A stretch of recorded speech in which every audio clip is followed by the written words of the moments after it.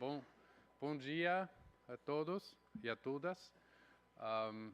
Thank you for joining us in this second day of the One Planet Network Forum. Today we have a very special session, and as all our sessions, but this one is quite special and quite dear to our hearts because we're very excited to see that the multilateral processes, particularly in the context of G20, are moving forward. I am sure that many of you are aware that there has been, and we will hear a bit more about that, good results on behalf of, through the leadership of the Brazilian government on the development of a first multilateral text that addresses principles, high-level principles on bioeconomy. We are very proud and we are very eager to see what does that means for the One Planet Network. So we will start this session with a number of statements that will provide us this context and this backdrop from different perspectives, including from the government of Brazil, the European Commission, particularly the Director General for Research and Innovation of the European Commission, Ms. Joanna Drake, who has prepared a message, and we're very grateful for their support, their leadership, and actually co-hosting this important session. And then we will have a keynote presentation from Luisa Santiago, who is the leader for Latin America for Ellen MacArthur Foundation, who has been with us throughout this forum, and we are grateful for Ellen MacArthur's Foundation's support. And we'll conclude this first part of our session with a short intervention as well, a presentation by Dr. Maria Augusta Arruda, who's the director of the Brazilian Bioscience National Laboratory. So we really have brought a number of perspectives. Once we conclude this first section of our plenary, we will have an exciting panel discussion, but I won't get already into introducing that session.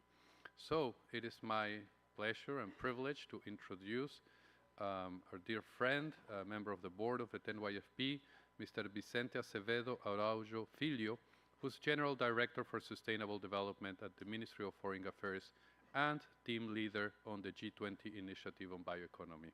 Vicente.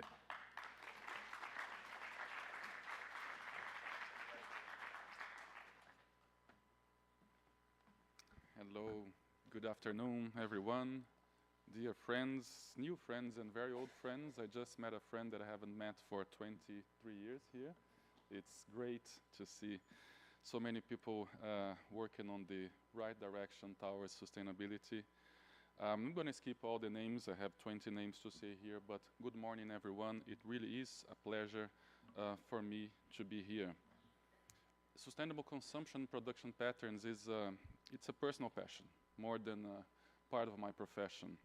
I remember very vividly when we were starting the preparations for Rio Plus 20, this woman from this NGO called Bioregional, which does this incredible job on SCP, came to talk to me and to present me with the concept of SCP. And I was really impressed, and I fell in love for the concept and for the woman. So in the end, a few years later, we were able to create the NYFP through Rio Plus 20.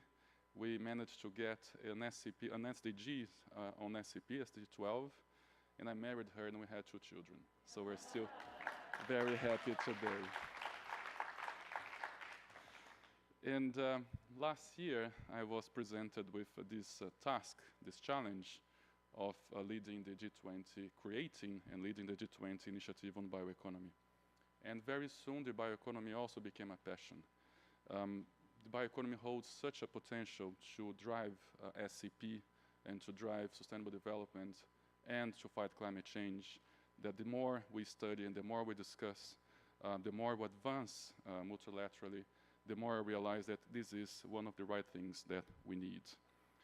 And let me congratulate you, Jorge, and all your team for bringing new discussions to the SCP realm, for bringing especially the bioeconomy and the inequality discussions to bioeconomy. They are both subjects that are structural, just like the SCP is. As we know, SCP is not only about the environment, it's about all the dimensions of sustainable development. And the bioeconomy and inequalities, they have this structural factor as well that I believe is what we need right now. We have the SDGs, we have the Paris Agreement, but we know that we need more. We need to find new fronts and new ways to promote sustainable development and to fight climate change. And I think that working on structural paradigms is one of the ways forward. And I think this is what we have in common, that SCP, bioeconomy, and fighting inequality have in common. And this is part of the objective that we had of our initiative on G20 on bioeconomy, is to bring this paradigm and to try and move the international community forward and to foster this in all the G20 countries and hopefully in the rest of the countries in the world. The bioeconomy is already a reality, and the way it helps SCP is, well, 1 minute, okay, I'm gonna try to wrap up. We have already concrete examples on how the bioeconomy is helping drive SCP forward. For instance, the biofuels is one huge example here in Brazil, where by having the bioeconomy producing energy, we are decreasing our carbon footprint, and we're creating jobs in the interior of the country. We have an amazing experience of replacing fossil fuel-based fertilizers in Brazil with bio-based inputs for our agriculture, and then we have a few million tons of carbon not emitted every year because of this. Is bioeconomy. The biorefineries and the bioplastic in Brasilia, where we live, the plastic bags into supermarkets, they are made of bioplastic and they're biodegradable. So this is bioeconomy again, fostering SCP. But I think SCP also drives the bioeconomy. When you talk about sustainable lifestyles, and then we foster demand for bioproducts and for locally produced and fair trade products, we are also helping local communities. We're helping small businesses. So we're helping bioeconomy. And in this process, we're also helping reduce inequalities. So we have a virtual cycle where SCP, the bioeconomy, and inequalities, they bring the solutions to each other, and they help our economic systems to move in a more sustainable direction.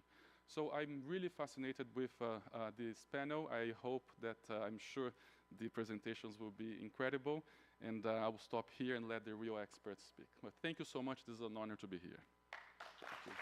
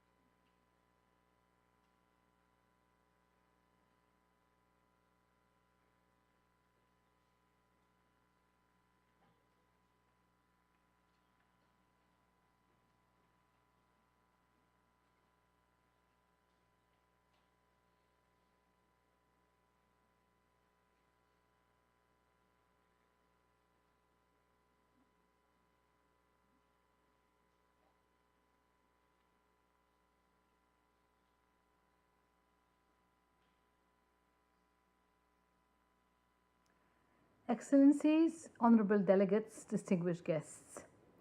We live in a world with limited resources. Climate change and ecosystem degradation are existential threats to Europe and the world. Coupled with a growing population, it forces us to seek new ways of producing and consuming which respect the ecological boundaries of our planet. The bioeconomy is an example of how to reconcile people, planet, and prosperity, providing cleaner air and new sustainable products, contributing to food and energy security too.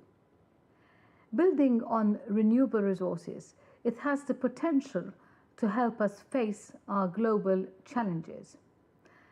But biomass is, although renewable, a finite resource. We should use sustainably, for instance, circularly, and providing the highest possible benefit. This year, the re-elected President of the European Commission, Ursula von der Leyen, set out the political priorities for the next 5 years, including a clean industrial deal, a more circular and resilient economy, putting research and innovation at the heart of our economy, food security, water and nature, climate adaptation, preparedness and solidarity. I'm really glad that the 10-year framework of Program's global strategy recognizes that a circular and sustainable bioeconomy can respond to our vision of future economies. It is time to look ahead and move from linear to circular economies, making full use of the biological potential of our planet's resources. It is time to move forward for the achievement of the 2030 Agenda, the objectives of the Paris Agreement, and the goals of the Kunming-Montreal Global Biodiversity Framework. Earlier this week, the Brazil's G20 Presidency Initiative on Bioeconomy produced 10 high-level principles to spearhead a global bioeconomy. The European Union is thankful to Brazil to show leadership on the bioeconomy and for developing its principles at the global level. The focus, the potential, and the challenges to deploy bioeconomies vary by region and country. The high-level principles are important and show that together we can achieve nature and people positive impacts. We are looking forward to the next G20 presidencies to continue this work. In the European Union, we have a bioeconomy strategy since 2012 and updated in 2018. We see bioeconomy as a broad concept enabling the transition to an economy that is competitive, regenerative, and fair. This strategy is helping us to deploy a sustainable and circular bioeconomy that works in tandem with nature. And we are already working on an update of the EU bioeconomy strategy for the end of 2025. It will respond to the great challenges ahead and take into consideration these 10 principles discussed here in Rio. In the European Union, the bioeconomy strategy is rooted in research and innovation. We understood that through advances in science, technology, and innovations, we can fully unlock the bioeconomy potential. Bioeconomy is a central element in the European Union's key funding program for R&I, Horizon Europe. The program offers opportunities to researchers and innovators from all over the world in many areas related to the sustainable and circular bioeconomy. We believe that international cooperation in research and innovation is paramount for accelerating to achieving the UN Sustainable Development Goals. The circular economy and bioeconomy are both key concepts to increase the sustainability of consumption and production. Furthermore, a sustainable and circular bioeconomy can accelerate innovation, resource efficiency, social equality, and market competitiveness for sustainable use of natural resources and for ecosystems services restoration. I wish you all a very fruitful forum.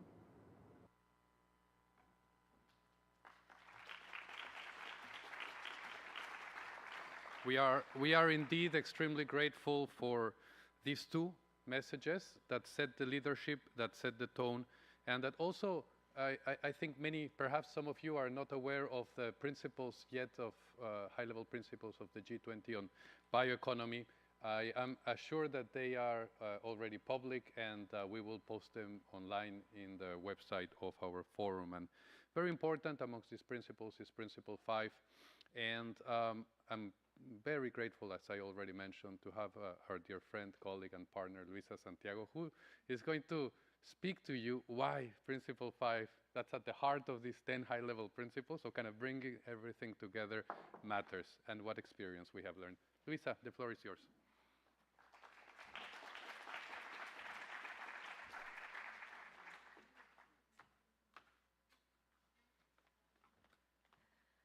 Bom dia, buenos dias, good morning, everyone. Great to be here. This is my hometown. I lived here till 33 years old, and then I moved to the south of Brazil, but it's really great to be back. Just 3 days ago, on Tuesday, while the high-level principles were being discussed in the room next door, I was presenting the same presentation. And by then, I thanked for the space to be there, but now I thank you, Vicente, and Ambassador André Corrêa do Lago, and Danielle, I'm sure I saw you here as well, for not just having given me, and oh yeah, of course, Rafaela, Bruno, not just having given me the space to speak there, but also to have approved such relevant documents, such relevant principles, and for including the principle of a circular economy in that same principle. So really, thank you, and I actually think we need to applaud the Itamaraty Palace and the Brazilian presidency of the G20 for achieving that, really. So do I have, oh yeah, I do have that. And if I may, I will steal that glass of water because the smokes are too strong. Okay. So just to start, I want to put everyone on the same page, right? Today's economy is linear, right? We generate economic value in the economy by extracting, taking materials off the ground, transforming them, making them into products and goods, and just wasting them in various forms, in the form of solid waste, in the form of pollution, in the form of emissions. And we do know this model since the Industrial Revolution, and it feels like it is just a normal way of doing things. It feels like that's the only approach to take to generate economic value. But it was actually designed to be linear, and we need to acknowledge that. And therefore, we need to understand also that this linear economy is the root cause of the big planetary crisis that we face. Take climate change, for example. Although all the discussions have predominantly focused on the energy transition. In fact, even if we are very successful in the energy transition, we are only going to be tackling just over half of the emissions reduction that we need to meet the 1.5 degrees of the Paris Agreement. The other half of it, 45%, is actually it actually derives from the way we produce and consume goods and food in a linear economy. This is also the root cause of biodiversity loss. 90%, in fact, of all the biodiversity, or the pressures on biodiversity, derive from the extractful, impactful, and wasteful and polluting way that our linear economy works. And it's also the root cause of pollution, the third planetary crisis that we mentioned, for obvious reasons, right? But pollution is a symptom of a linear economy, but let's not forget, it's also a big driver for biodiversity loss. So reversing this trend requires a fundamental shift, a shift that moves us away from a linear economy to a circular economy. And the circular economy, actually, it's not just good for the environment, it also offers greater opportunities for businesses, for society, and for the environment. And it's actually based on 3 principles. We call them the 3 principles of a circular economy. They're actually fundamentally, philosophical principles, lenses through which we look at value generation in a circular economy. And they are all driven by design. What does that mean? Driven by the choices made when we create products, materials, systems, services. First principle is to eliminate waste and pollution. And then the second one is to circulate products and materials in the economy at their highest level, and regenerating nature, which is and has always been in the center of the principles of a circular economy. And we need that system change, we need that fundamental shift, because that's a framework that will address the root cause of the crisis of today.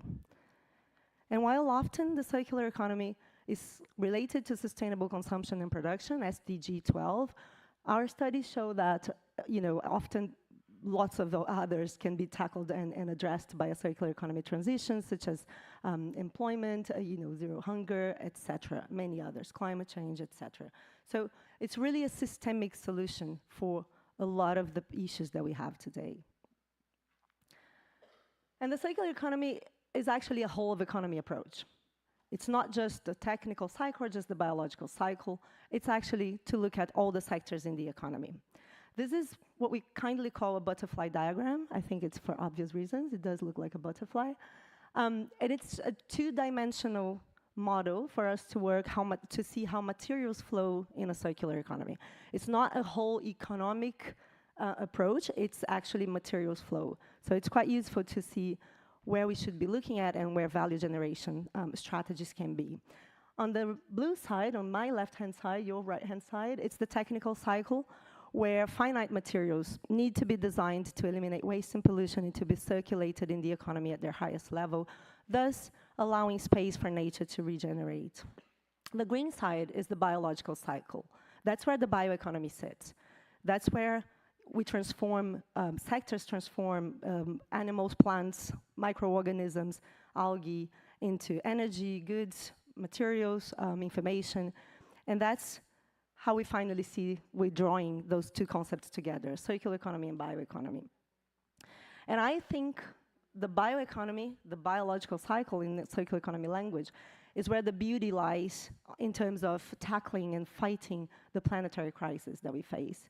Because although in the technical cycle we can reduce the impacts of a linear economy by reducing waste and pollution, by reducing the extraction of new virgin materials, it's actually in the biological cycle, in the bioeconomy sectors, where you can actually design businesses, products, materials, so that they sequester carbon, they regenerate nature in an economic value, in generating economic value. So that's quite a powerful way of looking at how we need to make sure sustainable consumption and production really achieves the sustainable development that we want. But how does that happen? Circular innovation can happen in both upstream and downstream. And I know lots of industries use that those terminologies, and they have different meanings. So for circular economy language, let's say, vocabulary, we say upstream in everything that is close to the design stages. You know, the design decisions that are taken when you're thinking of a material, of a product, designing a business model, designing a service. And the downstream is everything that happens once a product and material is in the market. It's after use. And both of them are needed for a circular economy transition. Yet there's not so much you can do in the downstream innovation when you have designed in the upstream with a linear mindset. And that's why I want to bring the attention to the design stage, right? So driven by design, bioeconomy sectors can choose to apply circular economy principles and thus have better outcomes for nature. And this is very important because also it's where you take this, design decisions to also create better equity and better value for the communities in the value chains. And this requires a mindset shift, right? I've already said that. And because our current economy is largely linear. And it also requires enabling conditions such as policy and financial mechanisms. But for today, because we do have other policy experts, I'm going to focus on the role of businesses for that. And there is an enormous role for businesses in designing product portfolios and driving substantial shifts in the way we use biological resources.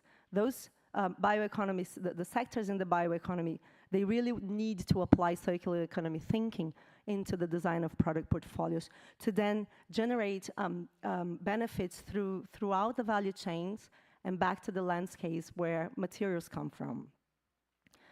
Take food as an example. Perhaps the most impactful and important sector in the bioeconomy when it comes to natural systems. So today, just 4 crops are responsible for 60% of the calories that humans consume across the world. That's a monotony, many people say. And many times the ingredients that go into food products, they are produced with methods that are degrading for soil, polluting, and really depleting natural resources. And this also, of course, has implications on the landscapes that we depend on the ecosystems we depend on, and the diversity and density of our diets. This is not just the normal way of doing things, okay? I'm gonna just reinforce that. This is not just the normal way of doing things. This was designed to be that way. And these are design choices that the food industry have embedded so deeply in the way they produce food, that makes then the food system the most impactful and responsible for 1/3 of all greenhouse gases emissions and half of all the human-induced pressures on biodiversity. But the beauty of the bioeconomy, again, is that working with nature and its intelligence can actually unlock a lot of the benefits for the landscapes and for the ecosystems. In 2021, we launched the Big Food Redesign Report, where we introduced the concept of circular design for food. And we modeled the impact of applying that in the industry for several crops. And we actually understood that there is a 70% reduction on GHG emissions that can be achieved, and half of all the pressures on biodiversity can be addressed just by applying that concept, all the while you improve yields in the field.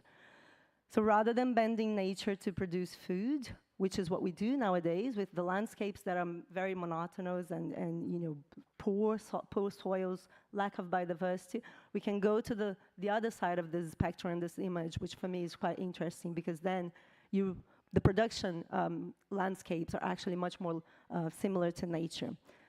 Soils are richer, roots are longer, biodiversity's interconnections are much stronger. And circular design for food is a combination of food design and circular economy principles. And I know it seems a little bit strange for us to talk about design of food the same way as we talk about design of clothes and automotives and, you know, furniture. But actually, there are many design decisions that are taken when you're thinking of a food product that define the texture, the aroma, the flavor. And all those decisions, they radiate throughout the system, and they go back to the landscapes. And although some businesses are already, you know, using and understanding the value of circular design for food into not just creating delicious products, but also I think there is an enormous underexplored potential and opportunity for more businesses to apply. And it's not just about food, right? So, you know, I know that I have just 1 minute, so I'm just going to go through this very quickly. We did create a space for businesses to really test and put this into concept and reality, which is the Big Food Redesign Challenge, where we brought industries to really produce food products with the circular design for food concept. This is just some metric of the products that are being created right now, where it shows that the average industry is the yellow curve, has negative impact on nature. The green curve is the average product in the Big Food Redesign Challenge, and they do have regenerative impact on nature, just proving the hypothesis that we had. And stay tuned, because those products will be in the market by next year, May next year. All those products will be in the market, in the supermarket shelves, where you can be consuming them across the world. But this is not just about food, right? We're talking about bioeconomy. There are other sectors involved. So because of the inspiration we had with the food systems, and because of having proven the effectiveness of circular design for food, we are now expanding that into looking at other sectors. And we decided to look at the Amazon as the landscape from which those biological resources and materials will come from. And we are creating, right now, we just kicked off a project where we're going to invite other industries, food as well as beauty and hygiene and health, to be applying circular design thinking into the development of product portfolios so that it supports a standing and regenerated Amazon. So it does go beyond the application on food. It does go beyond the application of arable lands. It can create impact in the Amazon, and we need to bring businesses around that. We are already doing that. So just to close, I wanted everyone to imagine a world where all industries in the bioeconomy, in the sectors of the bioeconomy, are vehicles for creating landscapes, a much needed transformation in the landscapes and the way we use and create value from nature. That could happen in several sectors, such as biofuels, as Vicente said here, such as fibers and other biomaterials in general. And the impact on landscapes could be of arable lands, as we have here, you know, regenerative sugarcane plantation, or forests or other ecosystems. And to close my contribution, I really want to encourage industries and the accelerated uptake of circular design into the bioeconomy sector, so industries can really become a vehicle for all the nature positive outcomes that we need in that circular economy transition. Thank you.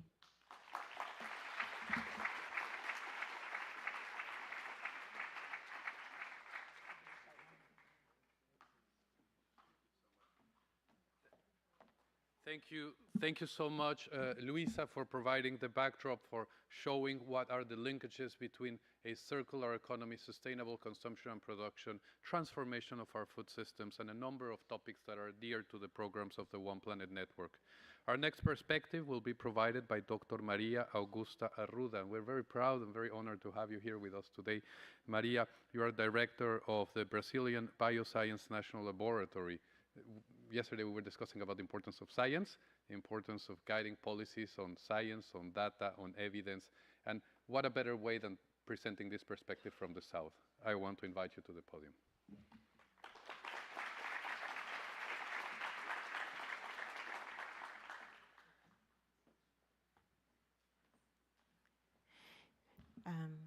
Ladies and gentlemen, friends, new friends, old friends, I'm really honored to be here.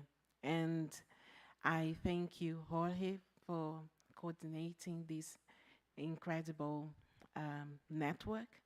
But I will thank Vicente, and in his name, and Ambassador André Corrêa do Lago, thanking the wonderful team that has been taking me in a journey since the first in-person meeting in the bioeconomy initiative. So I'm a geek, so here's the disclaimer.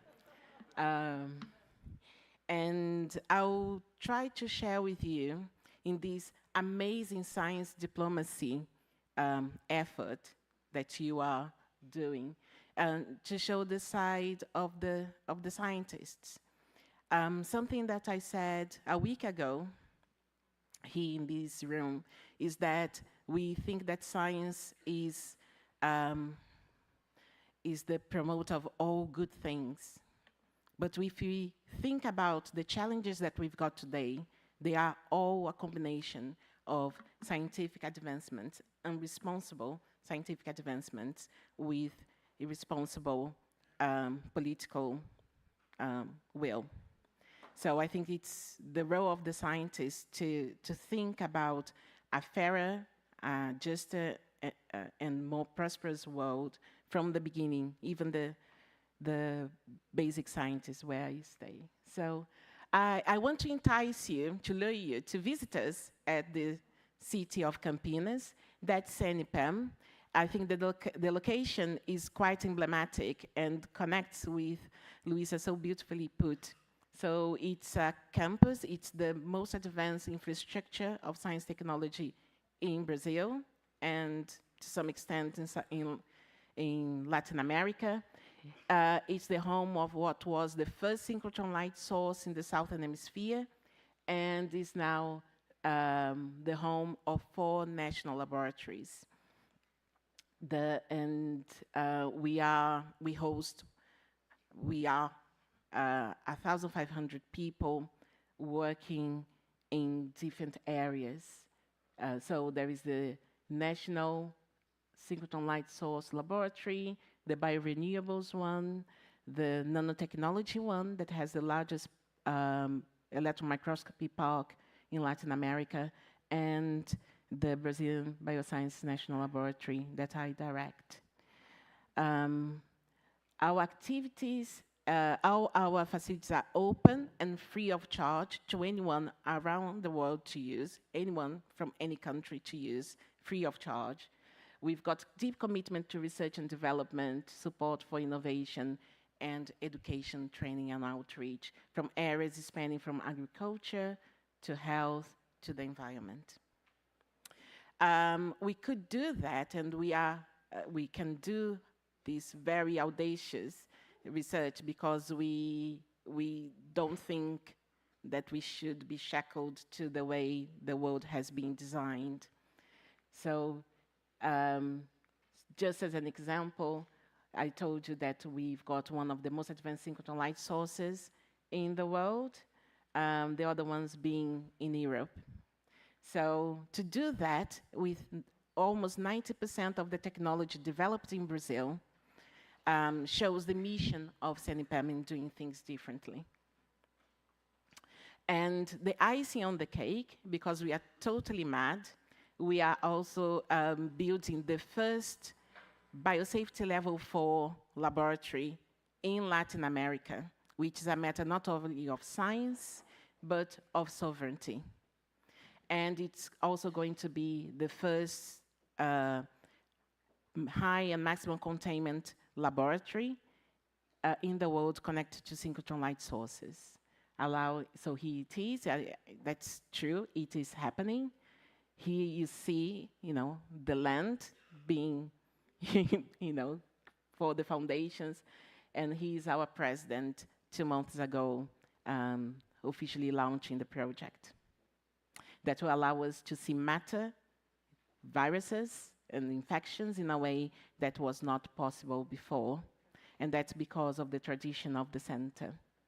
So he's the Brazilian Biosciences National Laboratory. That's my part. Small and mighty in this wonderful campus. And our working mission is to use integrative biology to understand health and disease in the Anthropocene while supporting the development of healthcare solutions. 5 minutes, okay. So these are the cool things we do. I'm not going to spend too much time, but we resolved the first structure of a virus in Latin America, an endemic virus. We've got a lot of work redefining the way you understand life, so we could show another dimension of the way proteins are structured. We've got facilities devoted to immunobiologics, all the way to tissue engineering, gene editing, and proteomics. And I'm going to talk a little bit more of you as drug discovery, as a proof of concept of the power of our biodiversity. Because with all these very fancy things, we need to bear in mind that the big challenges of our times is a climate crisis, as we all know, and the huge and obscene levels of inequalities. So when I was training, when I would dream that there'll be a paper on science advances talking about the ecological and evolutionary consequences of systemic racism and the effect that it's got on our bodies and our lives. Many people talk about One Health.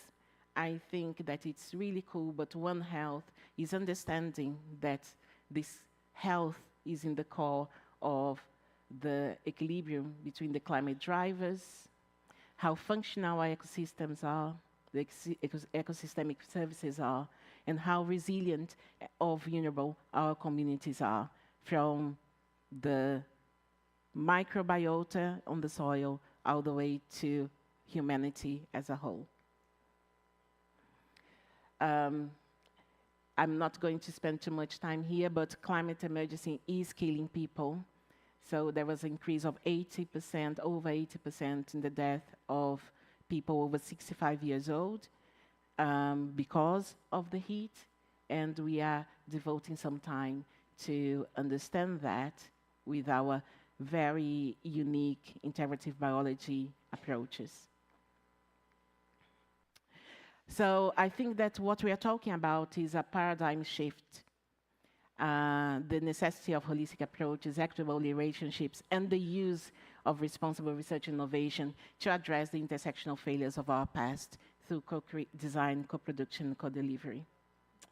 So, as I said, we are geeks, and what we do is research, and we're committed to the research of the highest quality. So we start where we are, use what we have, and do what we can, as Arthur Ashe said. So here is what I want to bring you, my offer to these discussions on bioeconomy, the Brazilian Natural Product Bank that we are building, and that's the work of love of Daniela Trivella, that is my head of drug discovery, and her team. So it's an initiative that aims to compile and prospect molecules from the biodiversity. We do that, well, we are in a very good place to do that, in a mega biodiverse country with 6 thriving biomes despite the aggression it receives. Spoiler here, all the medications that we've got today, 65% of them are originated from the biodiversity. They are either natural products or inspired by natural products. So it's a very good way of aggregating value to the products of the biodiversity, but we need to do that responsibly. So we've got the facilities and the infrastructure to do this collection and identification sustainably and responsibly using, sorry, it's not going, because it, yeah. Oh. How do I come back?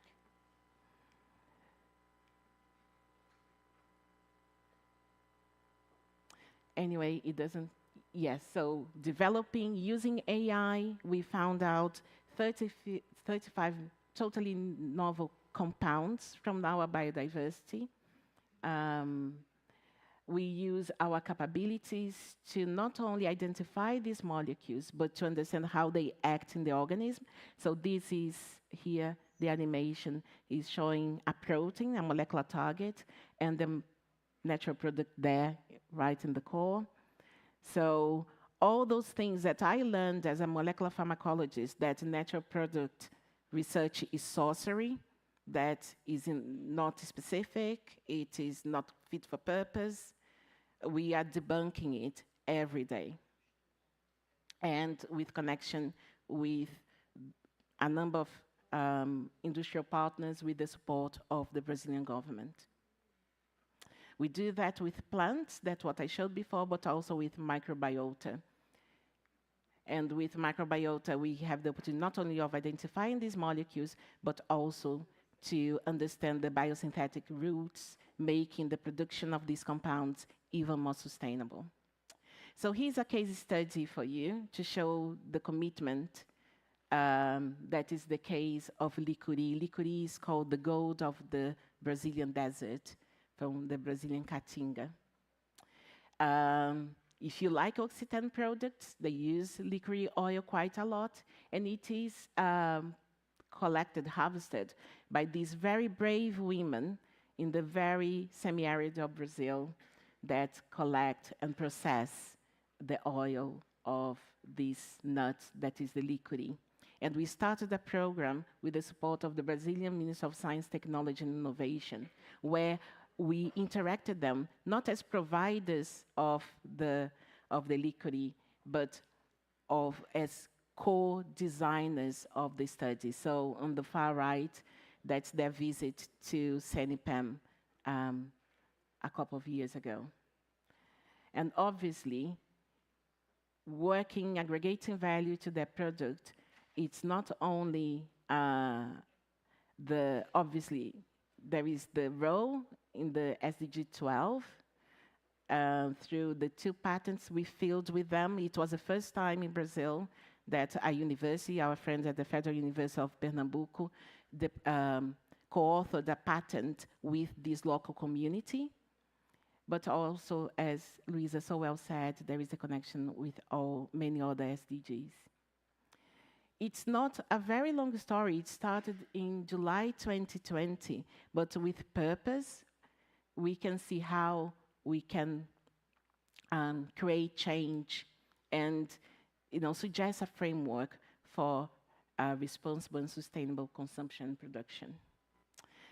This example was uptaken by the Inter-American Development Bank, and we are very happy to support colleagues in Bolivia, Colombia, and Ecuador in bioprospecting the Latin America, the biodiversity. So it's a partnership with Amazonian countries. What the future holds, and here is a thank to Vicente and Daniel. I remember when you first contacted me, you were a bit, I don't know if you're going to like the idea of bringing the traditional knowledge to this space, and we loved it, and it changed our lives. So now we've got, that's an event of the World Health Organization on biodiversity, traditional knowledge, health, and well-being, and it's important to see that we can explore the synergies and complementarities of these approaches to redesign thriving health-related bioeconomies. And I'm really finishing now.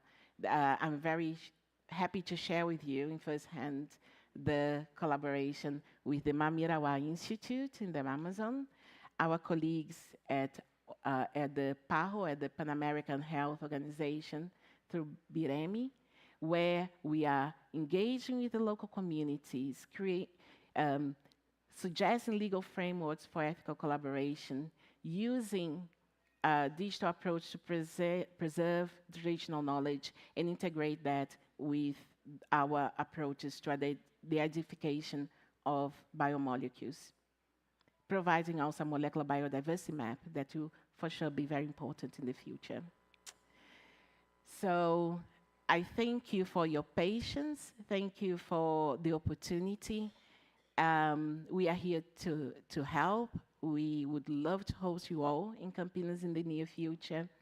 And it's important to say that we don't want to do to greenwash extractivist practices, but we want to use high-end technology, cutting-edge science to unlock the power of our biodiversity. So thank you very much for your patience, and I look forward to discuss with you later. Thank you.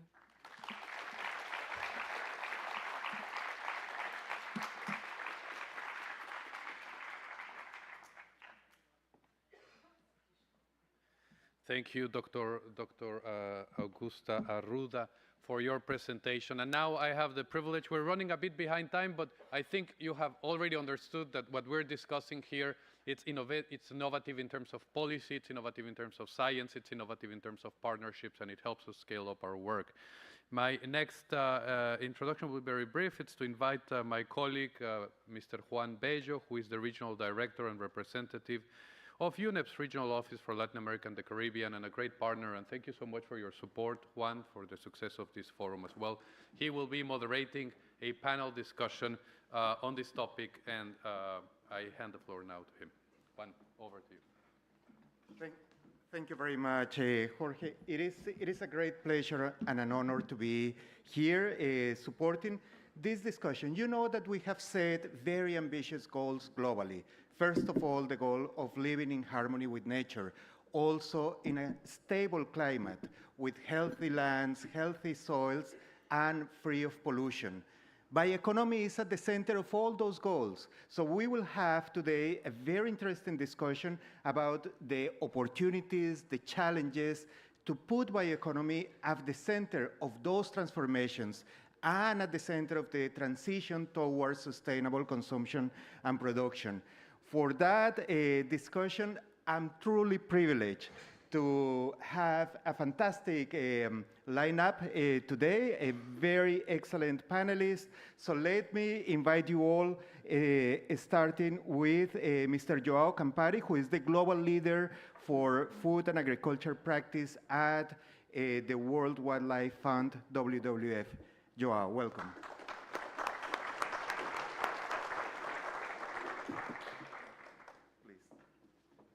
And now let me invite Mrs. Andrea Mesa Murillo, who is the Deputy Executive Secretary of the United Nations Convention for Combating Desertification.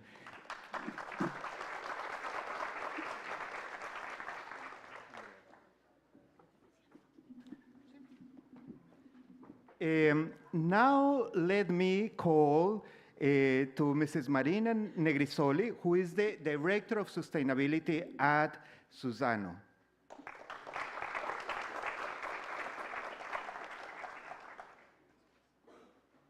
Welcome, Marina. Thank you.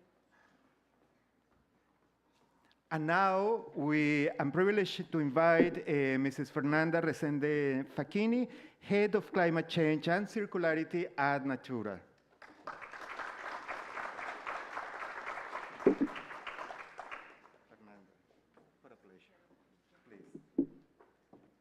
And last but not least, I'm also very privileged to invite Dr. Veronica Tomei, who works at the German Federal Ministry for the Environment, Nature Conservation, Nuclear Safety, and Consumer Protections, BMUV, where she is the head of the Working Group 4 in the Directorate of International Policy and Commissioner for the 2030 Agenda.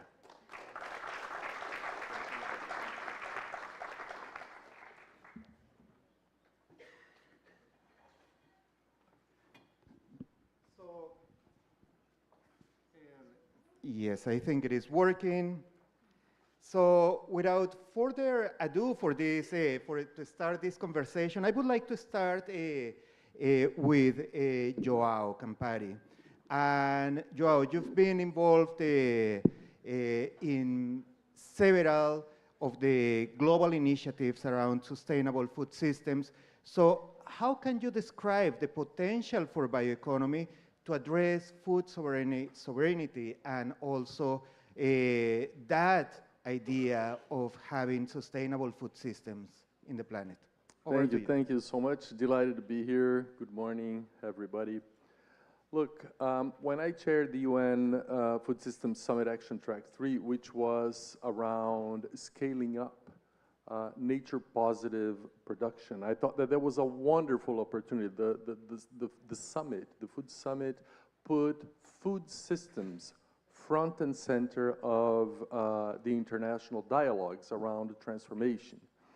And the summit was really, really interesting because it connected three parts that are near and dear to my heart, which we need to resolve, which is we have, as Luisa pointed out, we have a climate crisis going on, we have a biodiversity crisis going on, and we have a food and nutrition crisis going on. We cannot resolve any of these three crises without tapping into the other two. Because guess what? The blanket is too short. We need to come up with systemic solutions. And I think the Food Systems Summit brought this huge elephant into the room. And the role of the chairs were to bring multi-stakeholders to discuss what needed to happen to fix these three crises at once. We had to identify synergies. We had to name the trade-offs that would happen, because sometimes trade-offs are cannot be resolved, and we need all the social safety nets to help resolve them. And some of the coalitions were quite inspiring. There is a coalition for soil health. There is a coalition that emerged from the summit on agroecology, following the 13 principles of agroecology. There are plenty of examples throughout the world, and we heard many during this event here. You know, yesterday I moderated a panel on, you know, how do we break the barriers of food system transformation, and country after country stood up here and gave examples, right?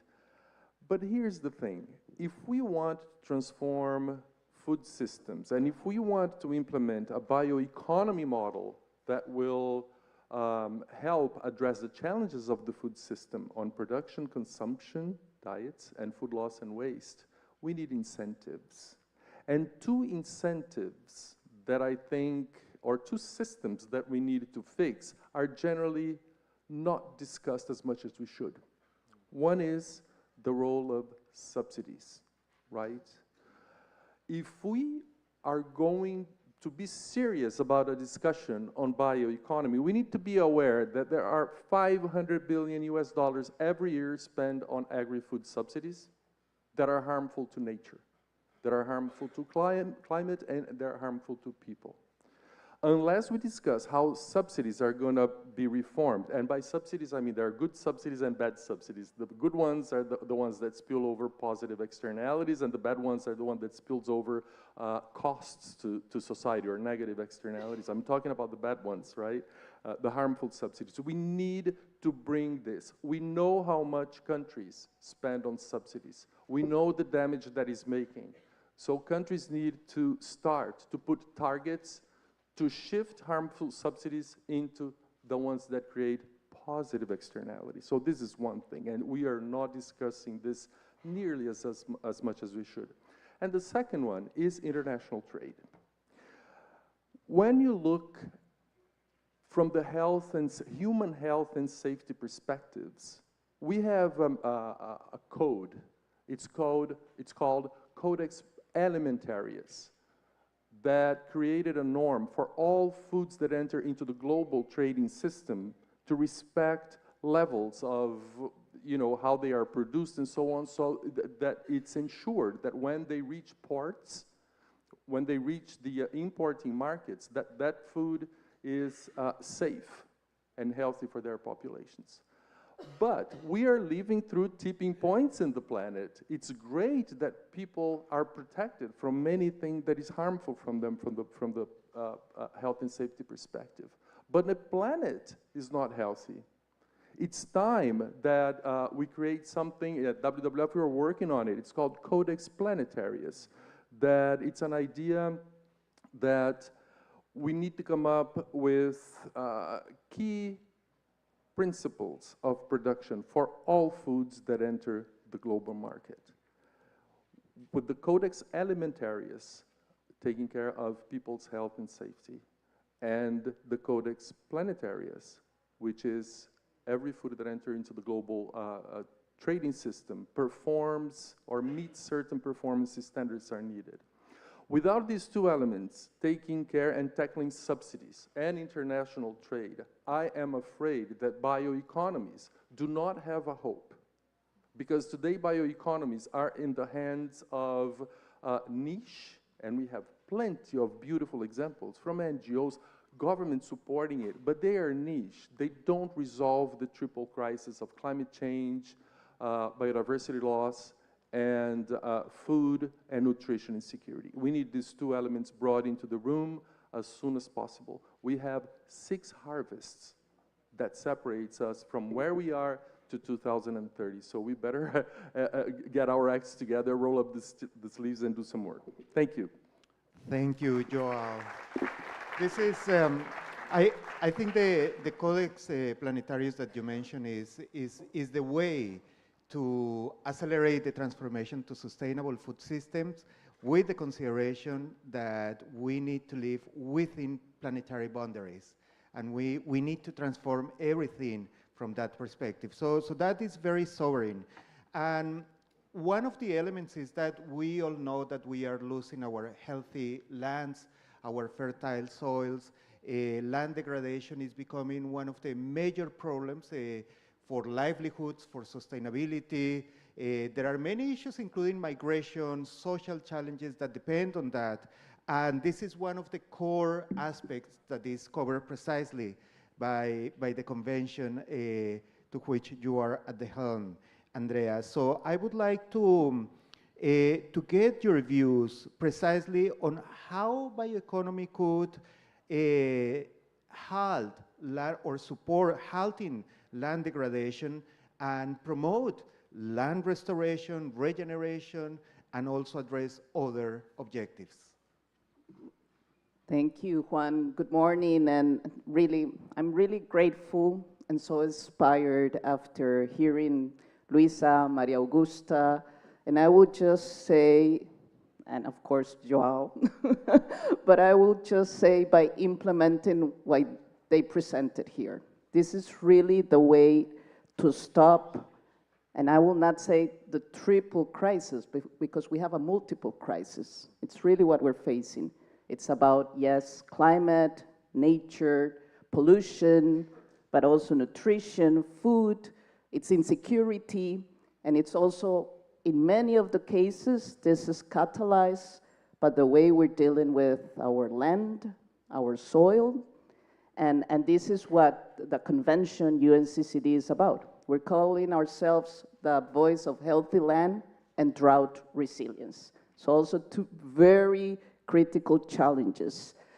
And in this regard, it's clear that we need to scale up a lot of these small areas.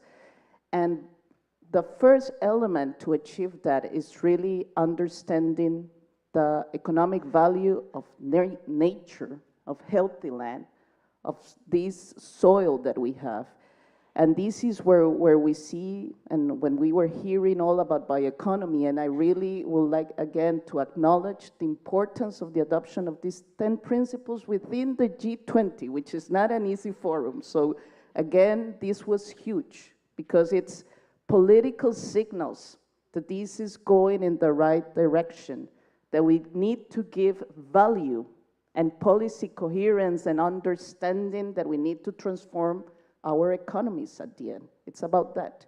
If we want to achieve our climate, nature, land goals, It's about transforming our economies. It's about giving value and the right signals to the things that are aligned in the way to achieve all these goals. And the beauty of this is that we heard it. Yes, everything was designed to be in this linear economy, but it can be different. And we are seeing this in many places of the world. And it's how to scale up. And here is where all these forums, multilateral agreements play a role, because we need to adopt these decisions that at the same time will catalyze processes at the national level. We need this policy coherence. We need the right policy frameworks with the right incentives, and again, transforming these harmful subsidies in the right incentives, because this transformation requires as well the mobilization of resources.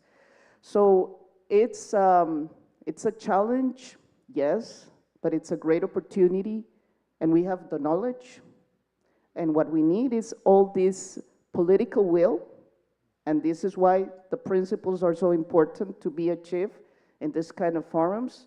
And then it's also about engaging, of course, the private sector in all this, and the different stakeholders. We've been hearing, this is whole of economy approach, this is whole of society approach. And the way to engage the private sector, it's about using these innovations, giving the right economic benefits to it, and scaling up. And probably the big conversation here is how can we all together in our different roles can align these policies, these incentives, so we can scale up in the pace that nature and our planet requires it. Thank you. Thank you so much, Andrea. And you are touching on points that are precisely critical for continuing this conversation, and is that in the end, we need to make sure that all these changes that are needed, that start from policy frameworks, from incentives, need to translate into opportunities for the private sector, for employment, for jobs, for consumers, for everyone. And in that context, I would like now to invite Marina to ask you, Marina, you come from the private sector. And in the context of Suzano, I would like to know how you see bioeconomy being precisely an inspiration for the way you develop as a business, as a critical part of these transformations. Sure, thank you. First of all, it's an honor to be here and very happy with all this connection among our agenda, and mainly the approval of these 10 principles, because it's a major step towards what all of us here probably believe we should go. At Suzano, we are a major player on the bioeconomy globally.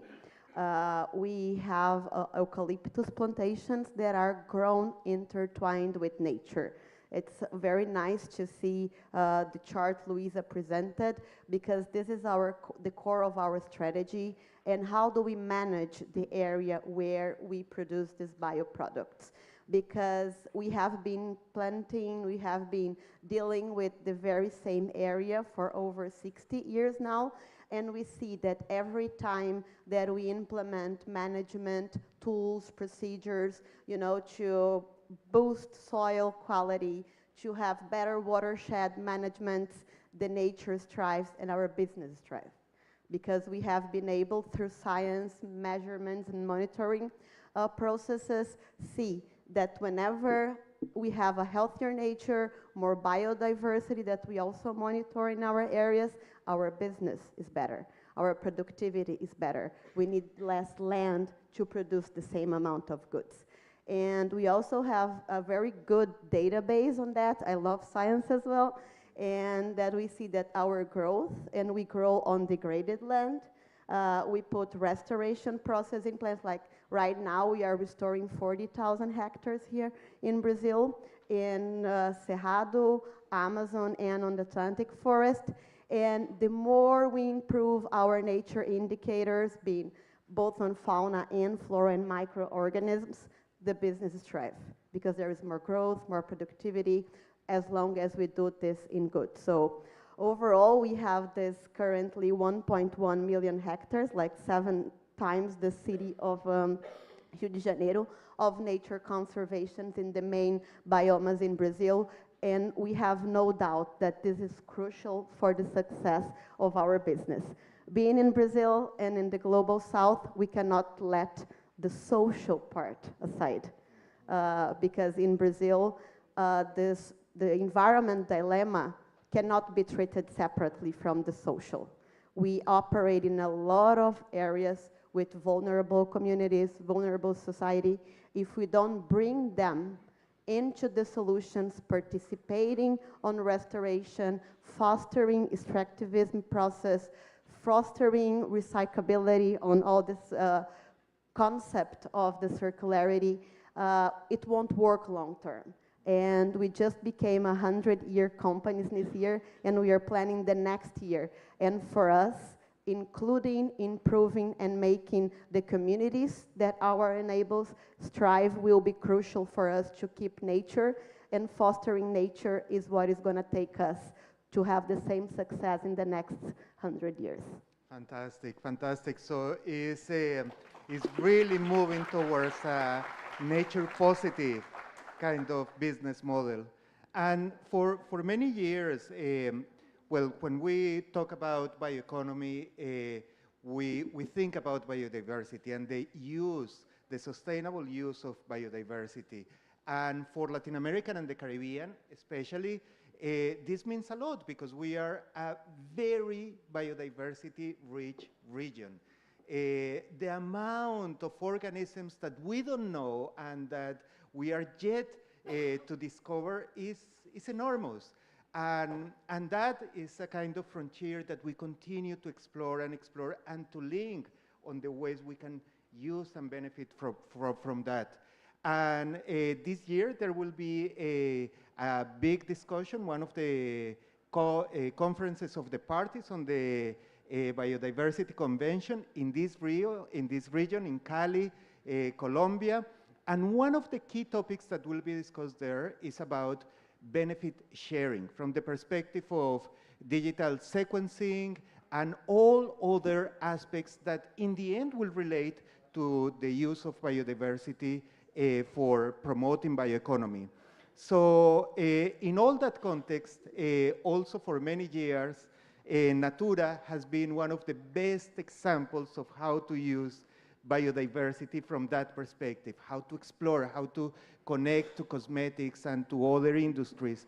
And this is what we present in many regions. We ourselves, when we talk about bioeconomy, we use Natura as an example. So that is really inspiring. But from that perspective, what are your views in terms of how bioeconomy could benefit, could promote benefit sharing to local communities, to indigenous peoples, and help creating these value chains that will link to new ways of using our biological richness? So for that, Fernanda, I give you this question. Okay. Good morning, everybody. Thank you for the invitation. It's a pleasure to be here, to hear the women, the incredible women that talk before us. And as Marina said, for us it's very important because we need to connect this situation related in talking about people, the people that are living in the forest and need the forest to survive. So for us, for the ones who doesn't know, Natura is a Brazilian cosmetic company. We are working at the Amazon region with research of bioeconomy for a long time, more than 20 years. And we are working with a kind of open innovation model with universities here in Brazil, in Latin America, to incentivize the development at the region. So the benefit sharing for us is a kind of model to generate prosperity and revenue for the families that are living in that region.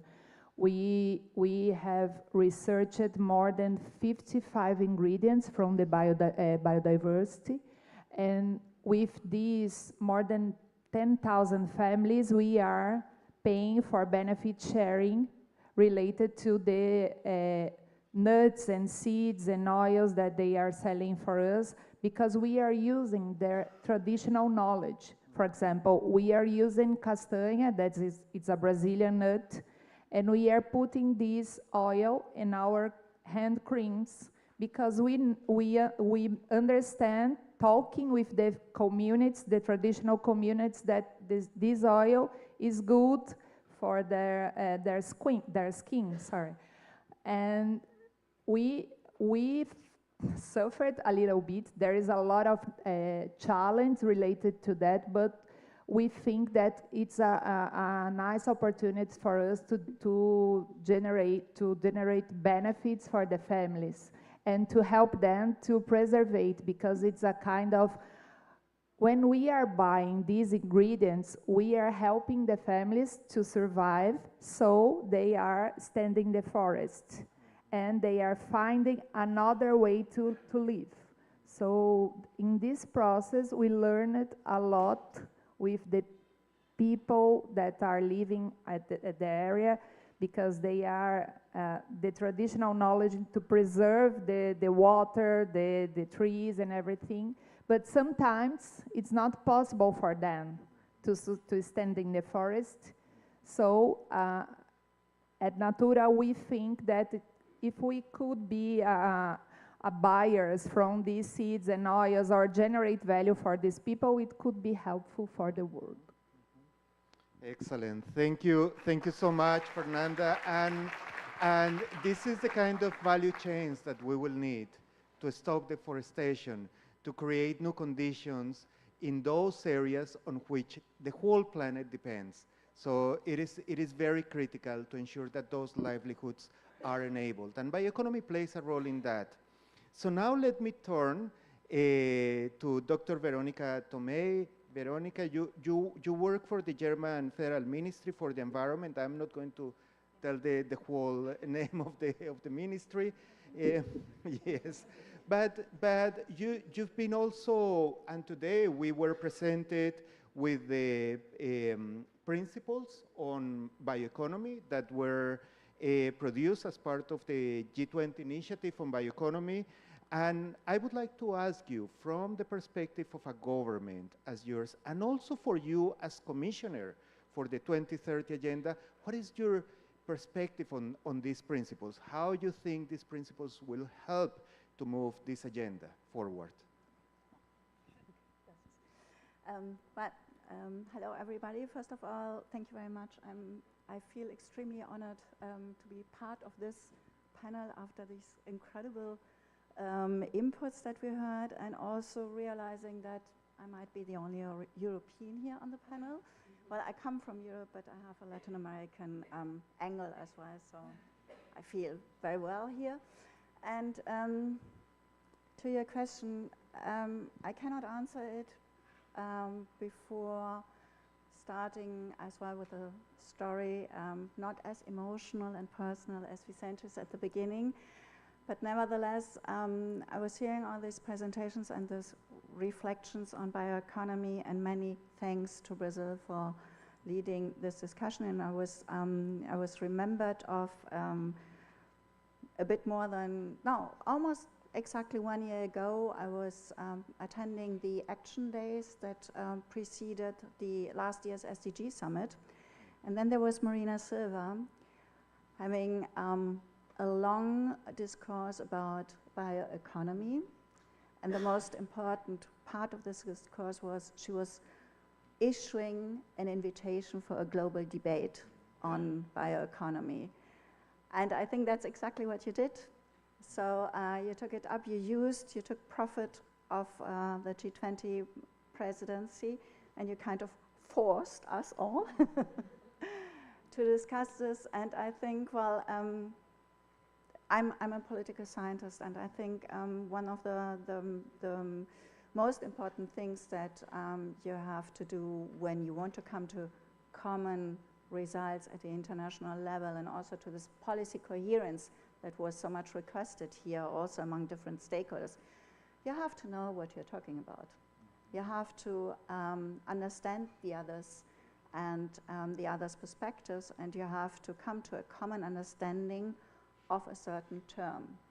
So I can say that in the G20 world, we have certainly very diverse experiences and national circumstances and maybe also beliefs that guide our different concepts of bioeconomy.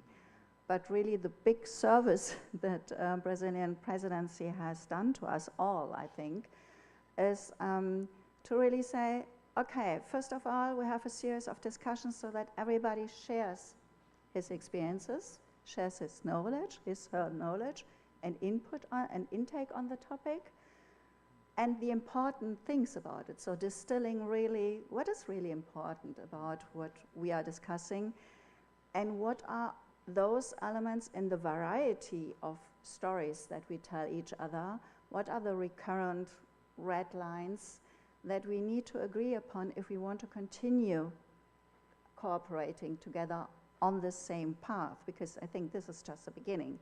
You spoke about bioeconomy is still in the niche phase.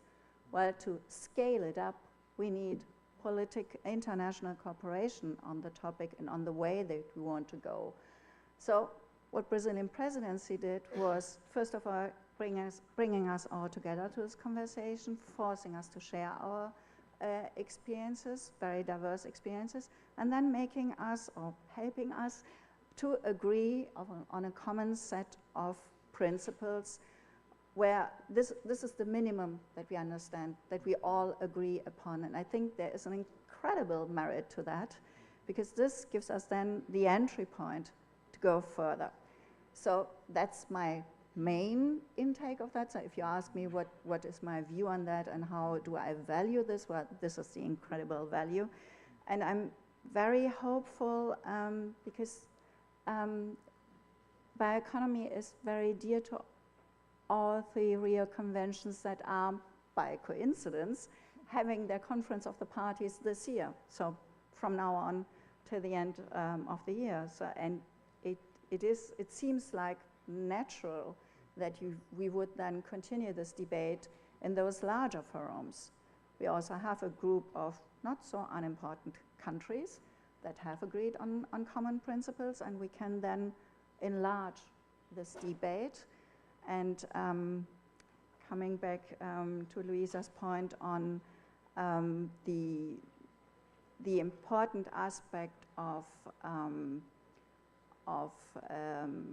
emissions produced by the way that we consume and produce, and their impact on climate change, I think it is kind of obvious that we have to introduce, or that we have to strengthen the bioeconomy aspect and the circular economy aspect in our climate change negotiations. And I'm turning again to Brazil.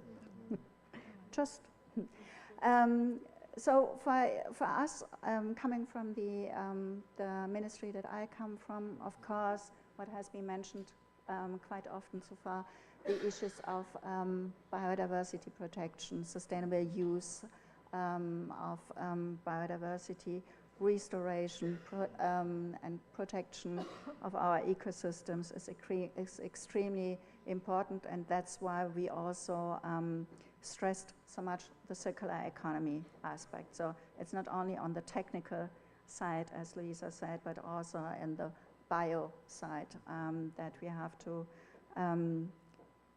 to stress and focus on the circularity aspects of bioeconomy.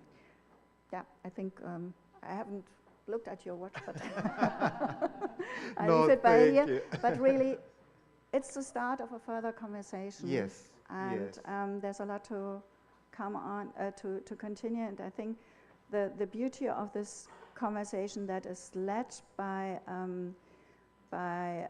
politicians is that it is including stakeholders. It is including the different conventions. It is including the business sector, the civil society perspectives and experiences of it, and that we can do further all together. So it's an enlarged global conversation that will hopefully lead to the point where it is not a niche anymore, but really upscaled and producing the results that you have shown us that are possible. So thank you very much. Oh, thank you so much, Veronica. And these are very important perspectives, and also in terms of what is the framework for this discussion and what is the way forward. There are so many questions that I would like to ask you all now, and I guess that the audience here would like also to hear more, but time flies and we are behind the schedule. So I'm very afraid that we will need to start moving towards the closing. We just had 30 minutes for this super rich conversation, which indeed is a challenge in itself.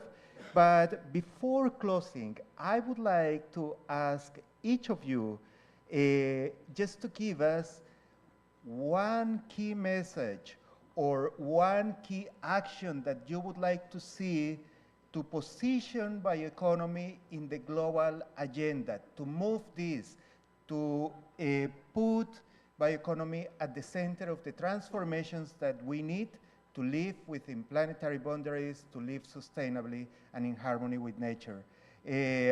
So let me start in this order. So Veronica, please. I think I already answered your question. There is one key message.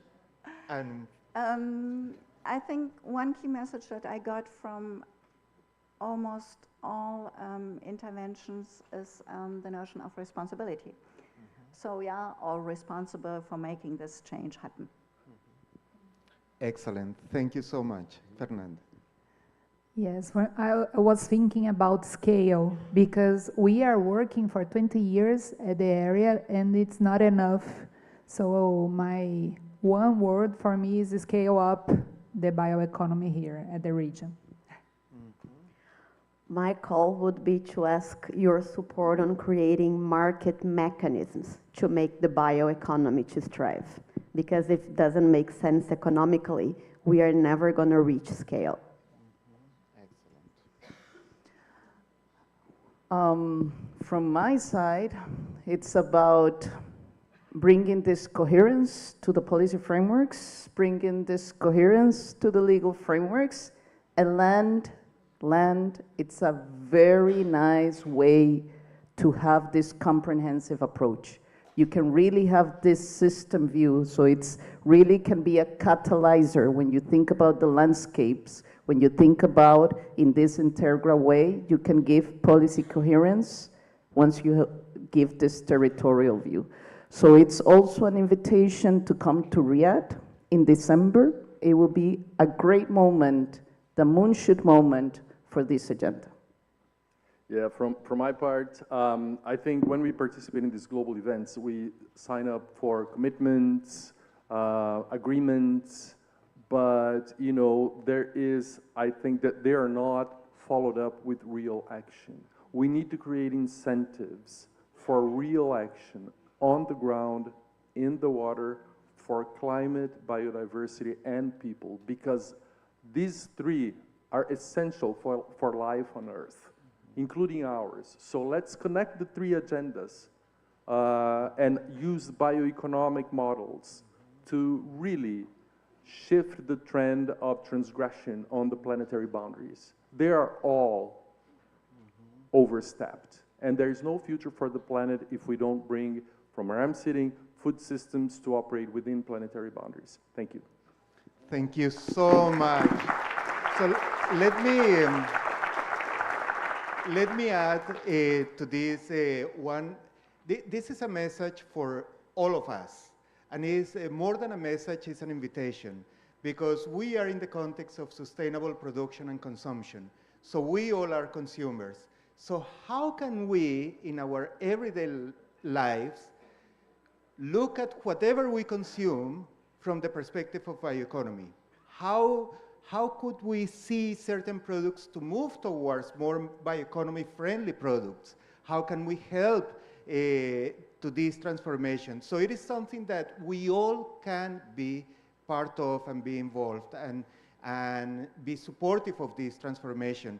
So please join me in thanking our fantastic panelists that we have today. Thank you so much. And I really hope that this was very inspiring as it was for me. Thank you so much. Thank you so much. We're not yet done with this session. I know we have, please, if I can invite our wonderful panelists to take a picture to remember this great moment while I'll wrap us to the closing of this important session. And we've decided to extend it a little more. Why? Because you have seen the amount of political, business, academia, scientific support for the implementation of the G20 principles on bioeconomy. And I want to recognize particularly two important persons that are here with us today and have not taken the floor, as a matter of fact, but we are extremely honored to recognize and acknowledge the presence of Justice and Honorable Herman Benjamin, who is the President of the Superior Tribunal of Justice of Brazil. Let's give him a round of applause to just... He has been a tremendous champion of not only, we spoke about science, we spoke about policy, we spoke about business commitment, but when everything else fails, we have the law. And he has been a tremendous champion of environmental law. The second person that I want to recognize and invite soon to the podium, just to say a few remarks, is Ms. Astrid Schumacher, who, as you may know, all of you, has been recently taken the functions, important responsibilities as Executive Secretary of the Convention on Biological Diversity. All these discussions that we have had today are how do we put in practice the three principles of the convention. So Astrid, welcome to this to the room. Thank you for being a part of this session. And I will now invite first Mr. Liu Ning, Director General, Department of Nature and Ecology Conservation, Ministry of Ecology of Environment of China, who has a very important message on behalf of the current President of the Convention on Biological Diversity, the Minister of Environment of China. Mr. Liu Ning, the floor is yours.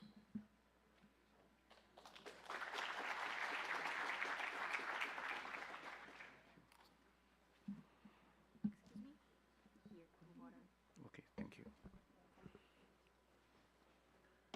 Thank you, Jorge. Dear Mr. Vincent Araujo, delegates, ladies and gentlemen, all the speakers, as you said, it's very inspiring a moment even for me, fly 30 hours on the invitation of UNEP to come here to learn so much thing from China. So as we learn, the biodiversity has extremely high economic value, manifested in direct value, indirect value, and potential value in this time of challenge and opportunities. Bioeconomic has been widely accepted by different countries and regions as a critical strategy for coping with fossil fuel shortage, biodiversity loss, and climate change, among other environmental problems. All the distinguished guests and representatives here from different countries, especially Brazil and other countries, have just made wonderful and insightful speeches and shared their successful experience and innovative practice in advancing bioeconomic as an enabling for sustainable consumption and production. This valuable exchange and cooperation had not only deepened our understanding of the importance of the bioeconomy, but also provided new ideas and methods for our future work. As we approach the successful conclusion of this forum, on behalf of the Chinese government, I extend my heartfelt congratulations on the successful organization of this event and express my sincere gratitude to all the representatives and the guests here. Bioeconomic is a solution that can drive equitable economic growth while at the same time managing resources sustainability and reducing negative impact on land use and biodiversity. The demand for bio-based products and biofuels is changing land use practice and agriculture as they can compete with food production and affect the nature ecosystem. Comprehensive measures must be undertaken at both policy and practical level to ensure the continuous extent of biodiversity and its contribution to economic growth in the bio-based economy, striking balance between the demand for bio-based products and biodiversity conservation is indispensable for sustainable development, fostering a win-win situation that promotes economic growth while preserving our nature heritage. China is a large agriculture country rich in biomass resources.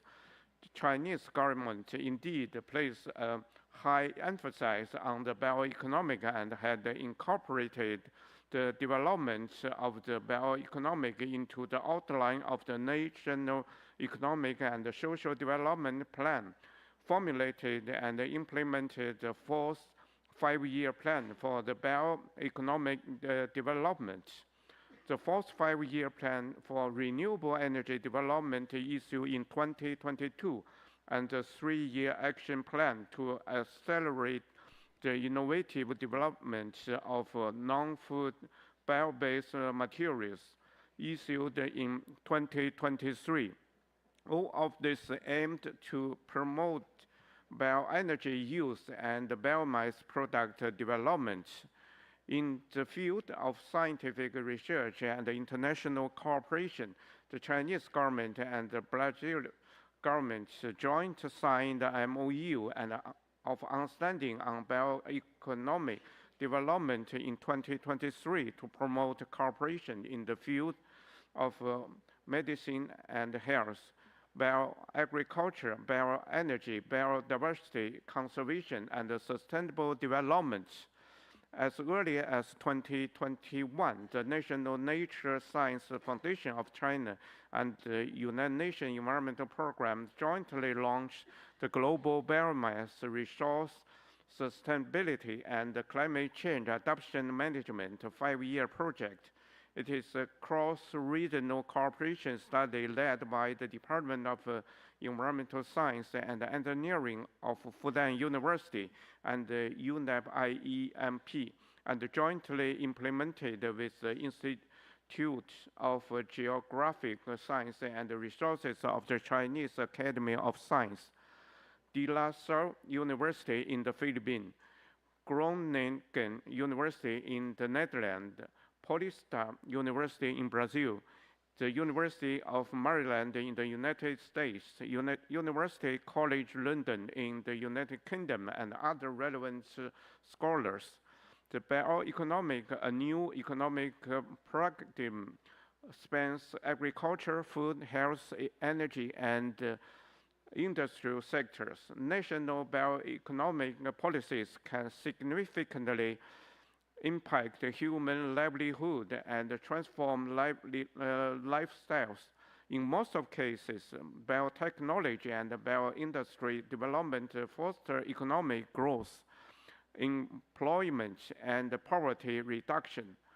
Some bio-based projects support the biodiversity conservation, promote rural development, and help to maintain food and energy security.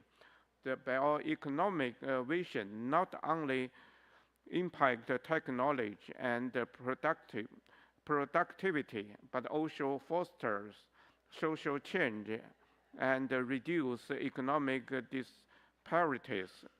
It significantly enhanced the gender equality by providing opportunities for underrepresented groups, including women and minorities in STEM field, also IPLCs, as well as challenging stereotypes and career barriers. As the largest developing country in the world, China is well aware of its responsibility to develop a bioeconomic and promote sustainable production and consumption.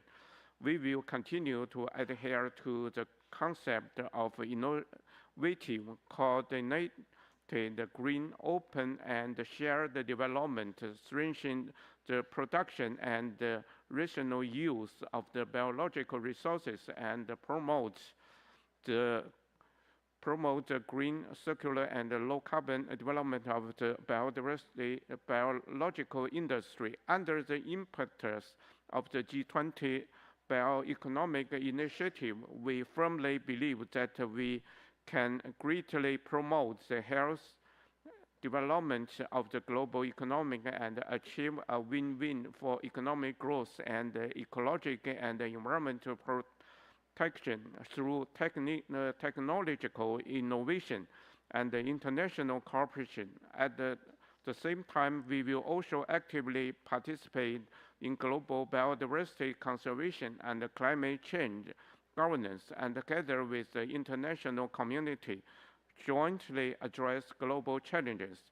Finally, I would like to thank the organizer UNEP and all the staff for your hard work, also the Brazilian government and the city of Rio, and thank the representative speakers for your very active contribution. Let us join hands to jointly create a new chapter in the development of the bioeconomy and make new and greater contribution to the achievement of global sustainable development. I thank you all. Thank you.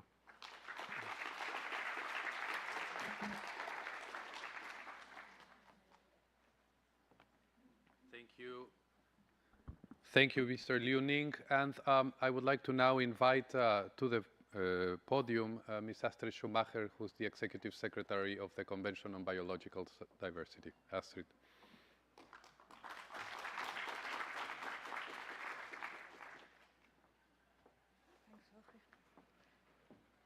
Thank you, and good morning to everybody. It's a bit of a surprise to me to find myself here, but I was very, very privileged to be able to attend this session with these super, super interesting presentations. Of course, I stand here now representing the Convention on Biological Diversity. As Andrea has also mentioned, we have the 3 Rio Conventions come in rapid succession with their COPs this year.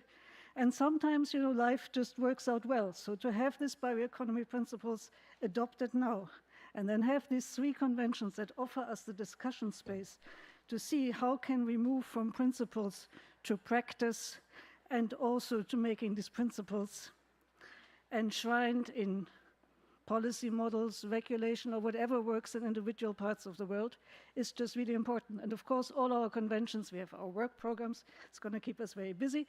But thanks to the Colombian presidency in Cali, we have a huge green zone. We have huge space for discussions that bring all stakeholders together. And there are all these many ideas that are not yet part of the work programs but need discussion, like the Codex Planetarius that we heard about. I mean, that is a very, very interesting idea. The bioeconomy principles, they are principles. Excellent. They mention biodiversity. They mention circularity. What does that mean in practice? How will it work? For what sectors does it work? For what sectors does it not work? So there's a lot of things we still need to discuss, and wonderful to have this moment. And maybe one last point, and also again coming back to the introductory comments from WWF, the issue of harmful subsidies remains a major concern. We're all very, very much concerned about financial frameworks and lack of financial support for our agendas, but we're still in a situation where the harmful spending vastly, but vastly outstrips the positive biodiversity positive spending. And unless we address this issue, we're not going to get very far. Luckily, we have a target in the Kunming-Montreal Biodiversity Framework, which is target 18. The parties to our convention have been asked to put forward national targets and national implementation plans by the time of our COP. Obviously, not all will manage, but already more than 60 have put forward their target, more than 1,750 targets. The majority of countries having put forward targets have put forward targets that mirror every single target of our framework.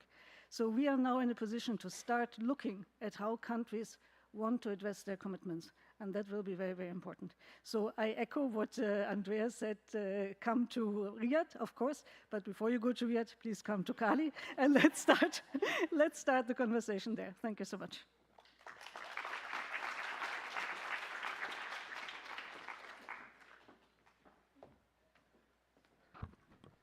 And to close, I would like to invite Ms. Lydia Vaz, who is Sustainability Analyst at the Federation Industry of Rio de Janeiro, and why this presentation matters, because it shows us what we would like to do as One Planet Network.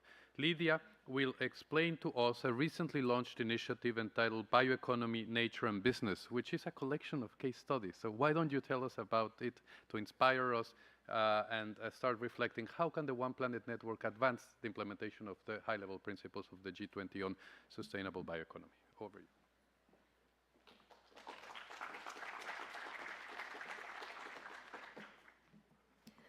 Good morning, I'm Lydia.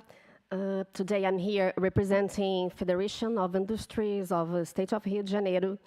I would like to thank United Nations for this honored invitation. It's really an extraordinary opportunity to present our handbook, Bioeconomy, Nature and Business.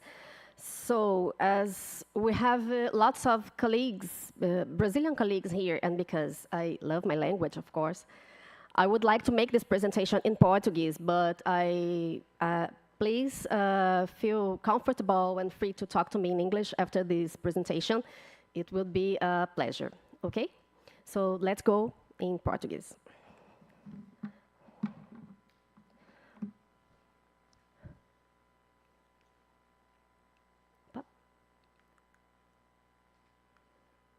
Bom, nós, quando iniciamos o nosso trabalho em bioeconomia, natureza e negócios, nós percebemos que tínhamos um grande desafio de falar sobre essa conexão entre biodiversidade e indústria e natureza e negócios. Portanto, essa conexão, esse link, a gente precisava falar sobre isso, explicar do que se tratava essa conexão. E também tivemos o grande desafio de falar sobre bioeconomia, que é um tema que, como sabemos, tem uma série de conceitos entre os países, entre as instituições. Então, nós, enquanto Federação de Indústrias, para levar esse conhecimento às nossas empresas associadas, sentimos a necessidade de criar o nosso próprio posicionamento, levar o nosso entendimento do que se trata a bioeconomia e temos uma abordagem bastante ampla que abrange tanto biotecnologia, a bioeconomia de biorrecursos e bioeconomia bioecológica. Bom, e nós levamos esse nosso posicionamento, esse nosso entendimento para a COP Clima, em Dubai, no ano passado, em 2023. E, através dessa nossa publicação, nós levamos também alguns cases de sucesso que mostram o que as empresas do Estado do Rio já fazem em prol da biodiversidade, da bioeconomia. Nós levamos 15 cases de sucesso e, ao final, eu vou mostrar aqui para vocês alguns desses 3 cases. Bom, então, nós levamos essa nossa abordagem econômica da biodiversidade, mostrando a conexão com o setor produtivo. Por vezes, nós vemos muita energia empregada nesse sentido para falar dos possíveis impactos negativos que o setor produtivo pode causar na natureza, porém, a gente não pode se limitar a isso. A gente precisa pensar também nos impactos positivos que as empresas podem causar no ambiente natural e também falar das dependências e oportunidades. Nós somos, Brasil, nós somos o país mais biodiverso entre todos, do mundo, e nós precisamos transformar essas nossas vantagens comparativas em vantagens competitivas. E, nesse sentido, a gente entende a bioeconomia como um agente transformador que revela essa nossa vocação para a bioindústria, que é essencial para endereçamento de diversos desafios do nosso tempo, as mudanças climáticas, a insegurança alimentar. E nós entendemos, então, a biodiversidade como motor da bioeconomia e como solução. E nós temos uma série de abordagens nessa nossa publicação. Nós falamos também de soluções baseadas na natureza, nós falamos de infraestrutura natural para a segurança hídrica, resiliência climática, adaptação baseada em ecossistemas, pagamento por serviços ambientais, economia circular, equidade de gênero, relação com públicos de interesse, responsabilidade social. E essa, inclusive, é bem perceptível uma marca aqui dessas discussões, tanto de ontem quanto de hoje, que é a integração das temáticas, né? O quanto é importante haver a integração dessas temáticas.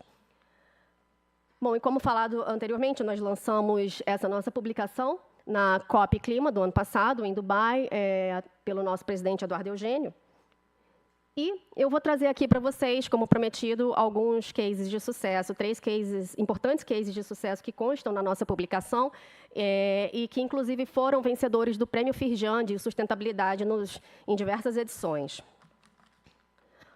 O primeiro deles que eu trago é o Parque Orla Piratininga, que é um projeto, um trabalho de soluções baseadas na natureza na cidade de Niterói, no estado do Rio, que apresenta uma série de soluções baseadas na natureza para tratamento de 3 rios que antes desaguavam, suas águas desaguavam poluídas na Lagoa de Piratininga, levando material poluente, material orgânico para a lagoa e causando a sua degradação. Então, antes dessas águas chegarem à lagoa, elas são interceptadas por jardins filtrantes. Essa estrutura contém também biovaletas, jardins de chuva, uma série de tecnologias baseadas na natureza para cidades que acabam por levar essa recuperação do ambiente natural para esse local. Esse é um case de sucesso que, inclusive, é tido como o maior investimento da América Latina em soluções baseadas na natureza. E é bastante interessante a gente observar que são soluções baseadas na natureza aplicadas em cidades. Porque, por vezes, quando a gente fala nas SBNs, nós acabamos por entender reflorestamento, captura de CO2 da atmosfera, recuperação de matas ciliares, porém, a gente tem também essa oportunidade de aplicação de soluções baseadas na natureza em cidades. O segundo case é da L'Oréal, que trata seus efluentes sanitários e industriais através de jardins filtrantes, quase que 100% dos seus efluentes do Centro de Pesquisa, Tecnologia e Inovação, que fica na Ilha do Fundão, também aqui no município do Rio, no estado do Rio.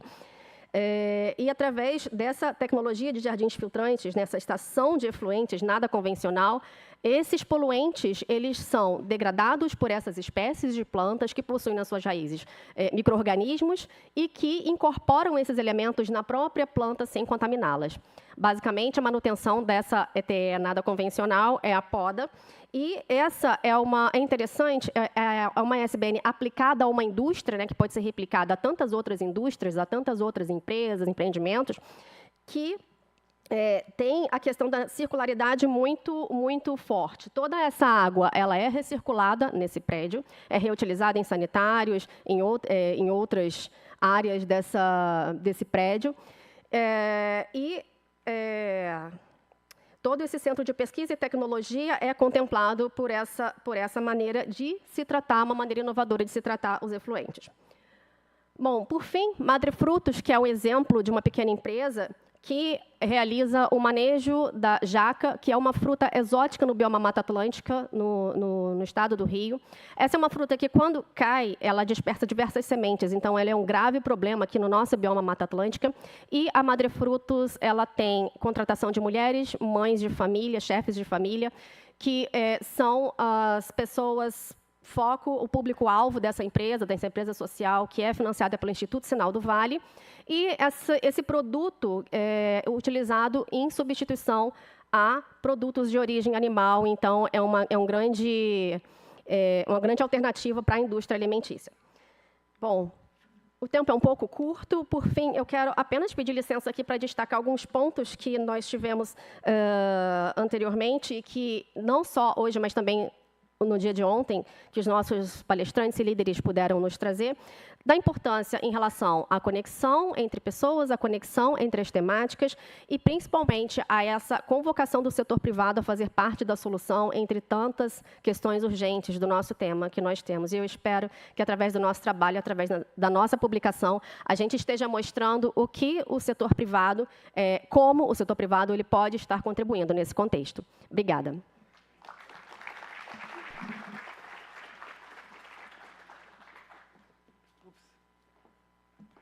Thank you, Brigado. Thank you, Lygia. And thank you to Firjan. I have to say that you have been wonderful partners in helping us connect the work that we are doing at the global level, not only in the space of bioeconomy, but consumer information. And now that we're going to start discussing about sustainable tourism with the industry and how to improve and increase the sustainability of businesses practices, which is, I believe, one of the core missions of the One Planet Network. Thank you, all of you, for this very important discussion. I think I was the worst moderator in all the sessions of the One Planet Network because of the time that we spent, but I hope you found it rich, interesting, and also insightful. We will now close this plenary, and we will invite, after a short adjustment of time, so please come back. We're going to have an exciting discussion in this room about tourism. Our session, supported by the Sustainable Tourism Program, entitled Tourism Reimagined Towards Sustainable, Low-Carbon, Regenerative, and Inclusive Operations. And I want to thank all the partners that have been part in preparing that session and also appreciate their patience as well. Thank you.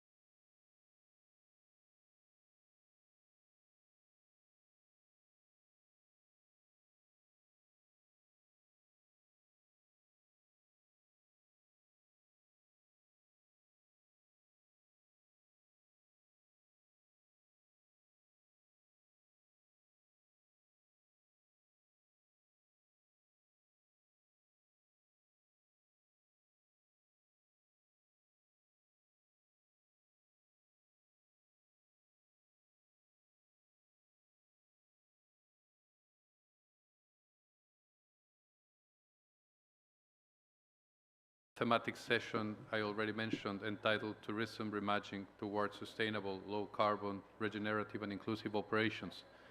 The Sustainable Tourism Program of the One Planet Network, it's one of our trailblazing initiatives and partnerships. And as you hear and follow this session, you will understand why. And it's because it's driven by the power of data, science, business commitments, stakeholder engagement, ownership by destinations as well, and truly unique United Nations leadership and partnership, which is embodied by the UN Tourism Organization, who is the leading partner of this agenda, and we are proud supporters and co-partners of the Sustainable Tourism Program. Also, it has been leading and showing us how to create flagship initiatives and impact initiatives that actually bring businesses together and help them improve step by step. And through that power of collaboration, we're seeing a transformation in the tourism sector. So this discussion today, it brings a number of perspectives, but there is one that I am particularly proud, and that is the strong engagement by partners here in Brazil. And I see it, as head of the One Planet Network Secretariat, more as a starting point of a wave that we want to create, a positive wave that we want to create towards greater commitments, towards greater actions, so that a year from now, when Brazil hosts the Conference of the Parties on Climate Change and continues to lead a number of important processes, the tourism industry is at the vanguard, at the lead in sustainable tourism practices across a number of areas, and I will stop at that. So just want to appreciate my dear friend, Virginia Fernandez-Trapa, who on behalf of Zorica Urošević, the Deputy Executive Director of UN Tourism, will moderate and lead this session, and I want to invite her to the podium and to continue with this important discussion. Virginia, over to you.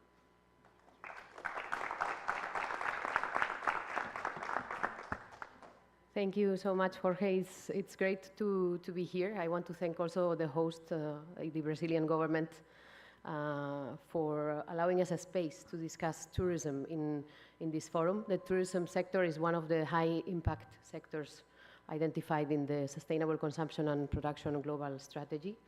And through the One Planet Sustainable Tourism Program, as Jorge just mentioned, we are trying to do our best to support the transition of this sector to a sector that is low carbon, that is regenerative, and that is inclusive in its operations. Actually, tourism sector is a sector that involves us all, whether we're conscious of it or not. Only by traveling to Rio to attend this conference, most of you are tourists already, and what you do and what you not do is part of the impact of the tourism sector that we are discussing here today. Our sector, as you all know, has an important economic impact. Before the pandemic, it represented 10% of global GDP. That includes direct, indirect, and induced impact. And also represented 1 in every 10 jobs. And it particularly creates jobs for women and youth. For instance, 60% of the workforce are ladies. Now we have recovered from COVID. It has taken us a long time to get back on our feet. Basically, on Q1 of this year is when the sector finally saw the light out of the end of the tunnel. And that also means that the environmental impacts connected with tourism operations are back.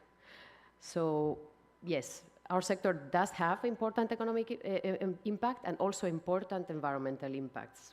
We consume a lot of resources, energy, water, we generate waste, and along, etc. Also, emissions, greenhouse gas emissions from tourism have been estimated to represent between 8 and 10% of global emissions. That includes direct, indirect, and supply chain emissions. So it's a big footprint. And calculations done in 2019 showed that if we continue as a sector, business as usual, our emissions will actually increase by 25% by 2030, making us miss all kinds of climate targets that the governments have agreed. So, as I said, in the One Planet Sustainable Tourism Program, we're committed to support this transformation. But after this long intro, which I hope has given you a good snapshot of where we stand in tourism, who we are, I'd like to introduce the video of our executive director, Ms. Zorica Urošević. She unfortunately could not make it, But let's listen to her words. The video, please, colleagues. Distinguished guests and colleagues, ladies and gentlemen, it is with great pleasure that I welcome you to today's session, Tourism Reimagined Towards Sustainable, Low-Carbon, Regenerative and Inclusive Operations. This gathering comes at a crucial moment in our sector's history, one of both remarkable recovery and significant responsibility. The global tourism sector has shown extraordinary resilience, rebounding strongly from the challenges of COVID-19 pandemic. In the first quarter of 2024, international tourist arrivals reached 97% of pre-pandemic levels, signaling a robust and enduring demand for travel. This resurgence is a testament to the strength of our sector, but it is also underscoring the urgent need for a transformative approach. Our sector is estimated to be responsible for 8% of global greenhouse gas emissions. The usage of single-use plastics is still prominent in tourism operations, and a lot of the food and other goods consumed by tourists are imported, leading to economic leakages, among other challenges. At UN Tourism, as the lead of the One Planet Sustainable Tourism Program, we want to ensure that sustainable tourism promotes equitable economic development, reduces environmental degradation, and fosters inclusive growth. Achieving these outcomes requires integrating sustainable consumption and production and circular economy into the tourism sector's core strategies. By leveraging sustainable practices, we can enhance the resilience of tourism destinations, promote local economies through sustainable supply chains, and adopt innovative technologies for environmental conservation. During today's session, we will explore how we can shift towards sustainable, low-carbon, regenerative, and inclusive practices, and showcase successful strategies and approaches with a focus on three key areas: food waste reduction, plastic pollution elimination, and climate change mitigation and adaptation. Initiatives such as the Glasgow Declaration on Climate Action in Tourism, the Global Tourism Plastic Initiative, or the Global Roadmap for Food Waste Reduction, which are leading within the framework of the One Planet Sustainable Tourism Program, and with support from UNEP, are providing a way forward for the needed transformation of tourism operations to take shape. Ladies and gentlemen, the future of tourism is in our hands. Together, we have the power to reimagine and reshape our sector into one that not only thrives economically, but also champions sustainability, inclusivity, and regeneration. I encourage you all to actively participate in today's discussions, to share your insights and innovations, and to leave here inspired to take meaningful action. To close, I would like to take a moment to announce a significant milestone for our sector. This year's UN Climate Change COP29, taking place in Baku, Azerbaijan, in the month of November, has included for the first time in history a thematic day on tourism to be celebrated in Azerbaijan. This achievement is connected to the successful delivery of the One Planet Sustainable Tourism Program, and if you are planning to be in Baku on 20th of November, we would be delighted to welcome you to the celebration of the Tourism Day at COP29. I thank you, and I look forward to fruitful dialogue and commitments that will emerge from today's session.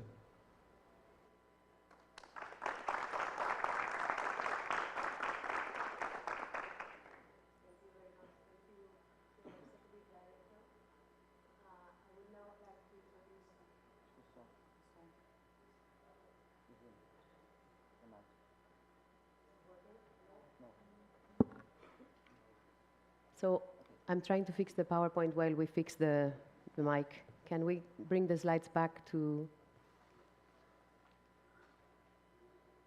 the slide with the panelists, please?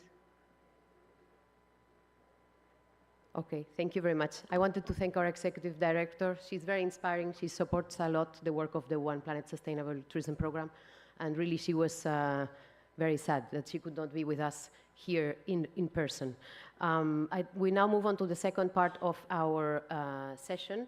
But before doing so, let me please introduce the amazing lineup of speakers that we have here with us. Marina Bakri, from the end towards me. She's the head of ESG in the Brazilian Tourism Board. Thank you, Marina, for joining us. We have also Mr. Mateus Mendes. He's portfolio manager of Green Initiative. We have Ms. Thalita Uceda, head of sustainability in Grupo Cataratas. We have also Monica Borovia, director in Roteiros de Charme. And finally, we have Bruno Wendling. He's director and president of Mato Grosso do Sul Tourism Foundation. So thank you, colleagues. I think they deserve an applause. Thank you for joining us. And now, as already advanced to you from the slide, I'd like to give the floor to my colleague Marina. She will deliver a keynote on behalf of Embratur. Marina, the floor is yours.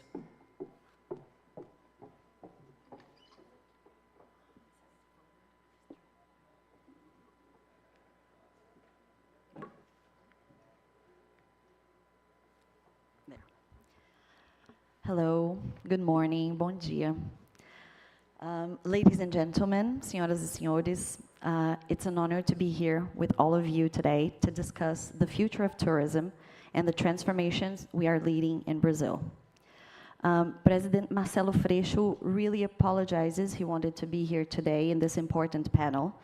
I'm representing Embratur, the Brazilian Tourist Board, and we believe that we can play a crucial role in promoting sustainable and regenerative practices in the tourism sector, and I would like to share more about this mission with all of you.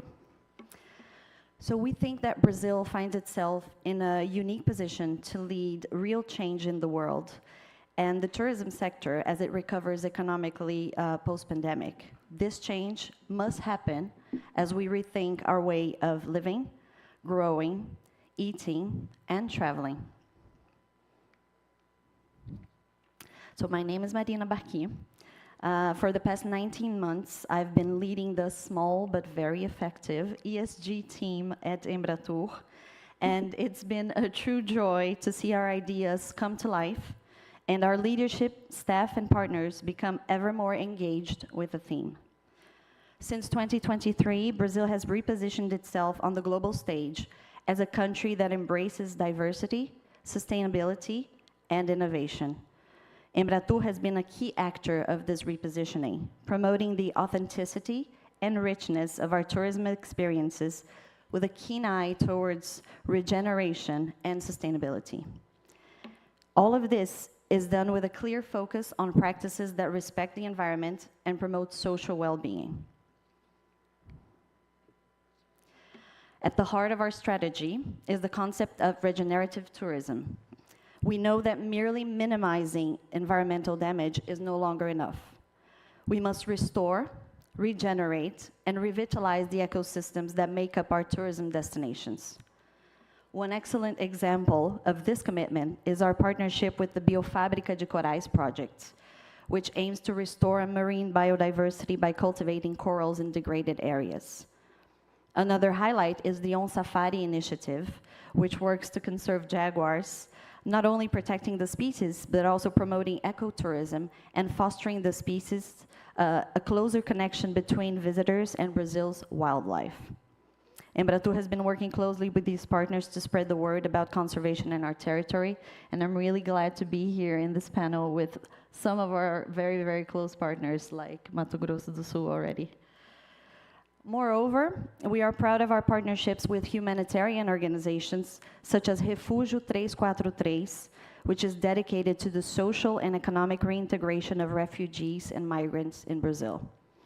Embratur wants to show the world Brazil's warm and welcoming nature, as well as support organizations that promote real change, in line with the Sustainable Development Goals and UN's core values. At Embratur, we're also applying rigorous ESG practices internally. In 2023, we implemented Brazil's zero waste methodology, no Instituto Lixo Zero Brasil, significantly reducing waste generation in our operations and offsetting carbon emissions of our travels through the purchase of carbon credits.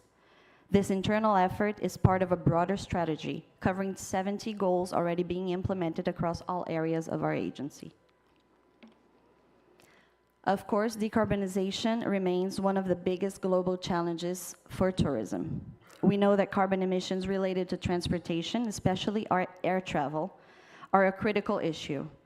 But there is hope on the horizon. Airlines are investing heavily in research to use sustainable aviation fuel, which represents a promising solution to significantly reduce greenhouse gas emissions in the near future. Embratur is closely monitoring these innovations and promoting discussions that can accelerate the adoption of such technologies. Speaking of innovation, it's also a fundamental pillar of our strategy. Through Embratur Lab, we are accelerating Brazilian startups that bring innovative and green solutions to the tourism sector. These solutions are essential for efficiently integrating sustainability into our destinations.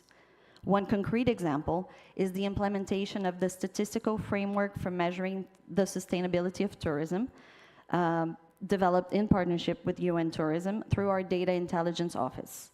With 63 indicators per destination, we are gaining an increasingly precise view of how tourism can be more sustainable and more resilient. In addition to these sustainability efforts, Embratur has been actively modernizing the tools that we use to promote Brazil internationally. A key example is our recently launched campaign focused on the Amazon, which highlights the region's unparalleled biodiversity and its critical role in the global environmental agenda. Through initiatives like the Amazon Gallery in New York and the International Tourism Plan for 2025 and 27, we are showcasing Brazil's natural wonders and authentic cultural experiences to the world. These campaigns are designed to emphasize not only the beauty of our landscapes, but also our commitment to conservation and sustainable tourism. Finally, I would like to emphasize that Embratur is not only leading these changes internally, but also encouraging our partners, companies, and local governments to follow the same path. We have been mapping ESG initiatives across states and tourism companies through strategic agreements, ensuring that the best sustainable practices spread throughout Brazil and are promoted on our web pages. Embratur's doors are wide open to these conversations.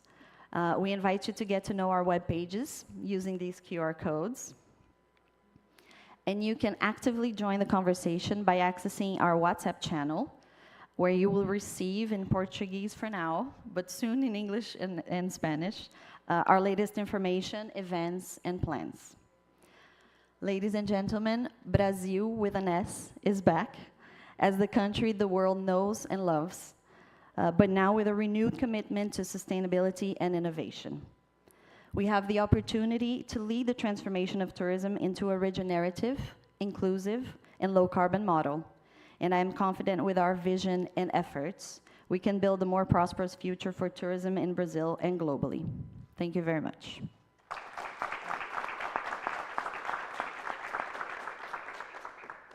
Thank you so much, Marina, for your work. It's great to have you as a partner, and also for mentioning the vocation to anchor the decisions on data. We've heard it throughout the panels, how important it is to measure. So for the record, tourism sector is also trying to measure thoroughly its footprint. It is complicated, but since the month of February, the United Nations General Assembly approved a statistical methodology, a statistical framework that is called Measuring Sustainability of Tourism. And that's going to inform tourism statistics, hopefully being rolled out massively and rapidly. Okay, let's move now to the next part of our session, which is the panel discussion. So I'm going to become a panelist now.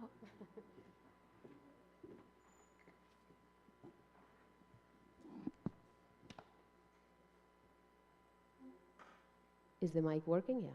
Okay, let's see. So, I mean, our session is Tourism Reimagined, and we are in this panel trying to discuss solutions from global the One Planet Sustainable Tourism Program operates at global level to local. The colleagues are mainly operating in Brazil, but we will have also contributions from other regions, you will see in some videos.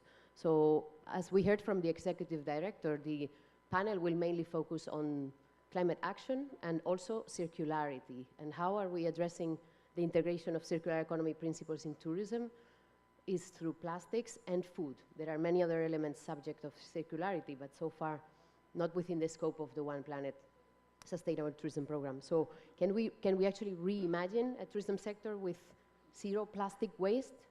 It sounds great, right? So, but we have to work hard for it. Let's see how the colleagues in Sri Lanka are doing it. We will watch a video from Zero Plastics Movement Sri Lanka. Please, colleagues, the video can go in.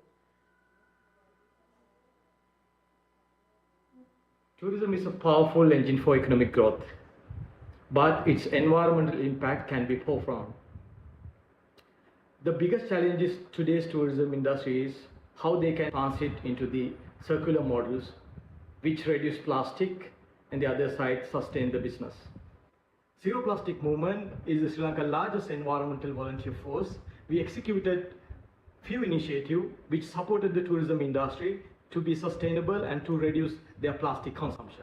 Let me explain how Zero Plastic Movement addressed the plastic problem across the country. First, what we did, we partnered with all the universities and we trained more than 11,000 change makers to deploy to the communities and to the hospitality industry. The first initiative we did, getting the volunteer force established under the Zero Plastic Club network across the country.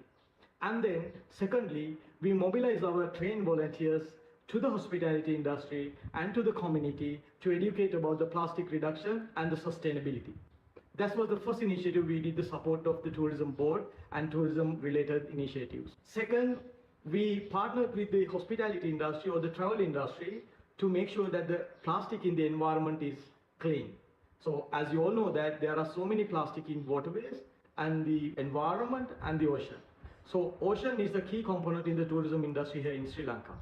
So what we did, we partnered with the local communities and our volunteer base and the hospitality industry. Together, we executed cleanup drives across the country, make sure that the beaches are very clean for welcome tourism. Not only that, as you all know that in waterways, there are so many plastic floating into the ocean. We developed Zero Plastic Strainer or plastic trap, which we installed in the canals and rivers and which can trap plastic before reaching to the ocean. The third initiative was promoting plastic alternatives, such as bamboo products, cane products, reed products, and wooden and the paper products. So what we did, so we realized that within the community there are different audiences, such as the disabled people and the minority people and the women.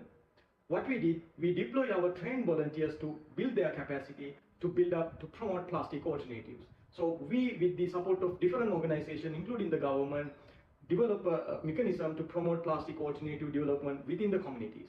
So we had then connected these plastic alternatives to the local hospitality industry that the economy is sustained. So promoting plastic alternative is a key component of the Zero Plastic initiative which executed across the tourism industry. Now you will be wondering, what is our fourth initiative?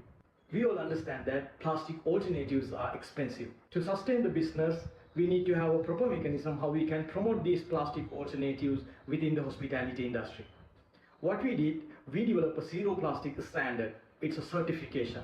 With the support of Control Union, world's largest accreditation body, we could develop a Zero Plastic standard which recognize, which appreciate the hospital industry who reduce the plastic within the properties. Now Zero Plastic certification is promoting the plastic alternative within the hospitality industry. To provide the products, we connect this hospitality industry with the communities. So as you can see that we have initiated the 360. Oh, something happened, but it's okay. I think you got a bit the point. That's our colleague Nishanka Da Silva. He is a mover and shaker in Sri Lanka. And of course, he's a signatory, his organization, of the Global Tourism Plastics Initiative. Our initiative focuses on stopping plastic waste at the source. We don't necessarily do cleanup campaigns. We focus on working with the industry to really eliminate the problematic plastics and transition to reusable use. But you can see organizations working on the ground are really taking a more 360 approach and involving communities, which is also great to take responsibility. Global Tourism Plastics Initiative works as a voluntary commitment. You can see the commitments that we're requesting on the screen. And basically now we have over 230 signatories. These are signatories counting as one, but we're talking about big brands that have many hotels. And yeah, we encourage you to take a look more in depth. But now, diving into the local level, I'm going to invite Monica Borovia. Her organization also is a signatory of Global Tourism Plastics Initiative, and Roteiros de Charme is a network. It's more than 60 boutique hotels in different corners of Brazil.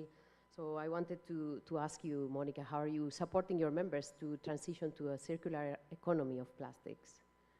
Thank you, Virginia. First of all, good morning to all. Good morning to my colleagues in the panel. And it's indeed a great pleasure to be here today. And I would like to extend the thanks on behalf of our board of directors as well as our entire membership throughout Brazil. As you quite rightly mentioned, just to get the audience a little bit more familiarized with Roteiros de Charme, it's an association which was born out of the incentive and the engagement that we saw during the Rio Earth Summit back in 1992. And it was the dream of 5 hoteliers to unite what Brazil has best in terms of charm, in terms of quality of services, in terms of authenticity and inclusiveness of the communities where our properties are located and the tourism destinations where we operate. So Roteiros de Charme has over 30 years of existence in Brazil. And this path was only possible through the partnerships that we've incurred over the years, one of them being the United Nations Environment Program, which was instrumental in the adoption back in 1999 of a voluntary code of ethics and conduct, which is observed and implemented by all of our properties throughout Brazil. And I should also mention that I think is a very particular characteristic that they are small media hotels, and in fact we only have 2 of them located in a state capital, in Natal and Salvador in the northeast of Brazil. So they're really special places that strive very much to generate multipliers in the communities that they work. And so it came as no surprise then that when GPTI came into place, we decided to be signatories. And it has been a journey, a continued journey, as you're going to hear from me. But through 3 decades, we've been able to hopefully share with you a little bit of the experiences in this path. So we have taken the commitments of the initiative very seriously, and we are still working, of course, to come to grips with the challenges of circularity in plastic productions. But we have made significant improvement and strives in one of the areas that I just want to highlight here in taking into account the time that we have here, moving from single-use plastics to reuse models or reusable alternatives. We all know that we are committed to eliminate, to innovate, and to circulate. We also are making progress in the ways and the forms that we communicate to the audiences that we serve, in the communities that we operate in. So reporting annually and publicly is very important, and as well as collaboration with our supply chain, which we believe is vital to incur transformational changes in behavior and to those that we want to serve. So I will give you now just a quick series of examples of how we have been able to do that. It might sound basic perhaps to some of those in the audience which have been involved in this in other parts and other regions of the world. But as we know, we have great challenges in terms of social issues, economic issues. And so for us, it has been a moment, and it is a moment to our hoteliers of great pride. We were trying to eliminate problematic or unnecessary plastic packages, such as straws, which we all know the impact that they can have, and we have moved away from those plastic ones to stainless steel, glass, or paper. Some of our hotels also have engaged very heavily in trying to avoid plastic bags and in their daily operations. And how do we do that? In some cases, we use cloth bags for guest laundry rolls, made in local communities, again, involving the community and getting the message out there that they are very much important in this transformational change, and every individual and every attitude matters. We have also used craft paper bags in dry garbage bins throughout the facilities of hotels, accommodations included, offices. We have moved away to a great extent to use dispensers for toiletries and bathrooms, removing the need for individual containers. We have developed in different occasions returnable containers, say, for outdoor activities, for snacks, for picnics, for packing, so that comes back to the hotel. We live in a country which is blessed and privileged with so many opportunities for enjoying our natural environment, and this is very important in the way that we do our business. We also have looked at ways of completely eliminating plastic water bottles from businesses.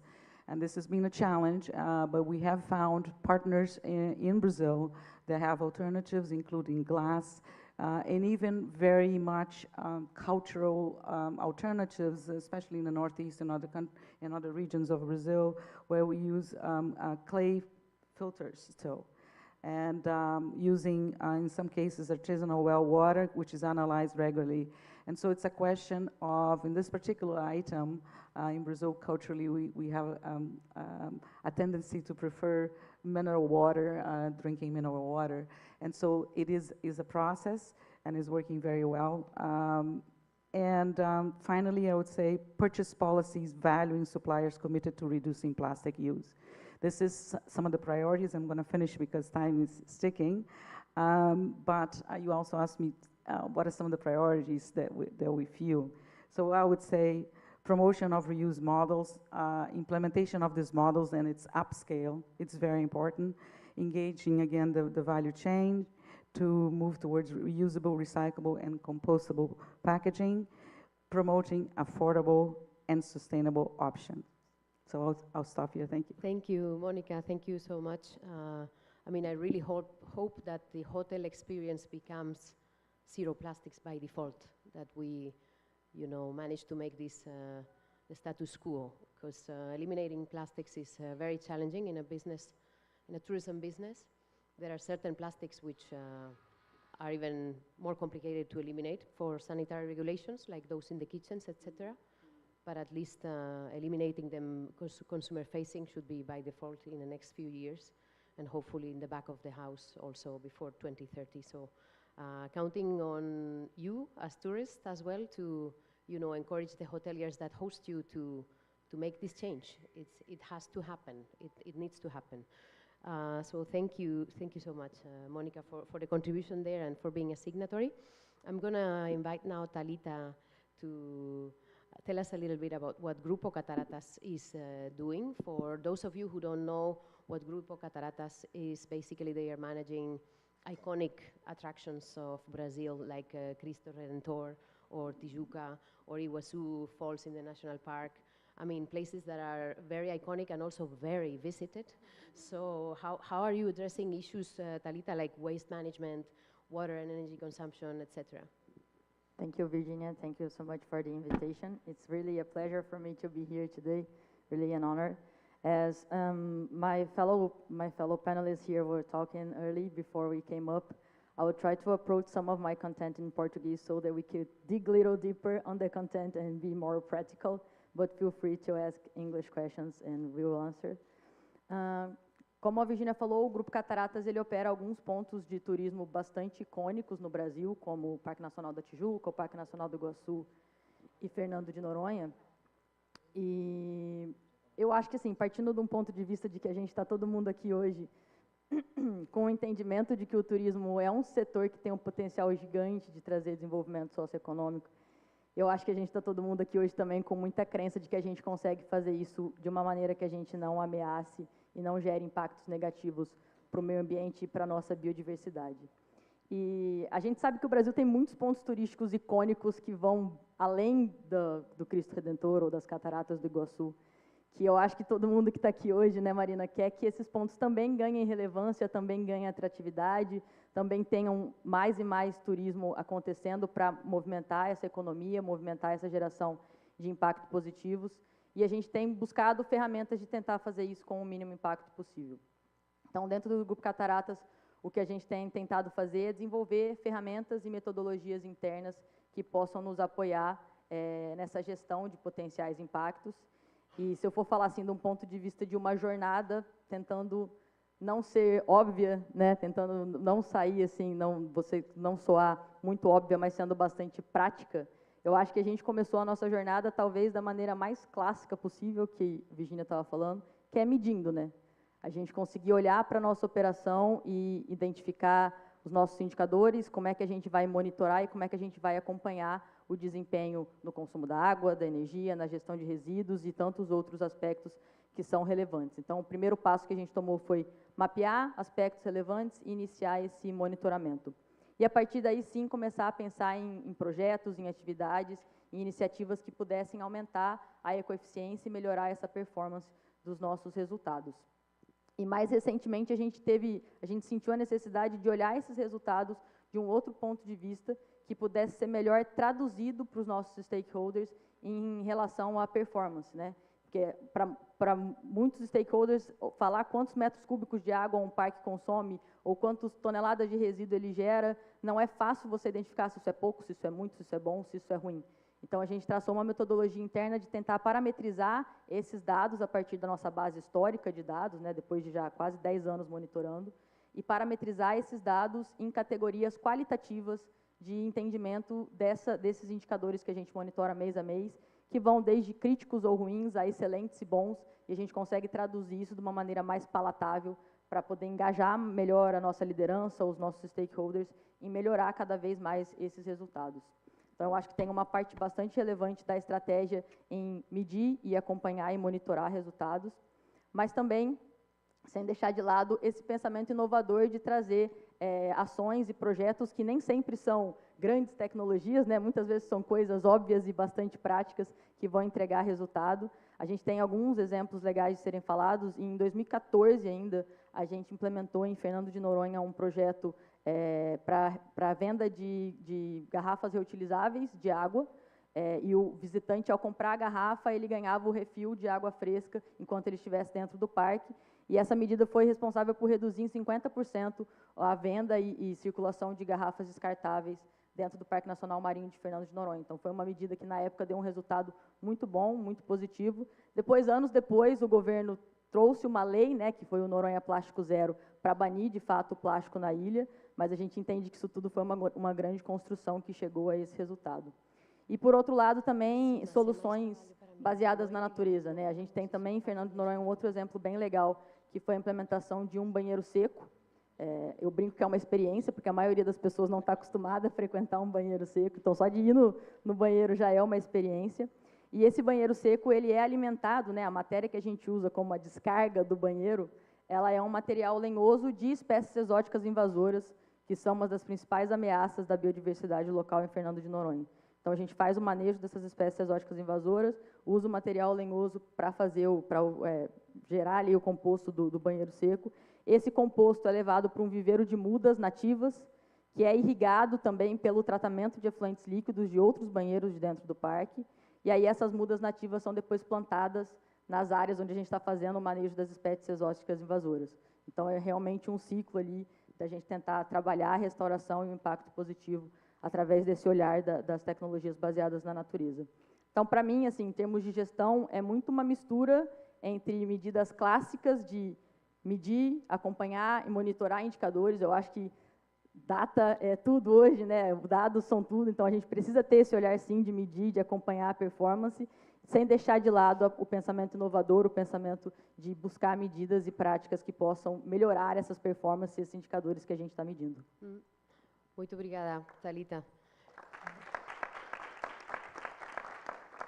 I think another important element to be looking at in the transition of tourism towards low carbon, regenerative, and inclusive is food, right? We know, and we heard it in the intro, that a lot of food is imported, a lot of food is wasted. In some tourism properties, even up to 40% of the food purchased goes to waste. This, again, has to stop. Let's see now how the colleagues from Hilton are working on it. Can we get the video, please?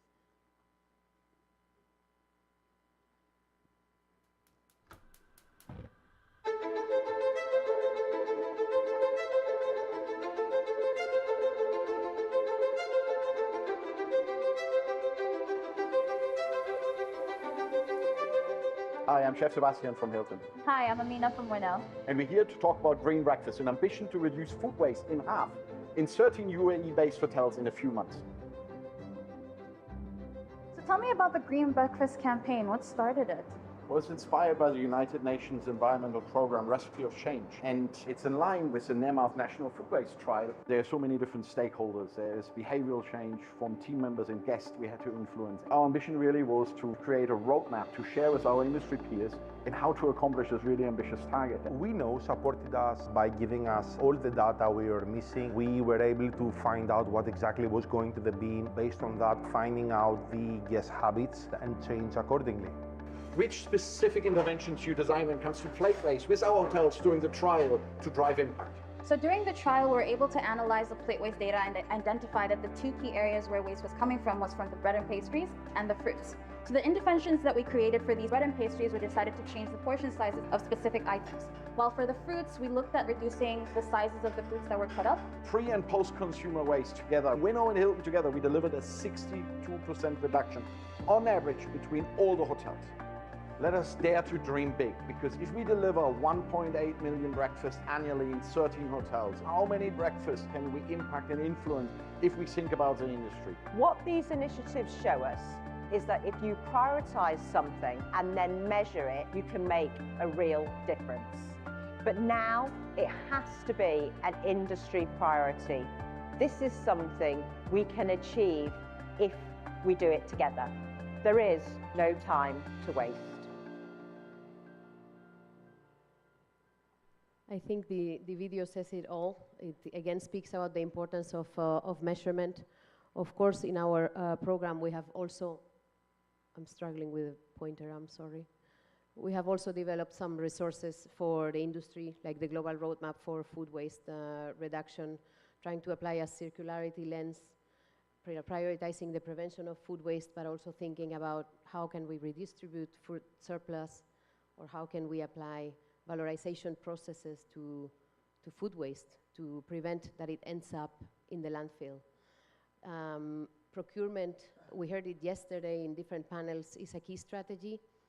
Panels were approaching it more from public procurement perspective. It's also important for businesses.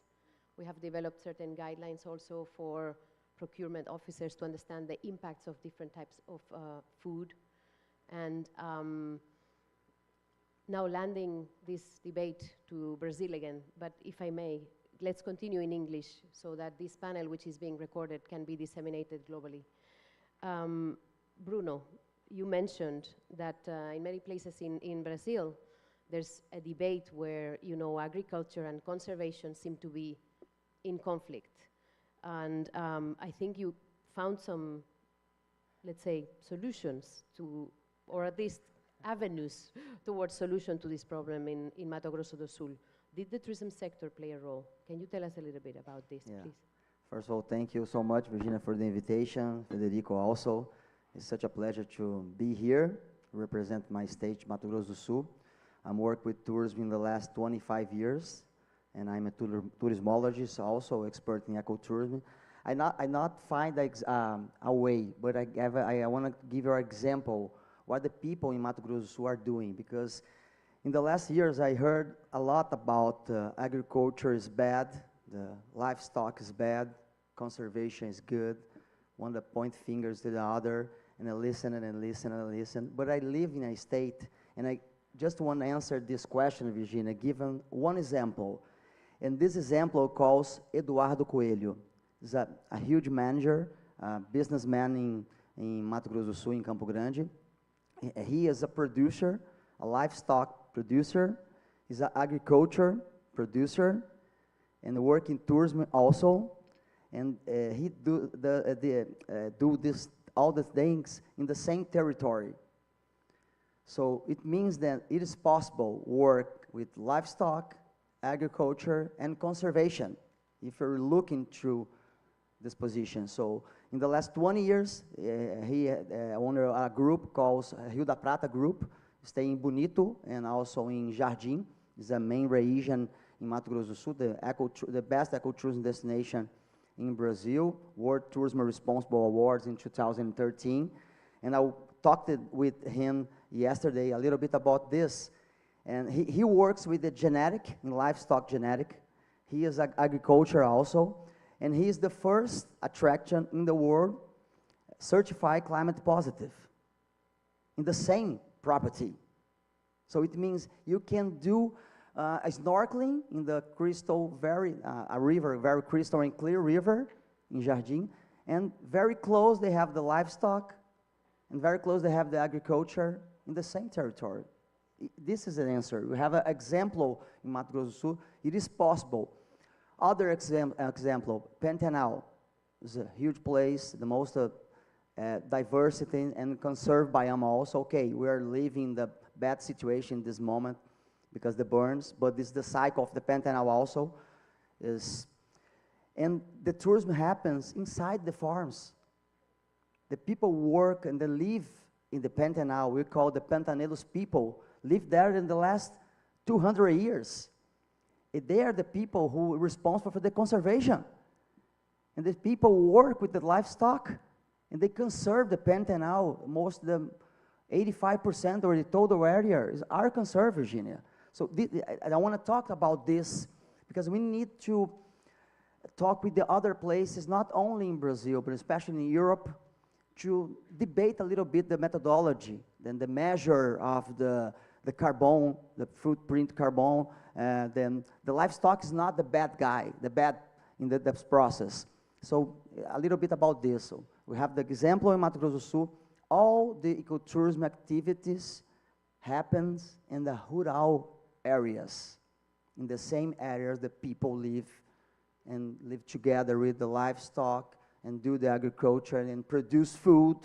And you have industry also in the state. Suzano is one of the industry in the state. So a little bit about this. We need to go deeper and not point fingers. The agriculture is bad, conservation is good. And I'm not a producer. I'm a tourismology expert in ecotourism. Talk with you a little bit more this. Thank you. Thank you very much, Bruno. I mean, what I'm hearing is a system, right? Tourism cannot operate in a sustainable way if it's not part of a system, which is the different stakeholders in the destination, whether they are more agricultural stakeholders or other kind of stakeholders, but collaboration is key at destination level. Talita, I'm going back to you. How are you, creating allies in the local communities that are around the conservation units that you manage? Yeah, I think Bruno said it all. We need to break the barrier that says that conservation units or protected areas are barriers to development. And when local communities sees that these conservation areas can be, in other hand, source of development and business models, they can see value in conserving these protected areas. So I think the secret is exactly that, showing them that the protected areas are valuable and they can generate business. So what we started to do, and again, I think being very obvious, was trying to hire locally, purchase locally, and generate this circular economy locally. Focus our investments locally so that local community see the tourism practicing inside these protected areas, like from the generation of value point of view. So of course it would be easier for us to purchase from big traditional companies for water, sodas, snacks, and things like that. But when we choose to purchase locally, we are valuing these communities, and these small farmers that perhaps were thinking about going inside the park areas, inside the conservation unit to expand their productions, they would see that the park is actually the source of the demand for their consumption. So tourism can track this channel of demands of products from small farmers surrounding the protected areas that will show them the value of the conservation unity and therefore create allies. I think that we have cases in Foz do Iguaçu, Fernando de Noronha, and Bonito, Bruno, where the local community already can see this value and protect the areas and be real allies to the conservation, because they can really see that, as I said, the conservation unity and the protected areas and the biodiversity and our resources are really the origin of business model and generation of value. So I think that's the secret. Thank you, Talita. I mean,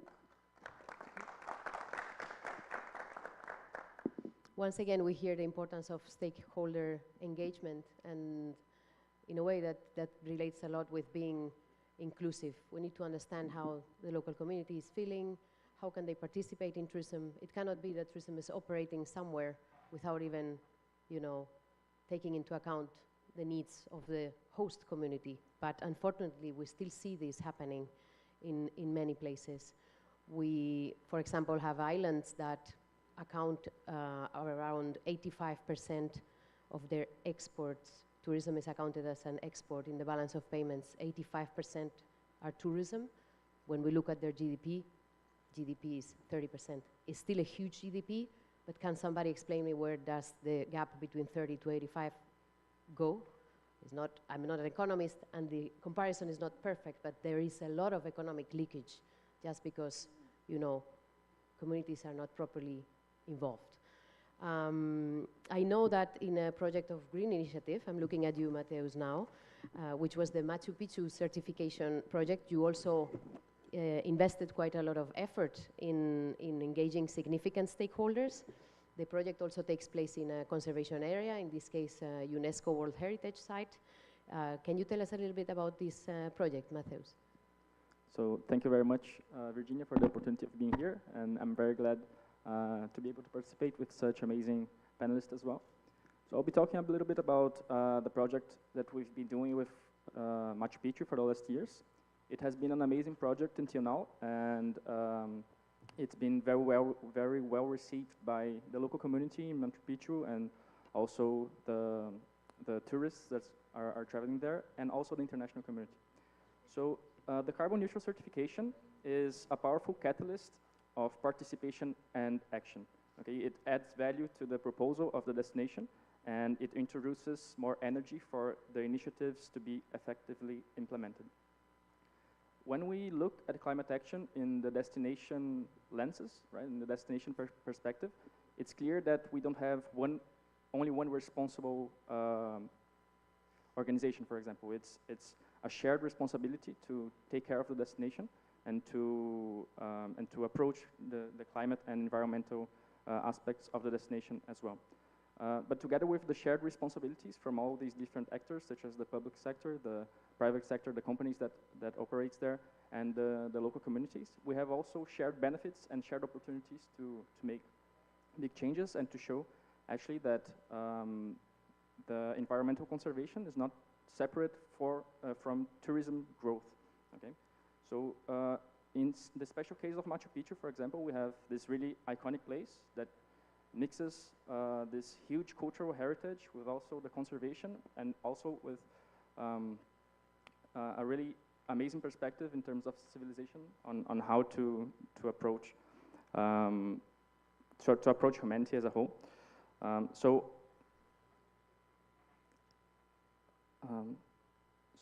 In the tourism sector, specifically in such a place in Machu Picchu, the organizations, they wish to contribute with the process.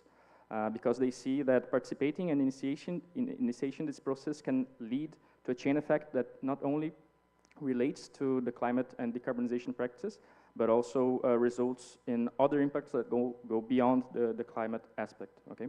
So the certification brings concrete evidence, theoretical support as well, and outlines a clean path, a clean path for a roadmap for decarbonization of the destination. And the certification also provides an organized and recognized framework that facilitates the implementation of all these measures that we reduce the carbon emissions in the short and long term. So once the involved parties, they understand what are their responsibilities and what they can do to contribute with the change to the carbon emissions. It becomes more clear on how to actuate and who needs to lead each of the actions, okay? But besides all of the actions regarding to the decarbonization of the destination, I think that one of the most important impacts that Machu Picchu certification brings is for it to be a reference for other destinations and also for the tourism industry. As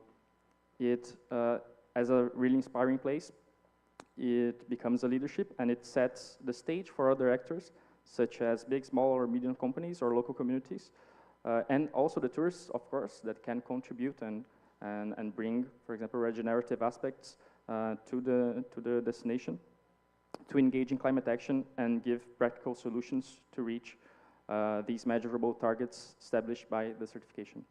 Okay. Thank you, Mateus. It's indeed a nice, very nice project, very impressive place. And what I like the most is that they have actually recertified. So it's not the first time. They're actually continuing with their commitment. It's the second time they certify, which is great because it shows seriousness. And the municipality of Machu Picchu is one of the signatories of the Glasgow Declaration. There is also an initiative of the One Planet Sustainable Tourism Program. It's our climate action initiative, and it functions more or less like the plastics one. It's a voluntary commitment.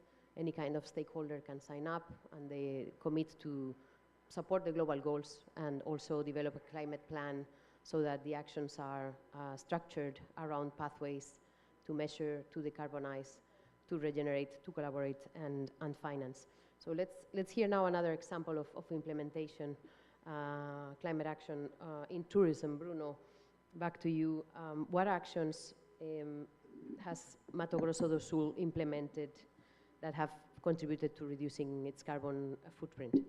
This is great. We also, like Machu Picchu, recertificating in this year Bonito as the first ecotourism destination, carbon neutral on the planet. And this is interesting because it was the first step, not the last step, the certification. And I bring this to like the responsibility is huge now, because when we contract green initiatives and they did this amazing work with Bonito, and we launched this certification, they talked about to the people, and they, what is this? What is certification? The local people think about this now. So this is huge, and now this moment is a very special moment, because Mato Grosso do Sul, not only the tourism, but the state of the Mato Grosso do Sul begins since 2015, a movement to become the first state in Brazil carbon neutral until 2030. And this commitment was and all the world. We are the signer of the Glasgow Agreement in 2022 or 23. And this moment we have the plan. I think this is the first plan in the climate team in the world, in the destination tourism, Bonito, and we are implementing this plan. A few actions began small actions, but I think this is going to be the difference. Inside the Mato Grosso Tourism Foundation, Virginia, I have a special way to do the things. Not only to talking about this, but especially doing this and leadership by the example. The garbage. We are now become probably the first public institution in Brazil, zero garbage or zero wasted, certify also. It's more easy to me start doing inside my house than point fingers and tell the local businessman, do this or do that. So Bonito was the example. So we certification the Bonito, the first destination, and also the businessman look at, oh, I want to. So Eduardo Coelho becomes the first attraction in the world, climate positive, all the group. So this is leader by the example. I believe that. And this moment we are implementing this plan. And I hope this plan could be a model to other destination development, these actions. Start with your institution, and after that, help the other people, help the businessmen in the industry to do something also. And okay, and the last thing, 3 weeks ago, we launched a huge movement called Bonito Eco Creative Smart City. It's not a program, it's not a project, it's a movement to transform Bonito. Bonito is go to the next step. And we had the 4 goals, or 4 strategy. Education, we bring to the local schools, I forgot now in English, sorry. The technology classes, and also economic creative. We have a territory in Bonito called Marambaia. It's the biggest territory in Bonito. We provide for the local people classes to develop handcraft, to give us the opportunity to develop the art, the musicians, and give you the opportunity to show them this in the winter festival, music, and the other things is technological also. We give you support. We already launched a program very interesting called Challenger, Startup Challenger. It means that we gave support to 4 startups to development, technological solutions, to sustainability, to tourism or tourist experience. So each one of these startups will receive like 400,000 reais, like $80,000 to develop the solutions. I think this is brand new, and these solutions come back to our institution, and we are delivering these solutions to our local trade. So we provide the local trade to have opportunity to do these solutions, or to implement in these solutions, and to, I don't know, to help the people through the technology also. And the 4 methodology, or the 4 goals, is sustainability, to implement the plan to become Bonito, the continuous Bonito, be the main ecotourism destination in Brazil. Thank you, Bruno. I mean, I think Bonito has been known for ecotourism for a long time. It's really great now to hear how you're positioning it also on the climate action agenda. Mateus, you presented your efforts in Peru, Machu Picchu, but Green Initiative works in many destinations. Can you reflect a little bit with us on, like, based on your experience in different sectors, different industries, different locations, how do you see the tourism sector's response to the challenge of climate action? Thank you, Virginia. I think we, in comparison to other economic sectors, such as, for example, food and beverages that we are working with, and transportation, we had a really good response from tourism, and especially the ones that involve ecotourism, because it's already integrated with nature as the whole proposal. But from tourism, other touristic businesses as well, such as resorts and hotels that we've been working with, and restaurants as well, that can see a clear benefit in introducing these not only sustainability practices, but practice related to climate action. Okay, so I think that tourism differs a lot from other economic sectors in the sense that it's more of a transversal effect in the society, so and a broad impact as well. So tourism brings employment and generates more commerce and services in regions that sometimes will not have access to other economic activities. It also empowers the local community and the local culture, local tradition. So this generates a really good effect inside of the local communities that starts to value more, for example, what they have to offer in terms of its differences. And on the other hand, also promotes a lot of conservation in terms of the nature resources, especially when we talk about ecotourism. So since ecotourism is the main asset is the environment, right? It's the biome that it's introduced in, and this is totally related to climate action as well, because the forest, they capture the carbon. They see the forest not only as a resource, but as an asset, really what brings people to these locations.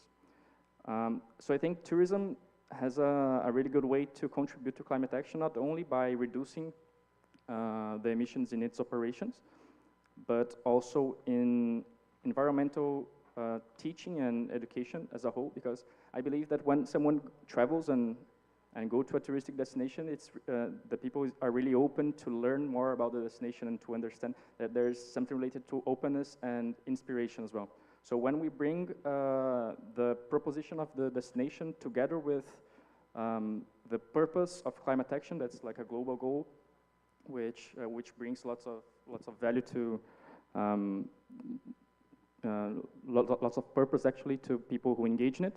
I think these two combinations help a lot in the education of people in the touristic destinations to understand why this is really important, and also the tourists that voluntarily, most of the times, want to participate and to regenerate the local destinations. And on the other hand, the tourism sector can also benefit a lot from climate action because, well, it generates more visibility as well, engaging in these actions and showing that these destinations are being more conserved. It helps on the attraction of new tourists or tourists that are aligned with these purposes as well.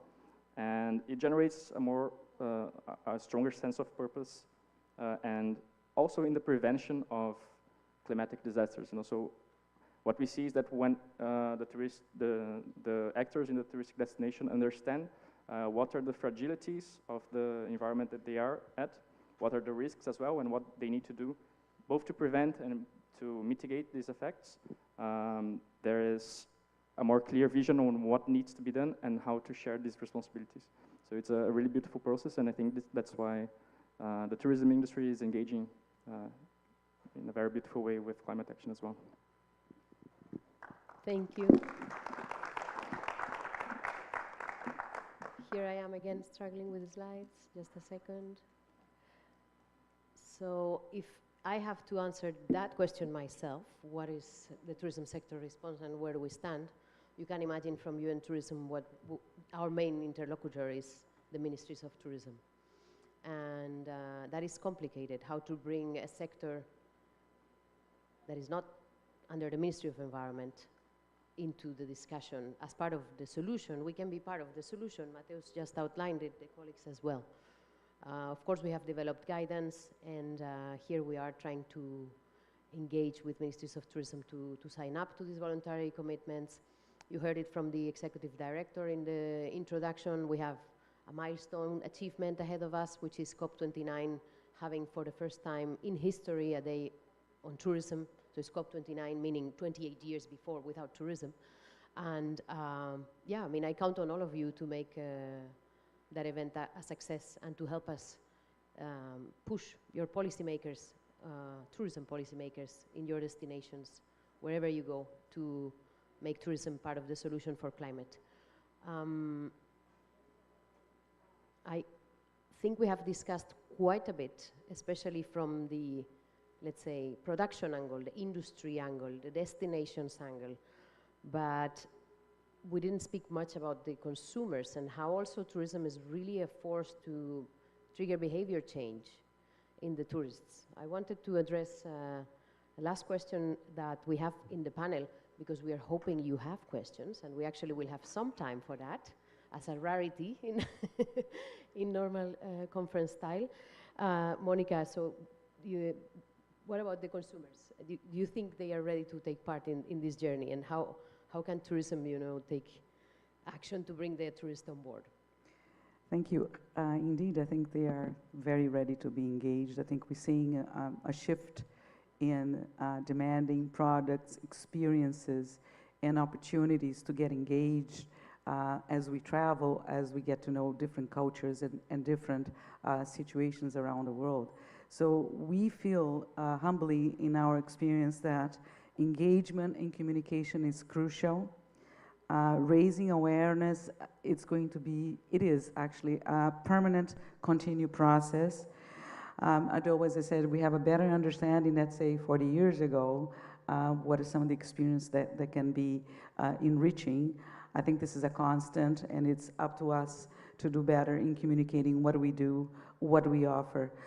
We also think that storytelling and humanizing experiences and impacts, demonstrating both the positive ones and the negative ones, will give contrast and a better understanding of the value of engaging, why you travel, why you visit, why being a tourist.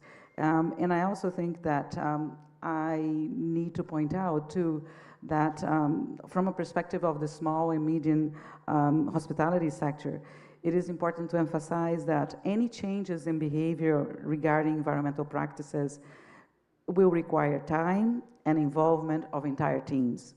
Because education and awareness programs or capacity building efforts can be used in a daily operation of a hotel, but they will require training, efforts, skills that not always are available.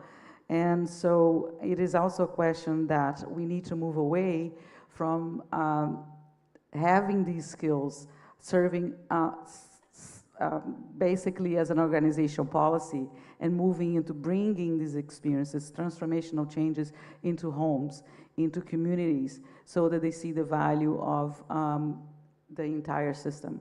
So then we can have tourism serving a transformational agency for society change as well. And I think that's something that we need to explore and be better at it. Challenges are immense, but we can do it. And do you have time? So I just wanted to say that as an example too, in our own experience in Roteiros de Charme, our fidelization program for clients there are attuned and are really into what we stand for in our mission, actually invites our guests to become involved in this program, and some of them, the most senior ones, which have been with us in many, many cycles of fidelizations, which include not only a system of points, but also a system of rotation, getting to know the different destinations and the different hotels that we have. They serve in capacities of monitoring hotels with us. So we really have involved them, and it has been very successful to create change. Thank you. Thank you. I mean, we've heard a lot of information. We started with plastics, we heard about waste, we heard about energy, we heard about food, communities, stakeholder engagement, climate action, of course.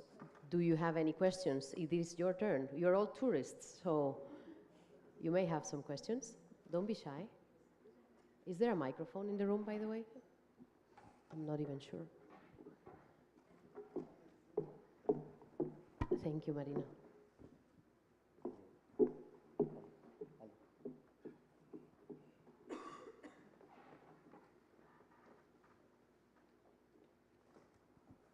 Hello. It's a pleasure for us to be here to take part of this, and it's very important we will all discuss about here and all these actions. And I would ask Marina, all of us, we have to think, we have to act, and we have to inspire in many actions to achieve our goals in this challenge we face. But what Embratur is doing in terms, we know that all the things we need some financing.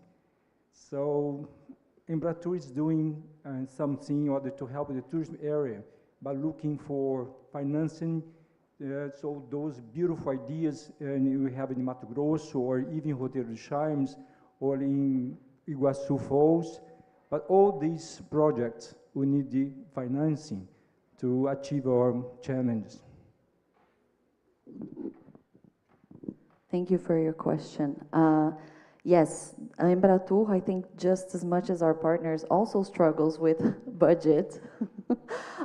So we are also looking to some funds, some Brazilian funds, but some international funds as well. So Embratur has submitted projects to Fundo Socioambiental da Caixa Econômica Federal to develop tourism in the Belém wider area in view of COP30 next year. So we have submitted that project. We're still waiting for an answer, hopefully, because it's a project that is very focused on regenerative tourism. So it's about conserving the mangues, the mangroves, as well as allowing international tourists to come and have a pre-organized itinerary to visit those areas and be very involved in the regeneration of the mangroves. And we also submitted a project to BNDES Fund, the Amazon Fund, and that one is more focused, I think it's closer to Manaus, but I don't want to give wrong information, but we have submitted another project also to BNDES, also awaiting approval because we know that we can't do everything by ourselves. It's not even our institutional attribution, but really working with these partners and trying to multiply good practices, which is what you were saying, is super important. On our end, of course, when I mentioned the policymaker earlier, what we're trying to do is to have stronger tourism policies in terms of climate action, so that indeed we can discuss with environmental financing bodies, so that tourism is part of, those that are capable of accessing the funding. Because if we keep having policies that are only focusing on growing the numbers of tourists, no environmental funding is going to be flowing to tourism. So policymaker has quite a task ahead to transform really, the objectives and integrate sustainability, not just, I would say, as an objective or north, but develop actionable instruments that can make it happen. For example, incentives for properties that are really, investing in transforming or other elements. Anybody else would have a question? It would be nice to have more questions. We can cater for 2. Yes, please.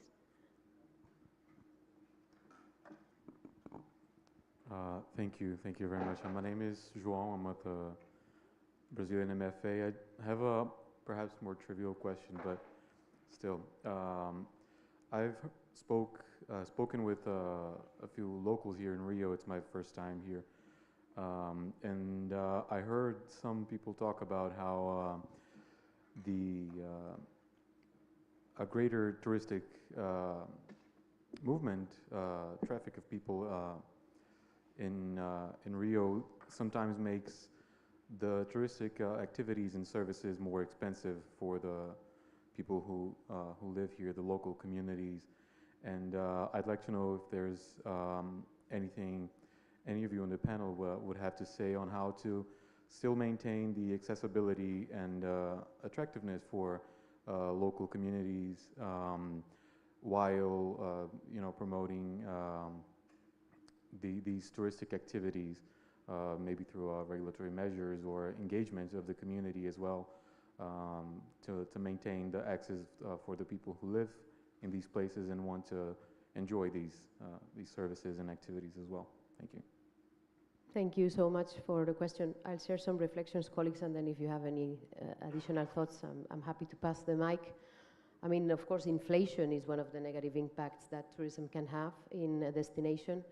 And what we see now, for example, with shared properties, with Airbnbs and the like, is that all the planning, the urban planning that has been done for tourism has not accounted for these rental properties. So all of a sudden, what the policymaker and the urban planner tried to put together as a solid plan is gone. This is a practice which, some of us think can democratize also the access to some resources, but it has to be regulated in a way. And when it is not, it really disrupts these destinations to a large extent. I don't want to blame also the short-term rentals, because of course there's inflation even if there are not short-term rentals. But the point that I'm trying to make is, once more, the responsibility of the policymaker to try to really find balance. In this case, it's a societal impact that could have make access to housing, for example, almost impossible. In city centers like Barcelona or Madrid, you have neighborhoods that are completely desertic. Everything has become short property rental. And now the legislator is coming a bit late trying to fix the problem, but they are waking up.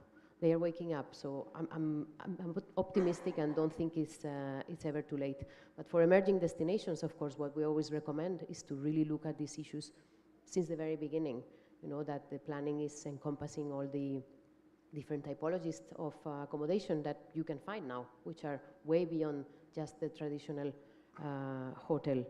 I hope that answers a bit your question. And thank you also for bringing the element of social impacts. Although we don't work in detail on One Planet Sustainable Program, on the social part, you cannot disconnect it from the environment. It is planet and people. So thank you.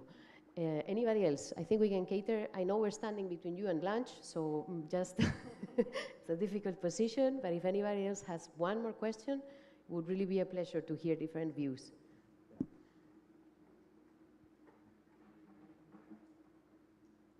Okay, hi. It's just a short question. Who else wants to answer? I've heard that there are some chemicals that are dangerous for animals, such as sunlight and insecticide. I would like to know if one of you is implementing those correct activities of wearing maybe ecologic products, and how should we promote these actions for tourism, considering that on airplane most of us can carry a small package, so we have to buy it on the local place where we're going. Okay. So what I understood for the question, because the volume was a bit low, just correct me if I'm wrong, the first one was on chemicals, right? We couldn't really hear much. And then airplanes and plastics, sorry. Sorry, I was talking about products we use for protecting for sun, and also for insects. I was saying that if you are using those activities or promoting ecologic products that don't danger animals and corals, that was my question, and how to promote to use those products for tourists. Thank you. I mean, the chemicals was, I think, my mind already producing an answer. Basically, so what the problem with these products is the chemicals of concern that are sometimes hiding in the sunblock, in the fusfus or whatever you call it, and we are not necessarily aware of the chemicals of concern in our supply chain. That is as hard as it sounds. It's only now becoming a bit more common that destinations would start to do assessments of chemicals of concern in the supply chain of tourism, also related to Basel Protocol, Montreal Protocol, etc., to really understand. Tourism is a business, so it's business-minded people. They don't really have a training to understand that the components of a sunblock would be compromising environmental health. So it's a process also of educating the industry, but that, you know, is a process that I think has to start from a different authority. Different authority has to train tourism stakeholders and businessmen to understand these products. Chemicals are dangerous, and then we definitely, as destination managers, can see how to inform the tourist, because you certainly want to have a tourist that has a good experience, that is coming back. And I don't think anybody would object that going on vacation and learning something like, wow, I didn't know that my sunblock was hurting the coral reef. Not everybody knows that. Is something enriching. So certainly in terms of telling stories, we're the best sector. We just, I mean, my colleagues and I, we want that those stories are solid, you know.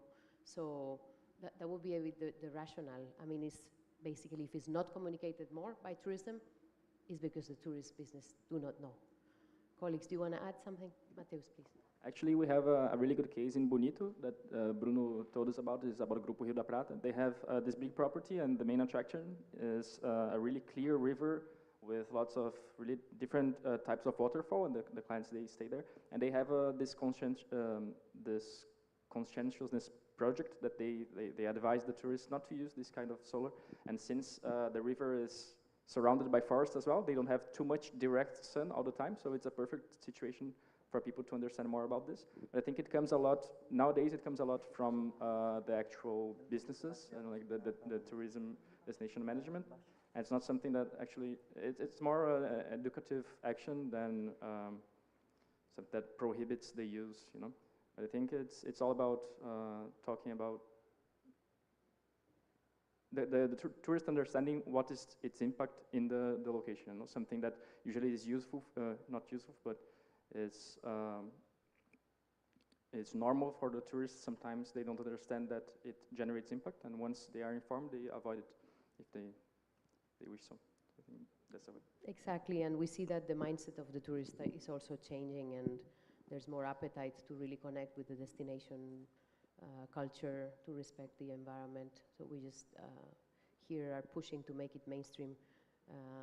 I don't know if somebody else has another question, or otherwise, I think we're going to call it a day or a panel. I don't know. So thank you so much, everyone. You have been fantastic. Please don't hesitate to approach us if you have additional questions, want to learn more about tourism. And yeah, remember, you are all tourists, so help us drive change, please. Thank you so much.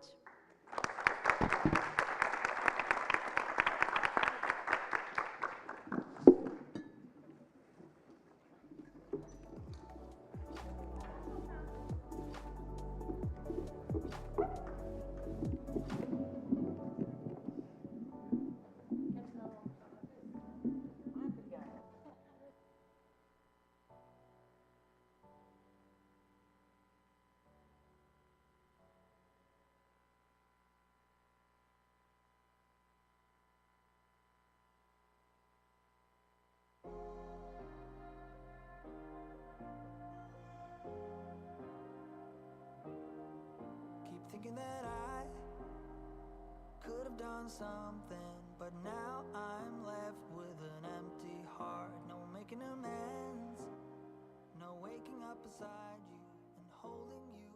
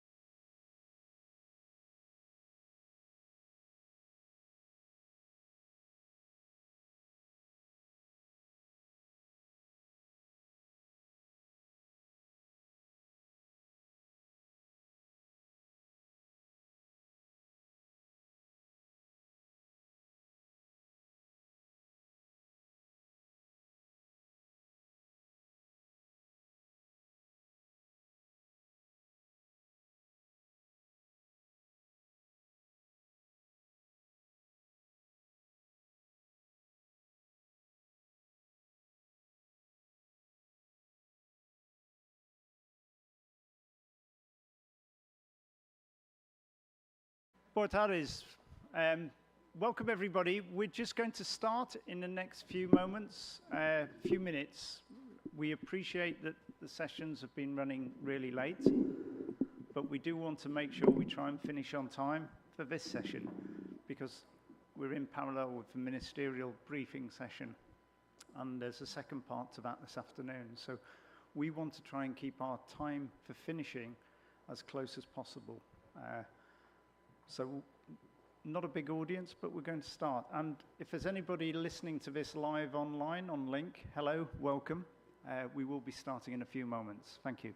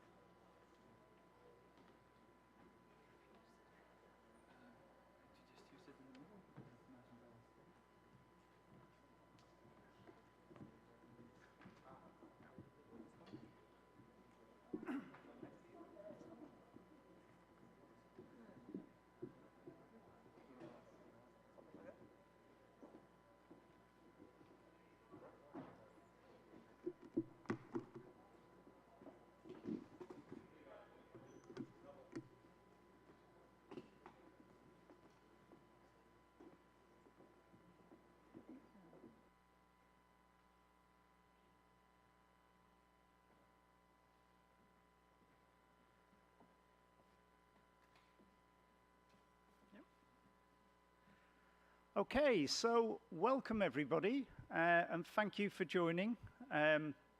Welcome distinguished delegates and to people listening through the live link on YouTube. Thank you for attending this session of the UN One Planet Network Sustainable Public Procurement session, session 10. I'd like to thank the organizers as well for allowing us to present this session and to actually showcase the power of public procurement as a lever for delivering a just transition to a circular economy. My name is Mervyn Jones, and I work for the Ministry for Infrastructure and Water Management in the Netherlands. We have been one of the co-leads of the Sustainable Public Procurement Programme for nearly 8 years. So I've got the privilege of leading this session on behalf of the SPP programme today.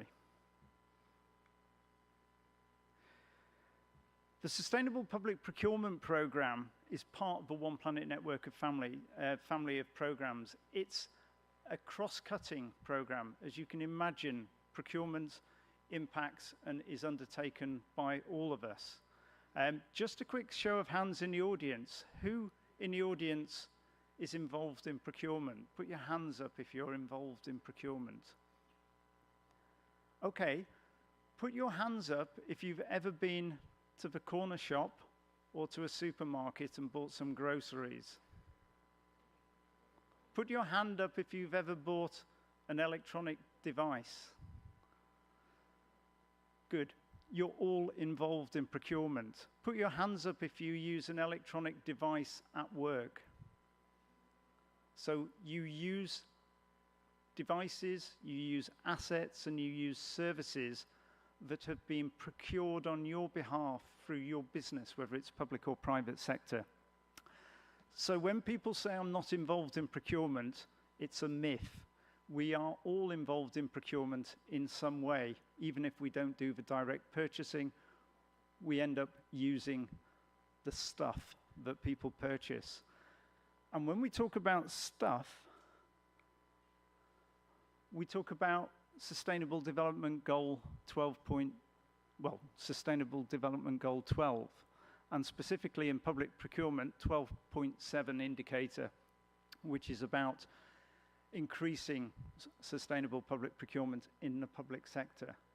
So from our perspective, in terms of the program, our objective is really about transitioning to more circular, sustainable, and fair value chains. So again, it's not just about the resource use, it's about the social impacts of the procurement processes that we go through, whether that's in the public sector, whether it's in the private sector, or whether it's directly us as consumers. because we're all consumers. The key sectors within the SPP program include food systems, and we had a separate session on food systems yesterday, construction and infrastructure, and ICT, that's information and communication technology. And it's these last two areas that we're going to focus today in our session on. The session will showcase two particular initiatives under the Sustainable Public Procurement Programme. The first is CFIT, Circular and Fair IT, which is a collaboration, an international collaboration to actually try and influence the global value chain in ICT.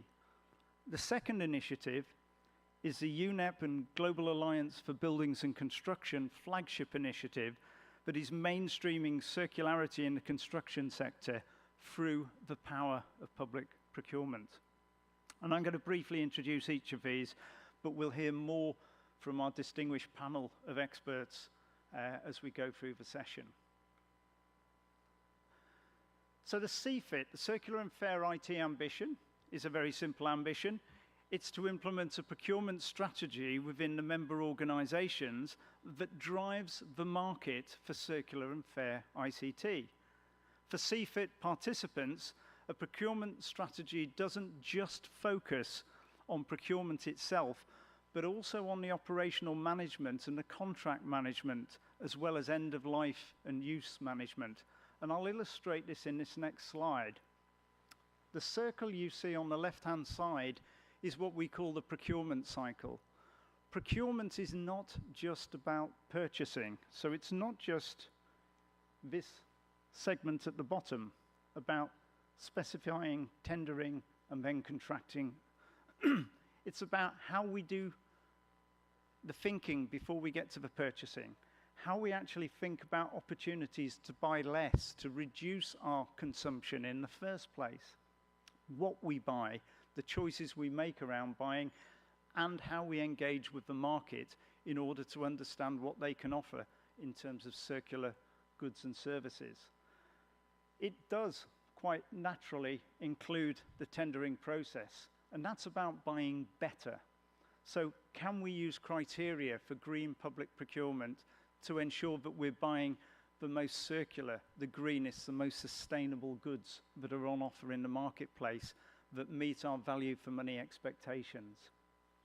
But critically, if you look on the left-hand side of that circle, you can see that we also have two other factors, two other themes within CFIT, and that's how to use things better, to make sure that we're utilizing the assets that we've bought, the assets that actually contain carbon through the production of that device in ICT terms in the first place, but how we can use it longer. Can we increase, can we optimize the lifetime of that device?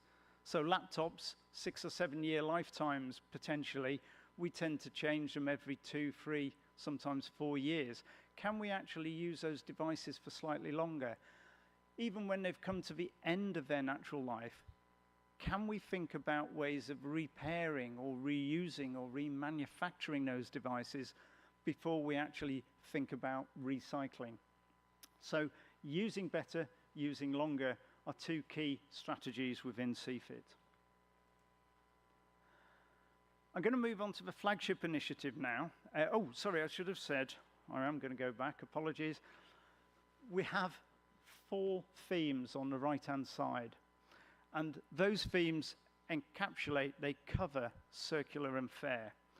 So the first theme, circularity, the aim is to reduce our consumption of virgin materials and resources, which consume carbon as well as resources themselves, and to optimize product lifetime and retain the economic value associated with those devices by closing ICT and product and material loops. We then have the category of fair, and this is about making sure in terms of a just transition that we're contributing to fair and ethical working practices throughout the whole of the value chain, not just in production, but at end of life as well. And of course, when we talk about any asset, whether it's a bridge, whether it's a construction project, whether it's a piece of furniture, whatever, or an ICT device, it consumes energy and carbon in terms of the production of that device and also in the operation of that device. So our aim here is to make sure we have a positive impact on stakeholders within the value chain. And last but not least, we have chemicals, because again, both in construction and in ICT, we have a lot of products that have what we call chemicals of concern, hazardous substances that are absolutely crucial in many cases to the operation of that device, to the production of that device. But again, they have very significant health impacts in terms of production, in terms of extraction, and also potentially at end of life as well. So that's CFIT. Apologies for that. In terms of the construction initiative, the construction initiative is really focusing again, as I say, on the power of procurement, because when we talk about the built environment, construction and infrastructure projects, a lot of these have a huge impact in terms of public sector expenditure. And if we think about construction, it represents something like 11 to 13% of the global GDP. And when we think about the construction sector, it consumes over 50% of all the materials that we as a planet, we as a global society actually consume, because it's very material intensive, it's very volume intensive. And when we talk about the energy involved, that's around 40% of the total energy within the global energy footprint is through the built environment, construction and infrastructure projects. And of course, when we talk about construction, we can't not talk about waste. And waste as well, because it's a lot of volume. 40% of the solid waste comes globally from the construction sector.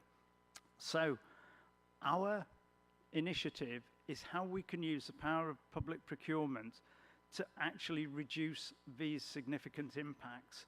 And I always say, whether it's construction, ICT, or any category that we purchase, that procurement is not a neutral instrument.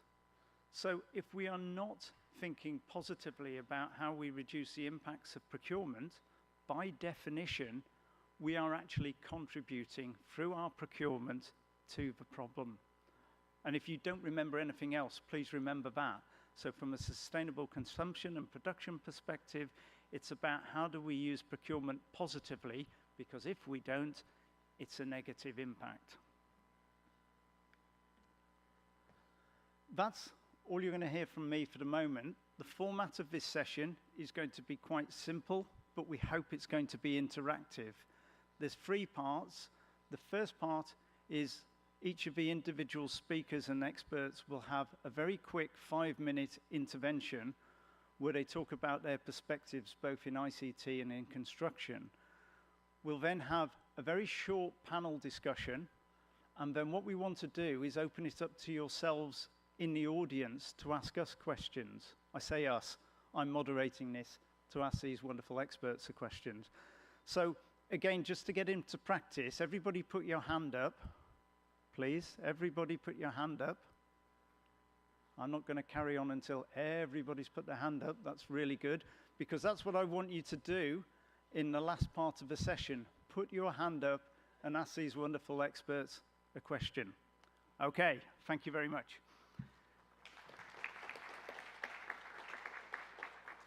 So what I'd now like to do is first to introduce Dr. Rolf Paet, who is the Executive Secretary of the Basel, Rotterdam and Stockholm Conventions. Dr. Paet is an international policy expert and researcher and speaker on the environment, climate and also island issues. He was the first president and vice chancellor of the University of Seychelles, and he was a Minister of Environment and Energy in the cabinet of the Seychelles from 2012 to 2014. So again, somebody who brings a very direct personal experience of the impacts of climate change. He's currently the United Nations Executive Secretary, as I said. So I hand over now to Dr. Paet and welcome your 5-minute intervention. Thank you very much.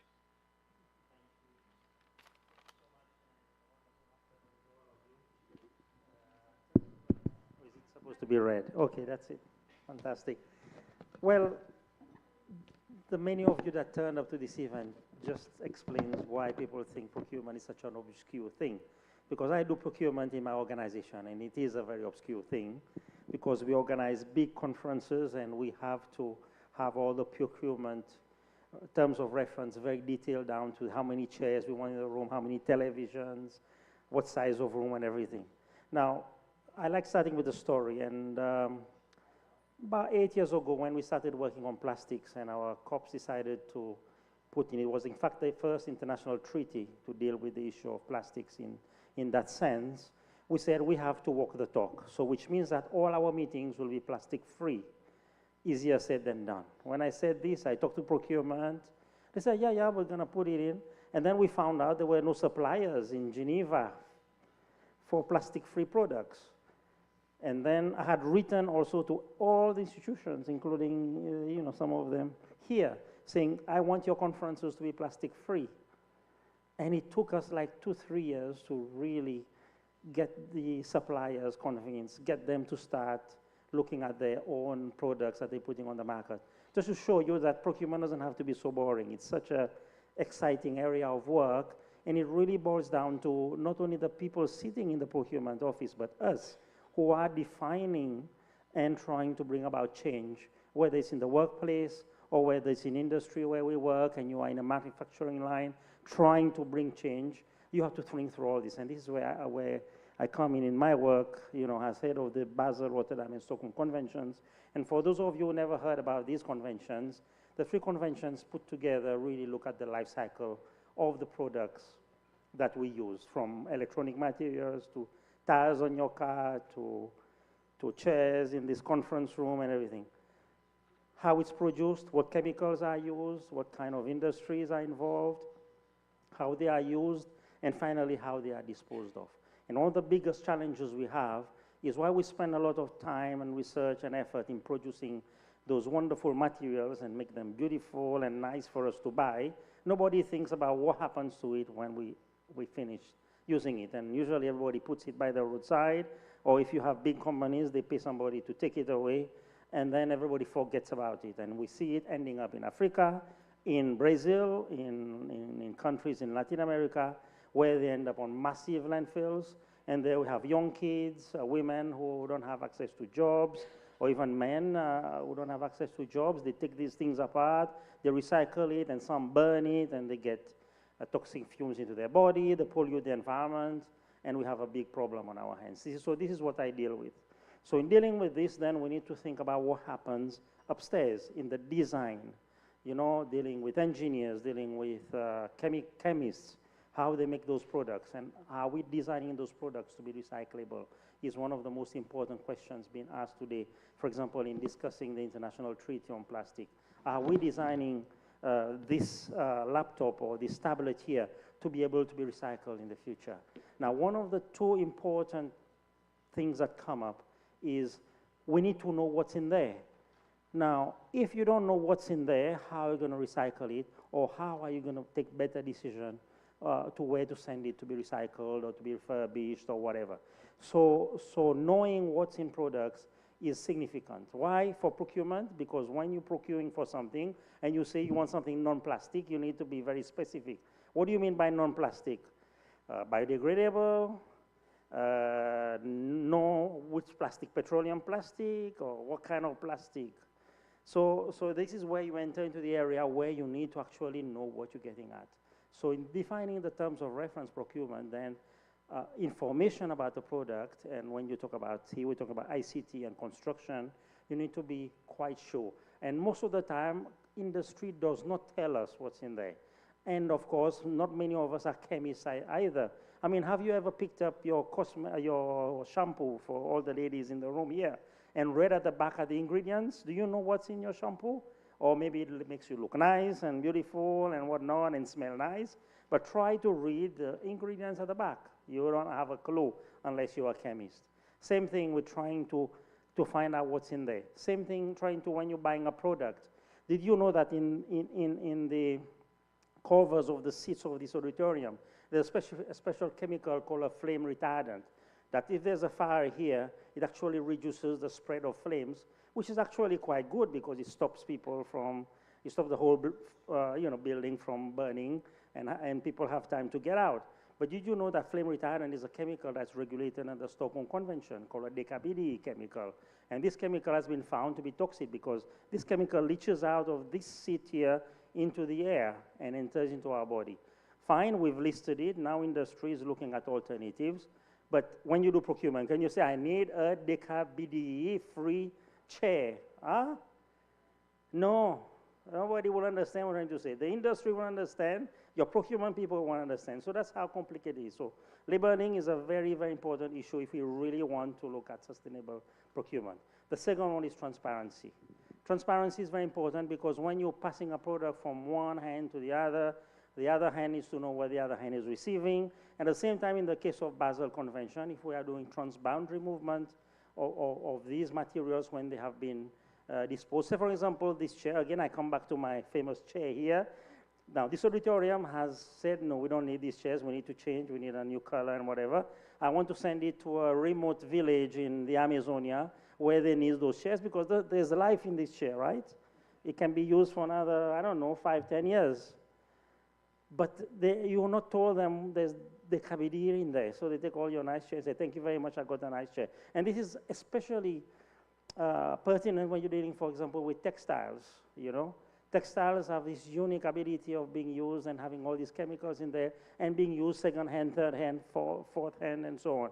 So transparency in the sharing of information is very important. And when it comes to moving this, say, for example, from Brazil to Argentina, then the transparency in the information share is very important. So that's another big challenge that we have in trying to deal with sustainable procurement. How much time I have? Do I have a lot of time? 1 minute. Okay, I can tell you another fun story then about procurement. Now, we also deal, for example, in construction or even in IT. They are designed, I mean, this construction is designed for 50 years, 60 years. Who's going to remember 60 years down the line, probably my grandchild, that this building was designed with this product and that product, especially insulation in the walls and whatever. So where is that what is information documented?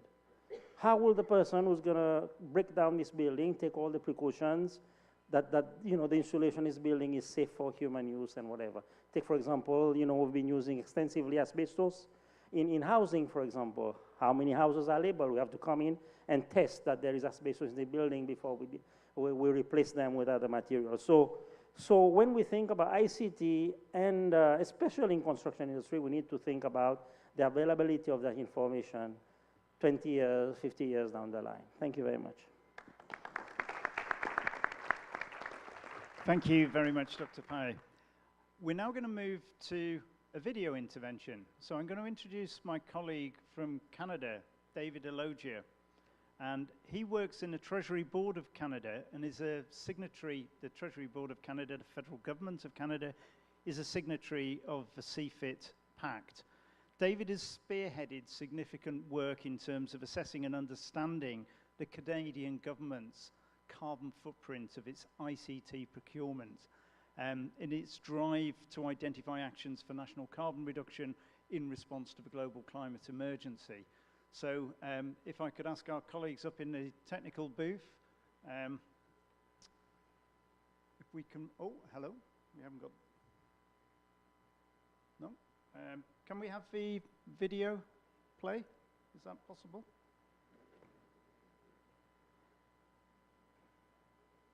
Do we have videos? Sorry? This could be an even shorter session than we were planning.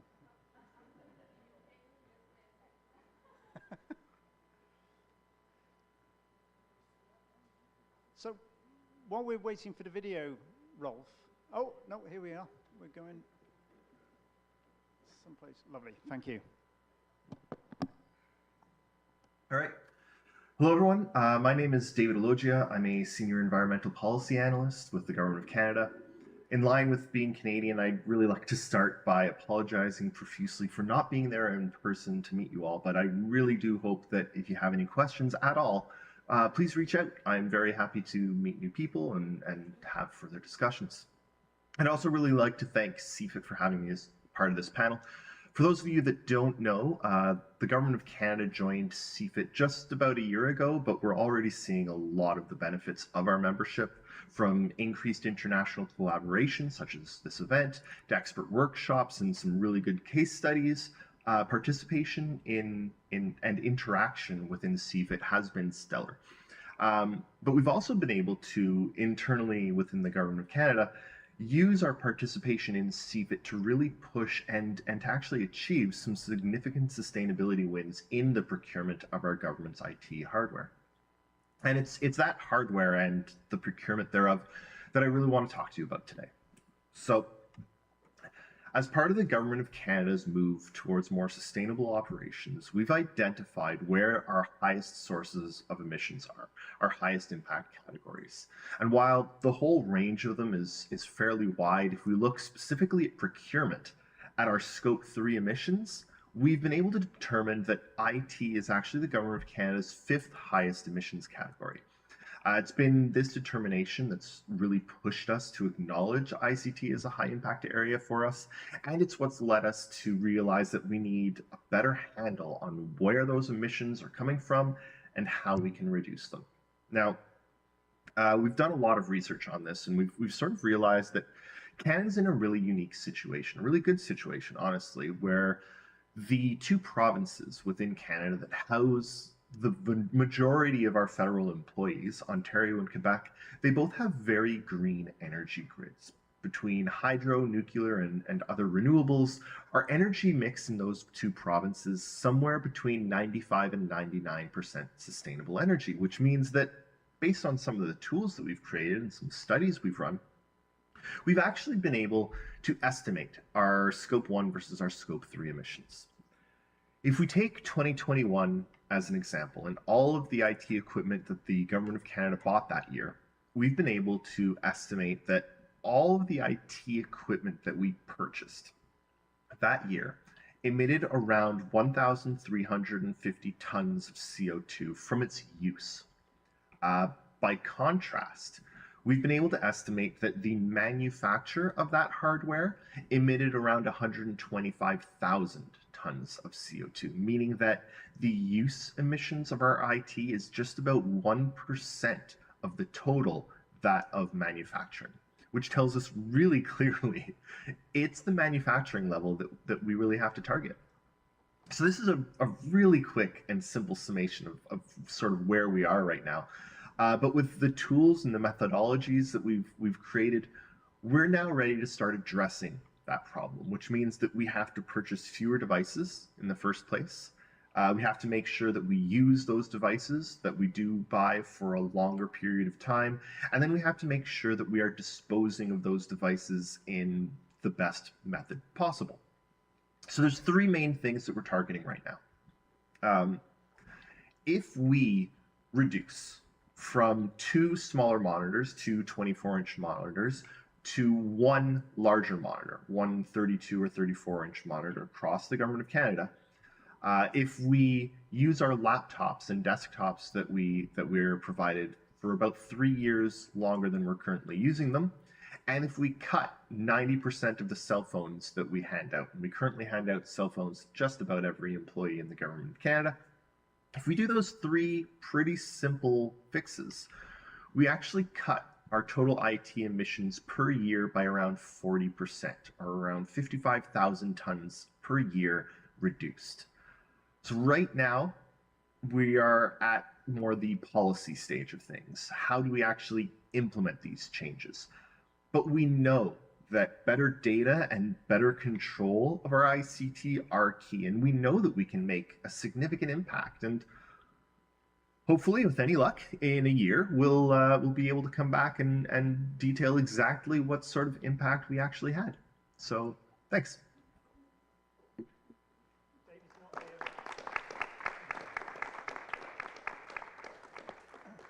Thank you very much. I think some powerful numbers there that just showing the research that he's done there, and that figure that he gave, that it's 100 times more energy goes into the manufacture of these devices than in the operation.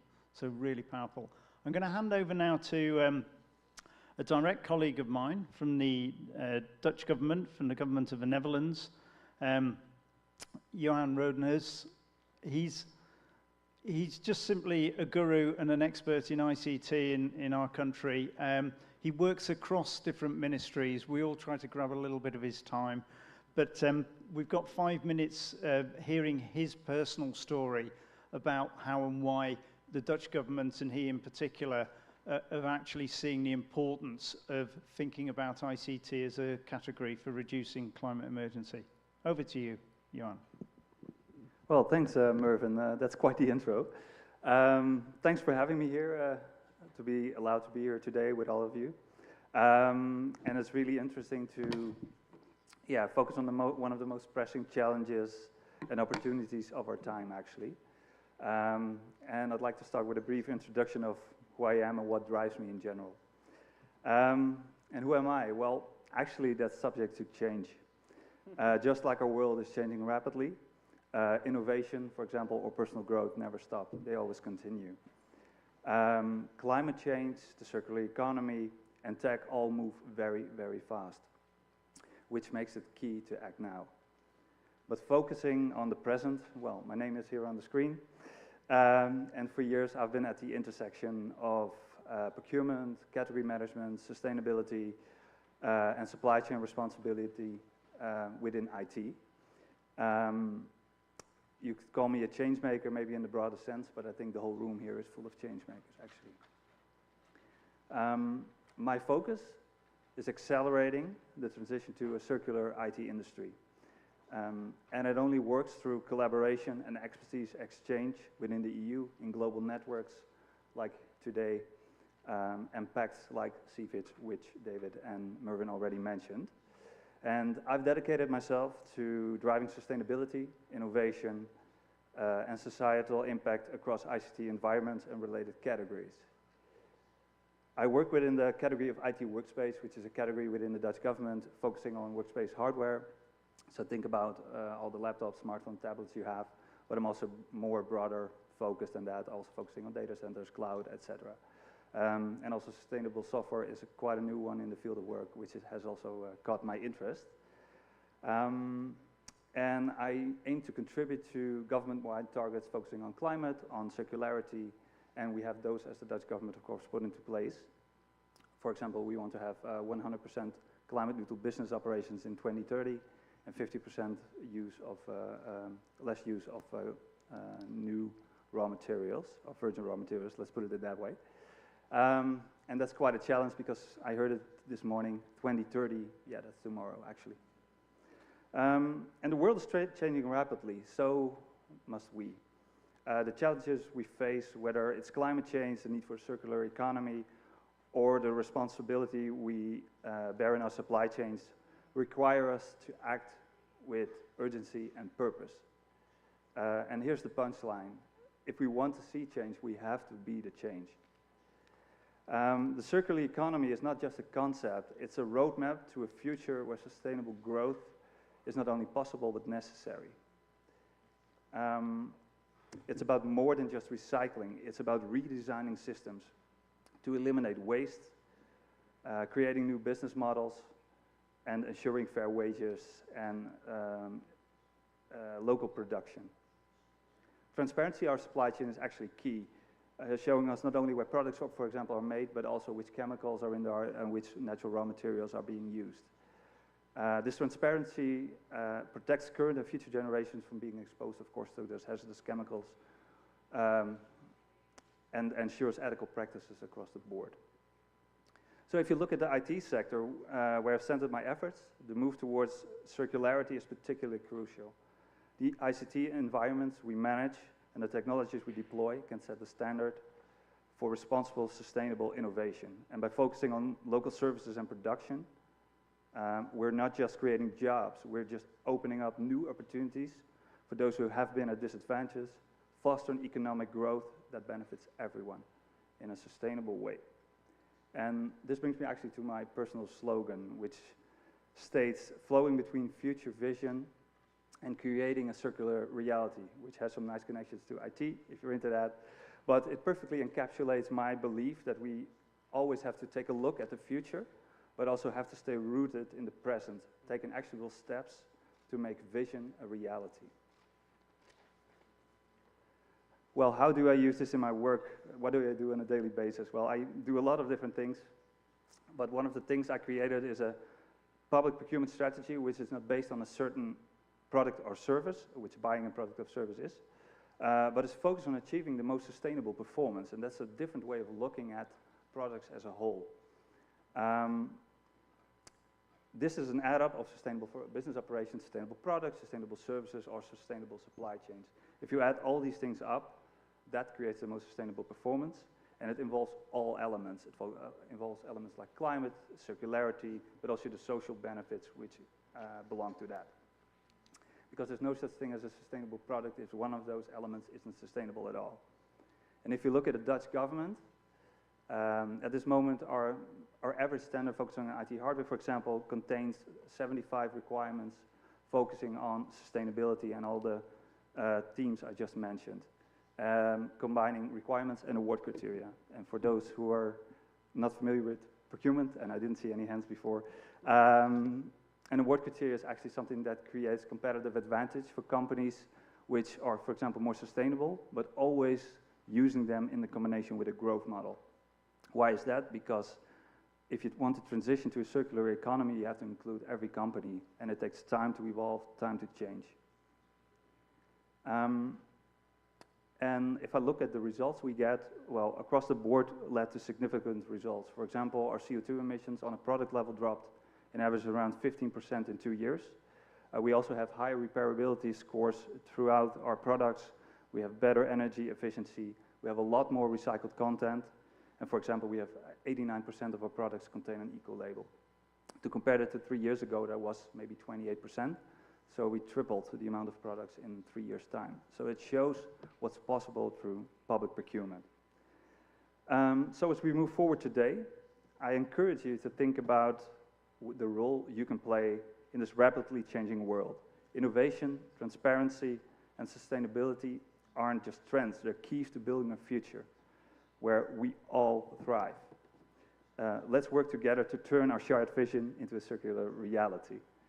And I talked about a little bit about redesigning earlier, and I'm sorry, Mervyn, but I'm going to color outside the lines a little bit. Creating change means sometimes that you take a sidestep into a program. So I want to challenge you all. So I have a challenge for everybody in the room. What are we all going to contribute to this goal and change from this moment onward? And I'm going to step off the stage for a moment, and it's not really planned, but I'm going to do it anyway.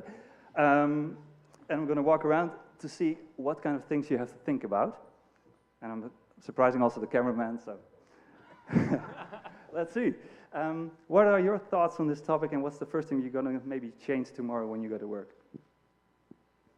Oh my God. Every answer is correct. Yeah, we are not going to work tomorrow, so but, yeah, bring the topic to colleagues that are not thinking about this discussion yet. So I think this is to spread the word. Bom dia. Greetings, colleagues. That was surprising. All right. Well, I see another one here. So, what are your ideas? Well, I think I like your the way you say, like you want to live more clearly your vision. I'm working specifically also with a project that has to do with sustainable public procurement and eco-label. So it's partially my job anyway, but the vision to make it closer, that sounds interesting, yeah. Great. Thank you so much, and I'm going to do a last one on getting back to stage. So I'm going to walk here. So I see a big no, so I'm going to walk here. I'm outside the image probably, but.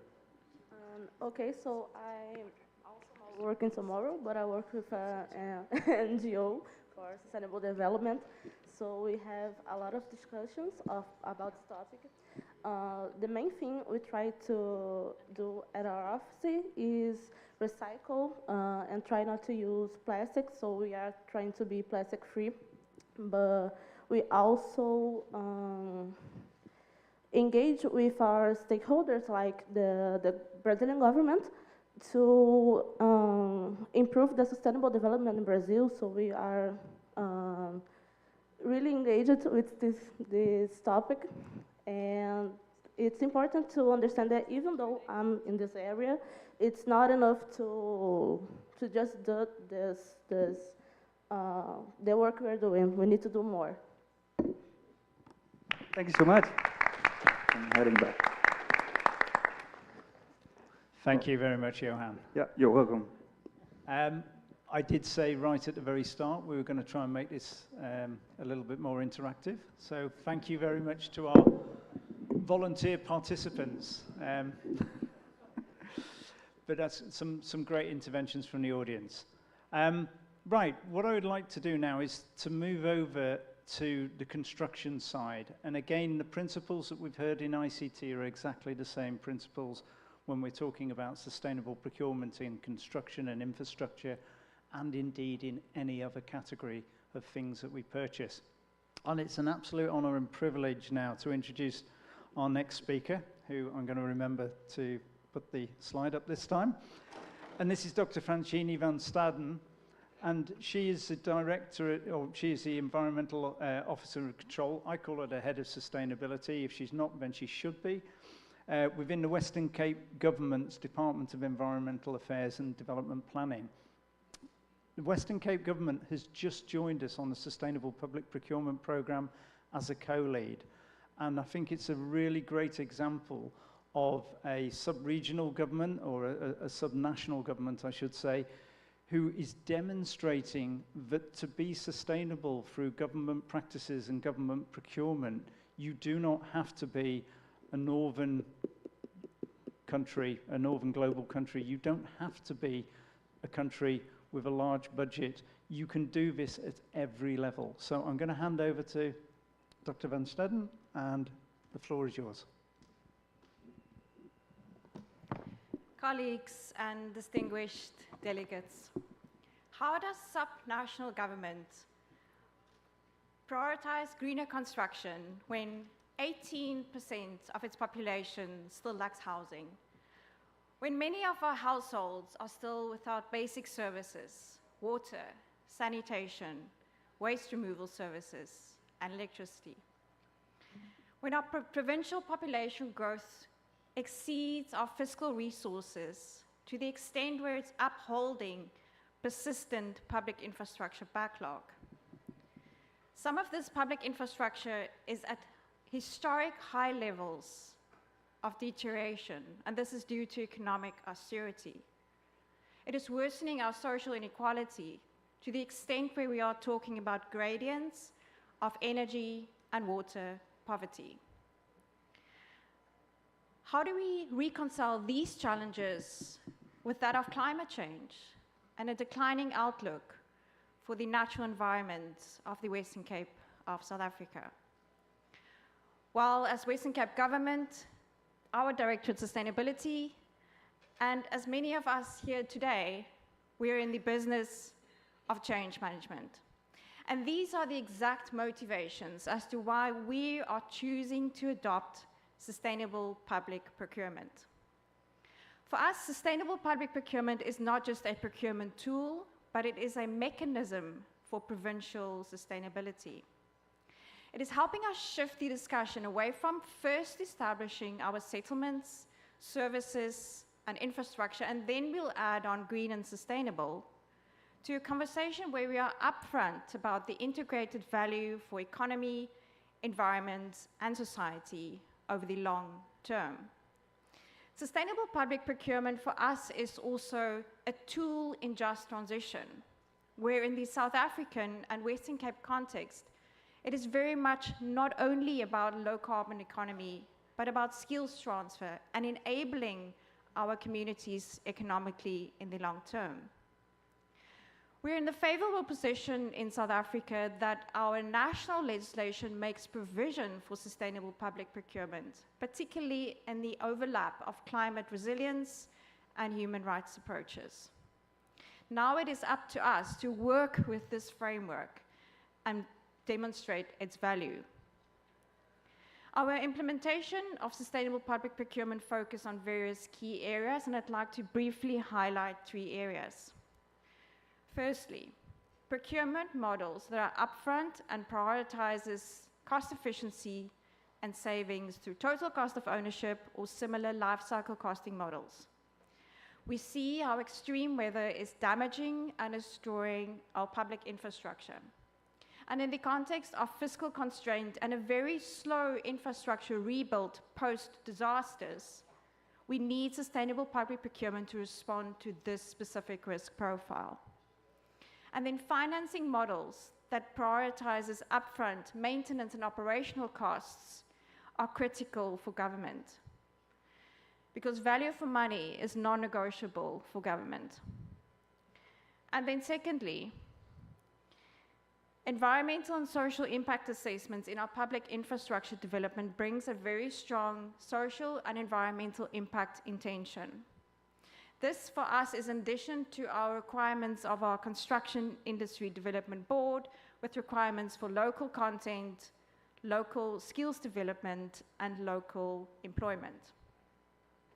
And then thirdly, sustainable building technologies and government subsidized housing is a key way for us as subnational government to scale our sustainable public procurement impact. And again, the focus is not only on climate resilience, but equally on local ownership, social contract, and community development. Now, despite a favorable legislative environment, various implementation focus areas at subnational level, and local success cases, we still face many challenges. The South African socioeconomic context, in very often cases, still prioritizes a lower cost, and we still consider sustainability to be an additional expense. As co-lead in the Sustainable Public Procurement Program, we hope to bring this socioeconomic lens to our sustainable public procurement thinking and development, and it's something we would like to work with and expand also in collaboration, and we look forward to learning from our colleagues. Thank you, obrigada, for the opportunity to address you at the One Planet Network Forum. Thank you very much, Francini. One of the things, the message I took out of that is one that I hear time and time and time again. And when you look at my face, you'll realize I've been around for a long time. And I still hear it now in 2024 in the same way I heard it in 1980, 1990, 2000. And it's that, we can't afford sustainability. Sustainability costs. It costs more. Sustainability is economic, it's social, and it's environmental. And we all have budgets, whether we're individuals or whether we're private sector or public sector. So we can always do something within the budget that we have available. So that's my second message for you to take away, is sustainability costs more is a myth. It's an absolute myth. It costs what you want it to cost. And there's always something you can do within the budget that you have. And the single biggest thing you can do is not spend that budget in the first place. Find a way of meeting your need without having to purchase. So being sustainable in your consumption and reducing that overall global production. So that's my preaching over with. Apologies.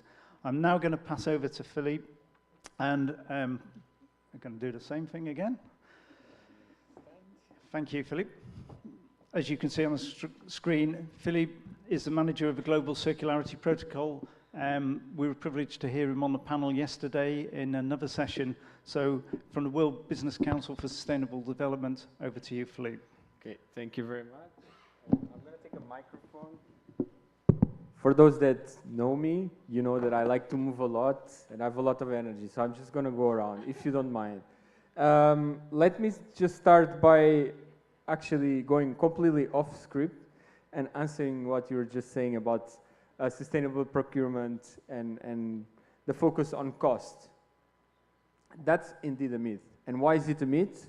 Well, because currently we don't have the right regulations, we don't have the right incentives for that to not be expensive. How do you do that? You do that through protocols, for example, Circularity Protocol that I'm leading. Happy to tell you more about it later. But then also, as Francini was just mentioning, because we're not factoring in total cost of ownership. So I'm just going to leave it at that. and then I'll go into my presentation. Before that, just to introduce myself, I'm Portuguese, so I'm going to speak in Portuguese, at least in the presentation. Bom dia, Rio, boa tarde. Desculpem estar a fazer esta plenária logo depois do almoço. Parabéns a vocês por terem vindo depois do almoço. Então vamos tentar que isto continue a ser energético. Meu nome é Filipe Caminho Garcia, trabalho na World Business Council for Sustainable Development, agora em inglês. That's an organization with over 230 of the biggest companies in the world, so we have a very big carbon footprint, and our mission is very much to change the polluting industries, but also to bring along like-minded and sustainability mindset organizations to push for change. We don't believe of, oh, these are the bad guys. No, let's bring everybody into the discussion. Let's push toward change. So how do we do that? So what's public procurement? Why we are here? Because we think this is extremely important. It's a very powerful tool. I don't know, for those that know the entrepreneurial state from Mariana Mazzucato, definitely recommend for all of you to read it. Basically there she clearly says, literature actually shows that there are a number of examples from spatial technologies to all of other examples that actually was changed. Innovation was changed from public procurement. So sustainable public procurement should be exactly the same.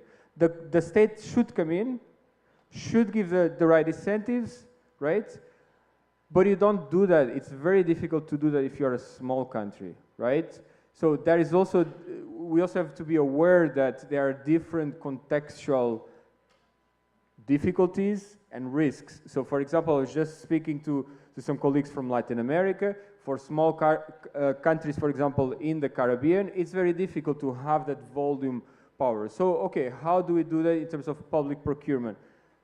How do we have those volumes, right? This is one of the current challenges.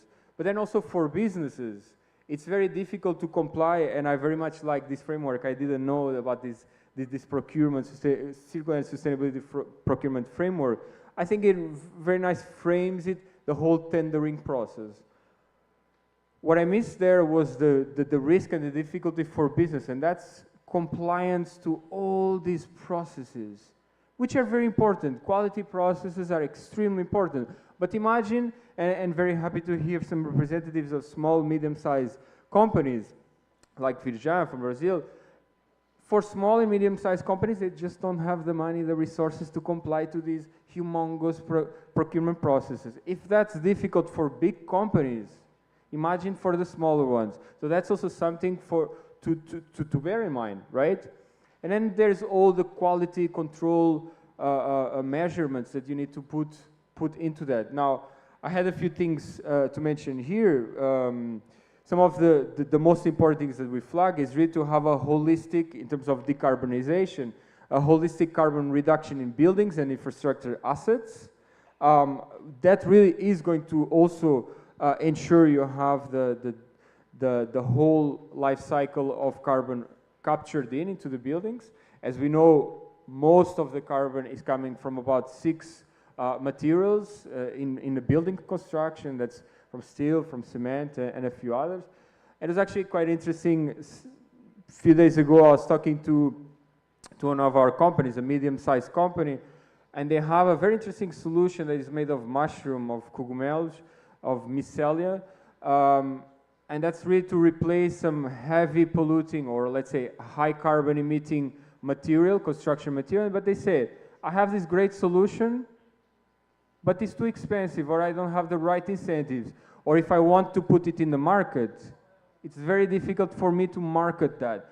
So, what is the role of the government? What is the role of public procurement? It's exactly to step in and create that market, create that innovation. There's a complete myth that it has to be just the private sector pushing. No, this has to be a public-private partnership. And now, by the way, I hate that word public-private partnership. I think it should be public-private, civil society, academia, because you also need a science into all of this. So it's much bigger than just public-private partnerships.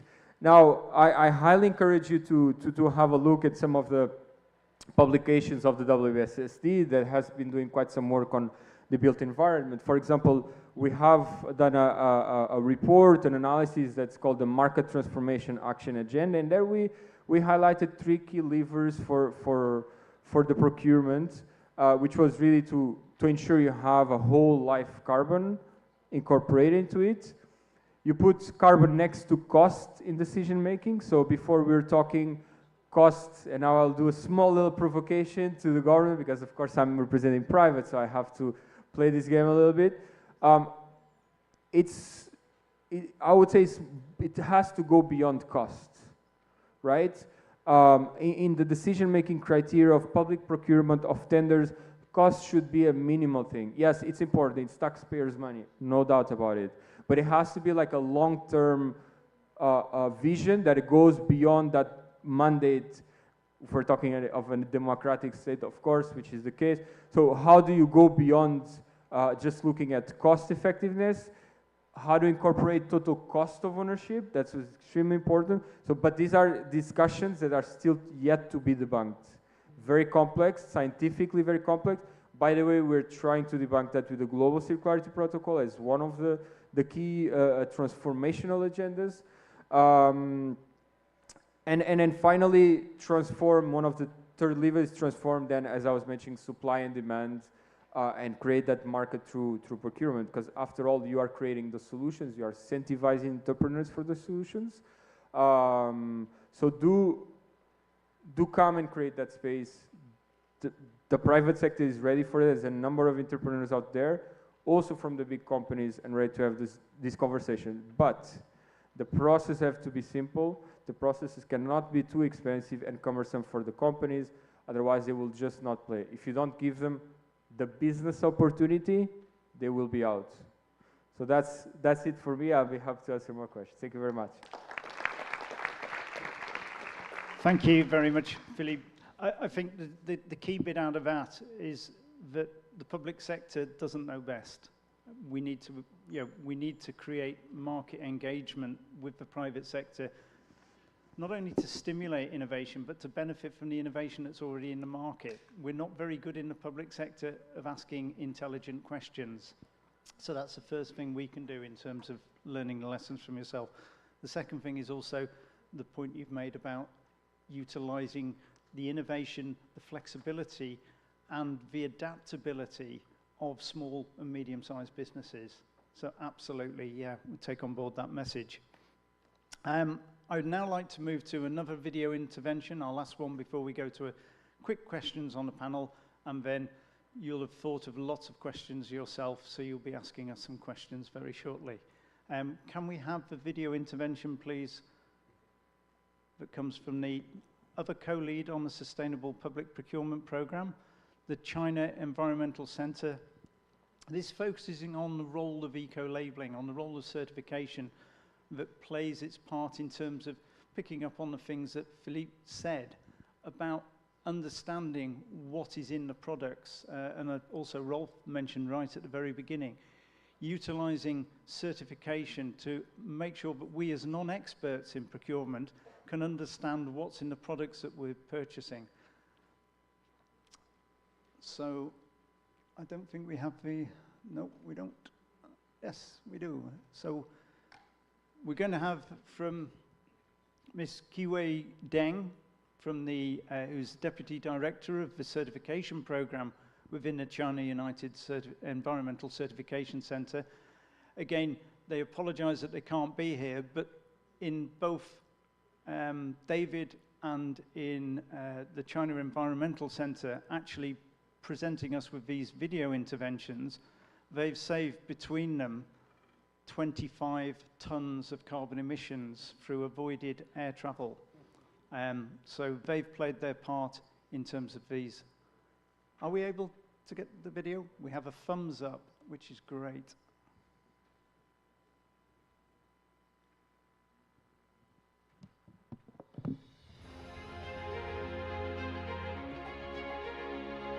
Hello everyone, ladies and gentlemen.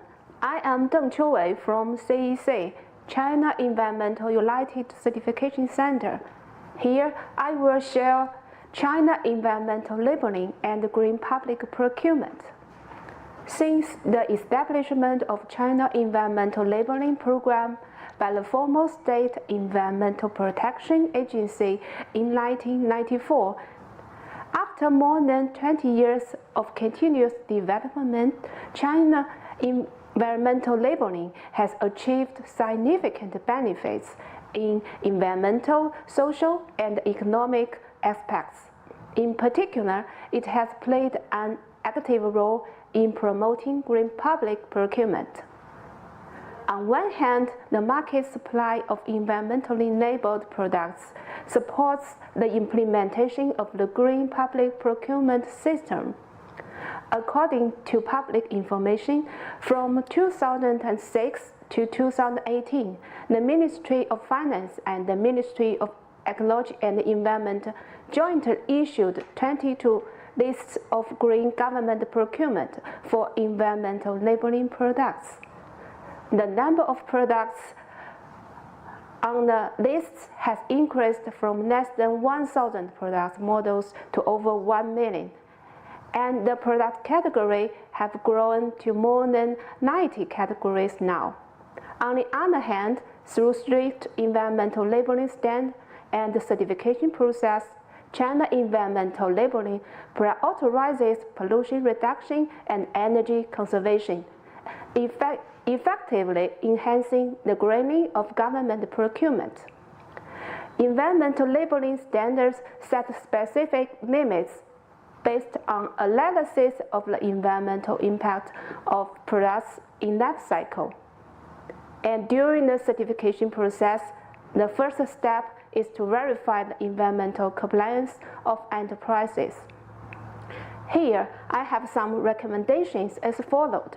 Firstly, it's very important to release related policy and regulations to promote the prevention and control of pollution.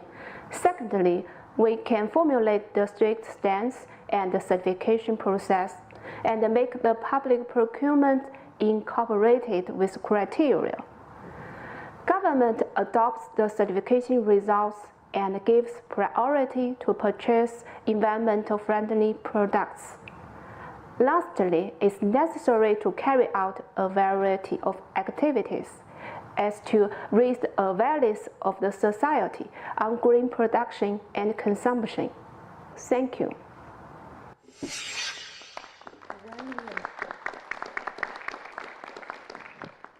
And again, I'd just reiterate that the China Environmental Certification Center is one of the co-leads now. They've been a co-lead for nearly 4 years on the Sustainable Public Procurement Program. And I think it encapsulates the importance of bringing in lots of different organizations and different approaches. So focusing here, as we were hearing, on certification and the role that certification can play in harmonizing standards. So that comes back to what Philippe was saying about making sure that companies who are providing products are getting a consistent message from the demand side, from particularly in public procurement. And that's certainly one of the key aims of both the CFIT, the Circular and Fair IT initiative, is to harmonize and create more standardized demand for sustainable products so that the supply chain isn't having to keep changing its production processes, its methods, and it gets a clear signal of where we're trying to head to and the pace of change that we're looking for. So that's the end of the interventions. I'm just now going to show my age by trying to multitask in terms of questions. I'm going to come first back to Rolf, if that's okay. Rolf? Hi. From the perspective of the BRS, the Basel, Rotterdam, and Stockholm conventions, what are the best practices that you found in terms of public procurement that have helped reduce the use of hazardous chemicals that have been regulated under the Rotterdam and Stockholm conventions, or that have helped manage hazardous waste in an environmentally sound manner as required by the Basel Convention? So what have you found in terms of procurement and the role that the BRS plays? I think one of the most important, and you will find it in whatever industry or government or whatever, the leadership has to come from the top. And sometimes procurement is something that you give to the guys in a corner, sitting in front of computers and running after companies. This is what we think of procurement. procurement has to be part of the strategic leadership of the company or the government agency or whatever. It has to come from the top. And that's why I gave you the example of when we decided to walk the talk and said, look, now on, our conferences will use millions of cups and papers and whatnot, has to go plastic free. And I wrote to all heads of agencies in Geneva to say, look, it has to come from you, the instruction. And then, of course, we will enter into all the difficulties. So for me, that has to happen up there. The mayor, the parliament, whoever is running the show. And in a country, the president, the minister, and in a company, the CEO, and so on. For me, that's the first point. And that's why we interface with them in the conventions, because we bring together all these important people. And we share with them and we show them how important it is. The second one, I think, lesson is back to my issue of information, because you cannot have good procurement without proper information. And information is given through the work our conventions do. For example, we work with the customs organizations to provide more clarity. For example, plastics, 10 years ago on the import was just plastic, when we know there's 150,000 types of plastics. And we've been working now over the last 5 years, we've kind of worked with the International Customs Organization to start dividing the plastics into different types of plastics, different uses, PET, PVC, you know what I mean. So I will stop here, but I think for me these are two important areas if we want to really that's really useful. Spearhead the work of procurement. So leadership and continuity, not just in terms of developing policy, but also in collaboration and practice, putting that policy into practice. Francini, from the Western Cape perspective, how does the government demonstrate the social value through your construction program and through your construction procurement? Thank you for the question. So we demonstrate value in social aspects through procurement through various ways. But firstly, I'll focus on inclusive economic activities. Unemployment in the Western Cape currently exceeds 20%, and this puts in perspective the economic pressures of the region, and this is also in addition to the COVID-19 economic pressures. So as government and subnational government, through our procurement processes, we are very specific about job opportunities and creating access to employment. And in our procurement processes, we are enabled to a large extent to prioritize spending in small and medium enterprises, obviously according to very specific criteria, and we have a robust guideline in our Growth for Jobs strategic framework, which through targeted investments and sustainability practices opens up economic opportunities for the region. And then for us as a department, for the second year in a row, we've undertaken a voluntary pilot process where we have taken a deeper dive in our procurement data. What is it telling us about the market segment or the type of companies that we are procuring from? And through a gender disaggregated data overview of our spending, we were able to benchmark ourselves. And for a second year in a row, we have benchmarks for a specific percentage on female-owned businesses, bringing them into the market and understanding where we are at in terms of our bigger picture. And then on community health and well-being, we've taken the approach that sustainable infrastructure improves our local living conditions and our local living environments. And by upgrading unused or derelict public facilities, we are able to make an immediate and marked difference in communities where it is needed most. Now, this might be as simple as a single school construction project, but it does not only respond to our spatial transformation commitments, but it equally opens up access to services, access to community well-being, and the spin-off thereof is community safety improves, and it becomes a new economic hotspot, which is very positive for our local communities. And if I may just mention a third point, the overlap of climate resilience, skills transfer, and human rights. We know that climate resilient infrastructure responds positively in terms of it saves government money and it saves society's money, and it's a way of protecting our communities. But the skills transfer is equally important, and specifically in the South African context, where we need to ensure that our communities are economically enabled. in a potentially low carbon economy. And that for us will only happen through skills transfer and a technology component. And then the human rights approach.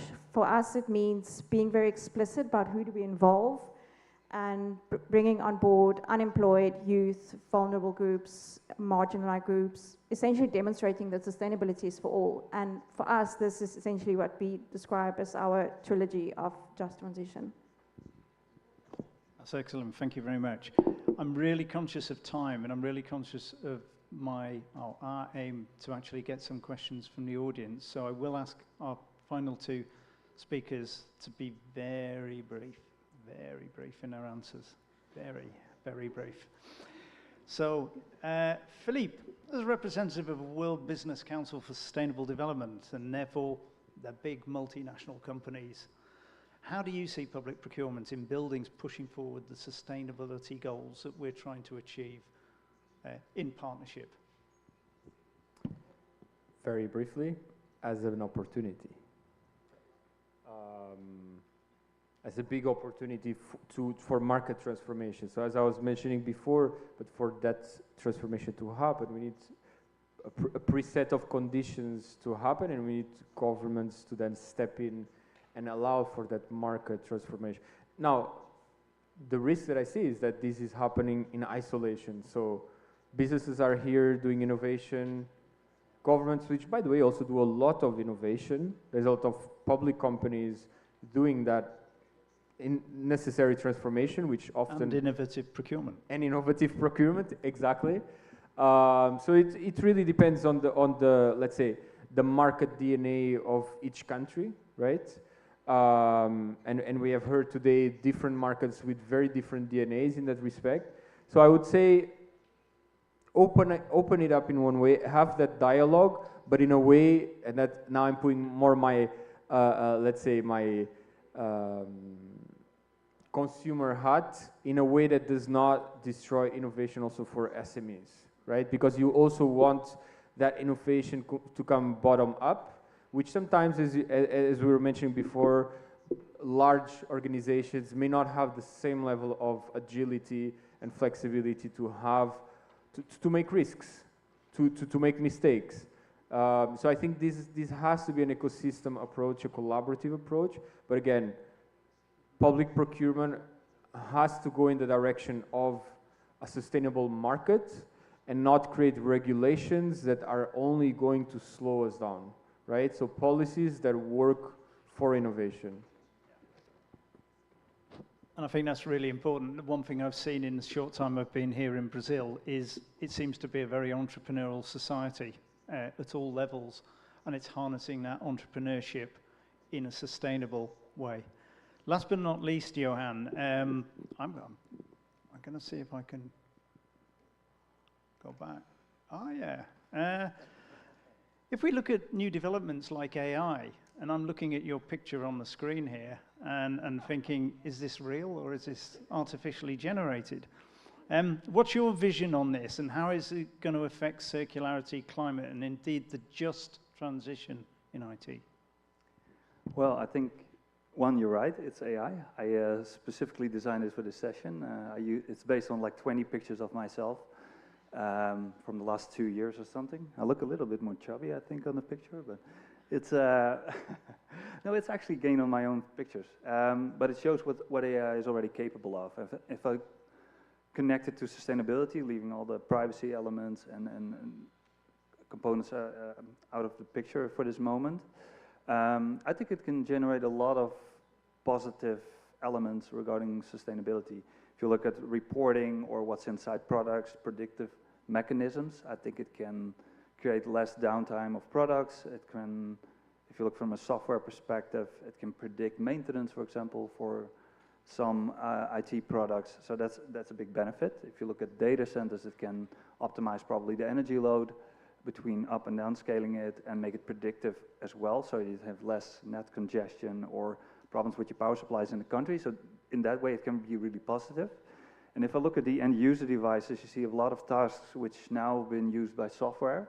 For example, your background when you use MS Teams, for example, is being blurred. That's now a software solution, which in the future will be taken over by an NPU, an AI chip, let's put it that way, which actually makes your battery last longer. So it's less intense on your processor, so it should last to IT products you can use longer. So I think AI has definitely its challenges. If you look at using it as, for example, like ChatGPT, it takes a lot of computing power, which takes a lot of resources. So I think all in all, you should always be aware of in which way you apply it and how you use it to get the most out of it. Thanks, Johan. Audience, you've been very patient with us. You've been listening to everything that we've been saying. When I asked you if you were involved directly in procurement, nobody put their hand up. So you must have a lot of questions for us. Are there any questions from the audience? We have some volunteers here with roving mics. We have loads of questions. That's great. It would be really nice if you could just say who you are and your organization, and then just ask the question.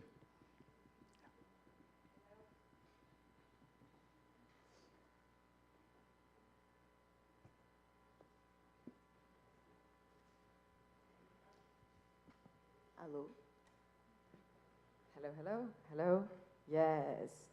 Hello, everyone. I'm Beatrice Luz from Exchange for Change Brazil. Very interested in all the presentations. But I want to, would like to get a view from Johan in terms of digital technologies and how can we use you know, I was in a panel about lifestyle and harnessing digital tools for circular economy, and we talked a lot about education. I know that the Netherlands has a manifesto of circular education. I've been working and inspired by the Netherlands for some time, had exchanged some ideas with Jacqueline Kramer in the past. So I was wondering, how can we use this kind of technologies to inspire kids to a new mindset and to grow already thinking of circularity? Wow, that's a really good question, actually. I think it works a little bit the same like children adopt technology now growing up already. You see a lot of younger children, you see like trying to like swipe if they touch a screen, for example, they grow up with it. And I think there's a bit of a trade-off, of course, how young children should be when you expose them to technology. I think playing around outside is very important as well. I think there should be a balance, so that's one. But I think let them play with designing or modulating like IT equipment. So just like you learn how to play with building blocks, you can use it as well in a way to build your own smartphone, for example, or learn how to play with technology to create like a light pop up or something. I think it should always be in a playful way. I think that helps the most. I'm not a specialist in children's education, as you know, but I think those things work well. And I know there are also, for example, different tools which help children and also parents grow up and understand what's happening in the digital world to protect, for example, children more against harassment or anything like it when in the digital way. So I think there have been some apps developed as well from some Dutch companies which focus on educating that. I think those are key elements which should always be put into place. And I think in the broader sense, it's just play with things. Like, we had the privilege of visiting FEIRIAN, which is the Federation of Industries in the Rio de Janeiro state, and they've got what they call a Fab Lab. Boy, it was fab. And there was some really good getting young people involved in design. I love that idea of getting it involved in design. And if you get a chance, go visit the Fab Lab from FEIRIAN in the Casa de FEIRIAN. Is that correct? Yay. The gentleman on the end of the row had a question. Hi, thank you so much. My name is Wei Xin. I work for the United Nations in New York. I have a quick question. So during our presentation, everyone mentioned the role of the manufacturers, the role of the company, the role of the consumer. But I think in practice, I think you miss how can we communicate this to the auditors? Very often we have lots of ideas. We say we need to do sustainable procurement, and we'll receive the bid, and we want to select probably a slightly more sustainable but more expensive option. The auditor will usually show up, say what's going on, And I think sometimes I find it very hard to communicate our ideas to them from the lens what they are looking at things. And I would be most appreciated if I can learn from your insights how you communicate that to them. Thank you. I'll give a response to that because on the 17th, when I get back, I've got a meeting with the heads of procurement of all the multilateral development banks in London. And that's exactly what they're talking about, is that when we talk about procurement, we talk about a procurement cycle, as I said right at the beginning. It's about, do we need something in the first place? What do we need? It's about not what we want, but what we need. And can we actually service that need in a way that doesn't necessarily encapsulate ownership of an asset? So, but coming back to your point, the critical bit in that is actually identifying the stakeholders all the way around that procurement cycle. And it's a wonderful cycle, it's 360 degrees, but by definition that involves every stakeholder. And you're really right, it's about actually helping demystify, taking away risk with financial investors in terms of circular finance, so that they're not seeing it as something novel, something non-standard. They're seeing it as part of their finance and investment portfolios. It's the same thing as you've just said with the auditors.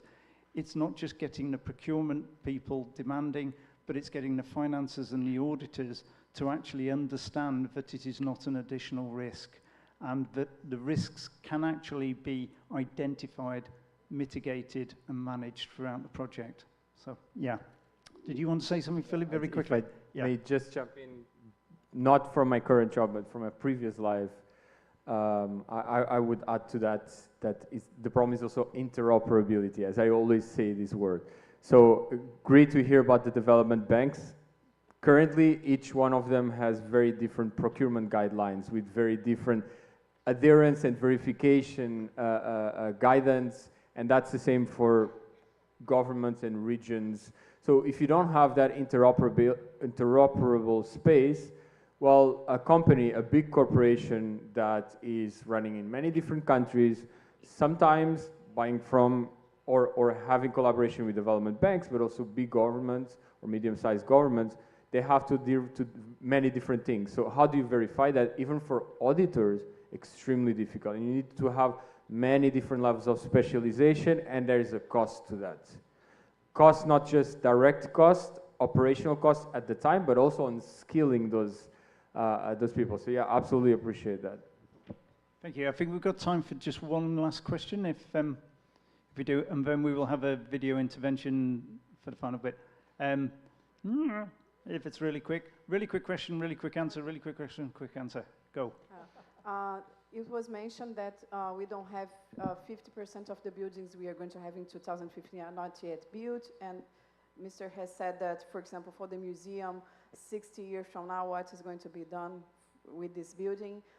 In front of Museu da Manhã, we have a very high building built in the 20s, the 1920s, that is being rebuilt for residential. It is a very important building of Rio de Janeiro that 100 years now, after, is going to be used for residential purpose. So I'd like to hear a few thoughts on how we direct for rebuilding things that we already have ready, and not as our construction sector is directed to build new things and it's not very well prepared for rebuilding things for the circular economy. So it's... Anybody else want to jump in? Rolf, do you want to go? Well, I can try since very quickly. I put the elephant in the room. Yeah. Well, well, basically the point I'm making is when we are designing now, we need to think about what will happen to the building when we're going to dismantle it.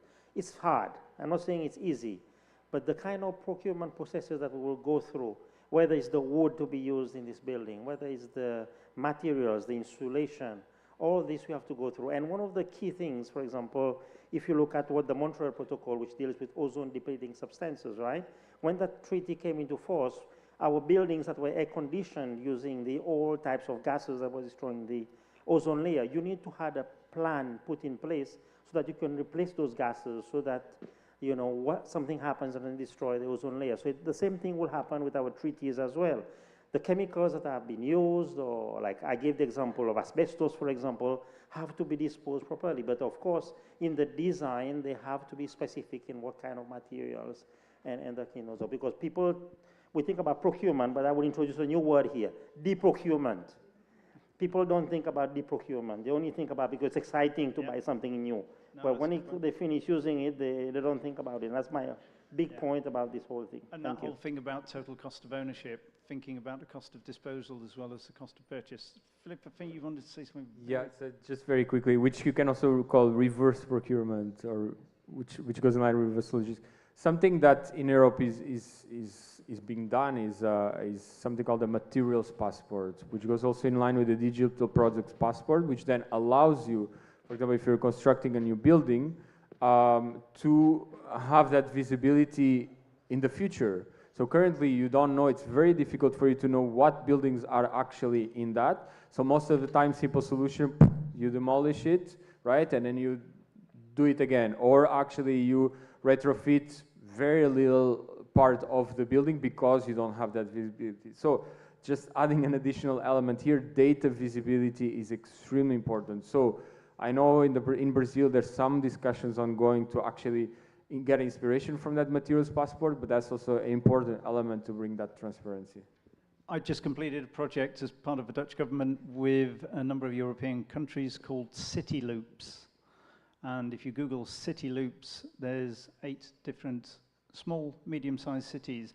One of the elements in there is about demolition protocols. So this an interim stage between what Philippe has just said, but picking up on what Rolf said.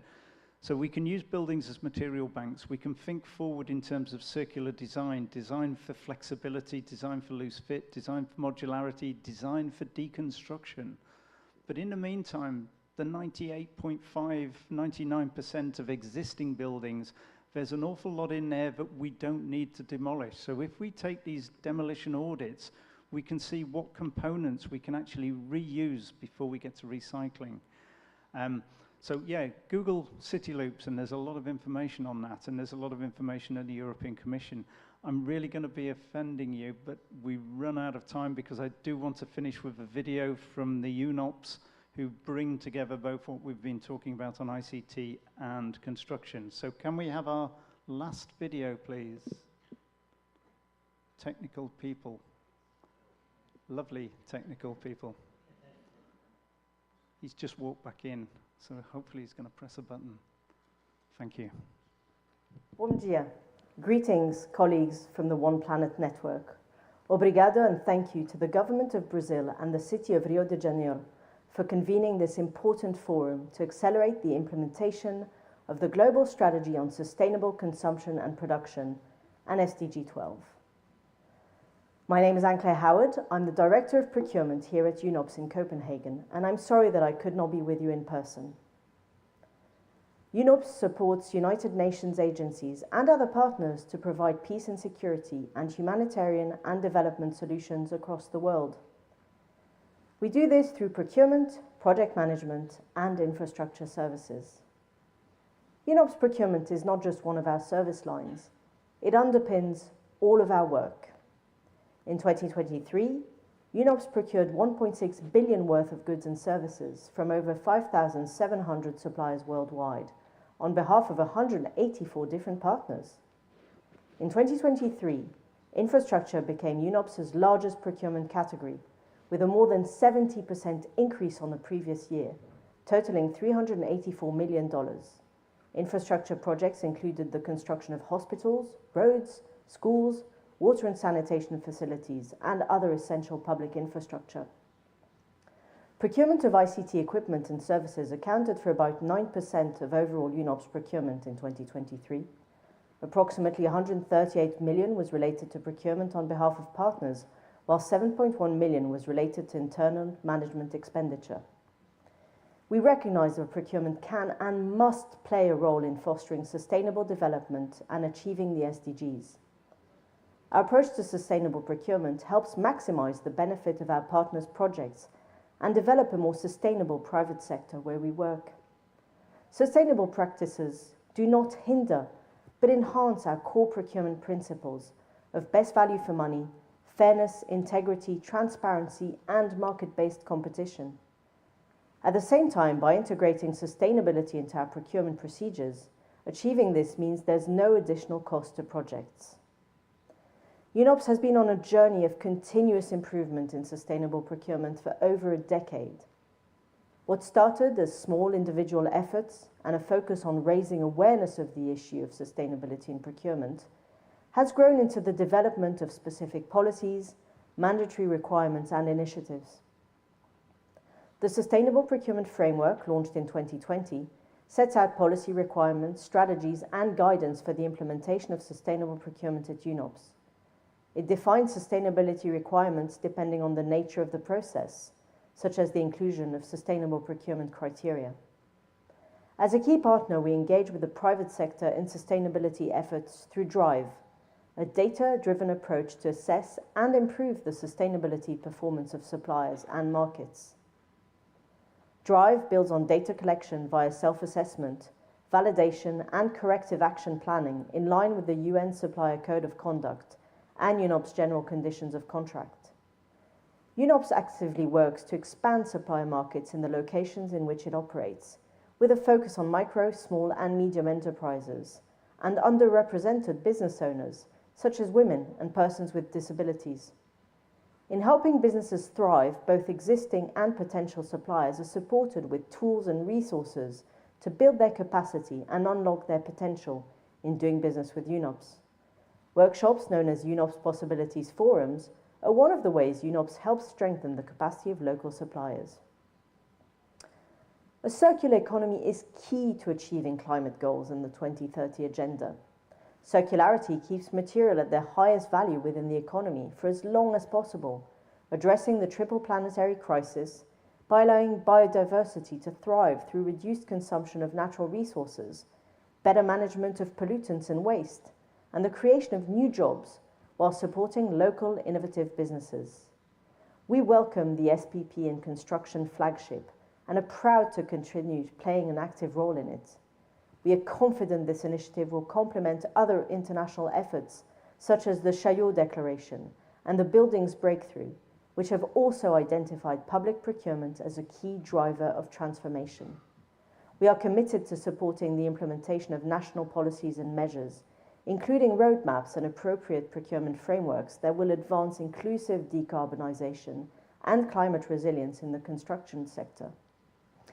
We have just joined the Circular and Fair ICT Pact, CFIT, to enhance our approach and help accelerate circularity, fairness, and sustainability in the ICT sector.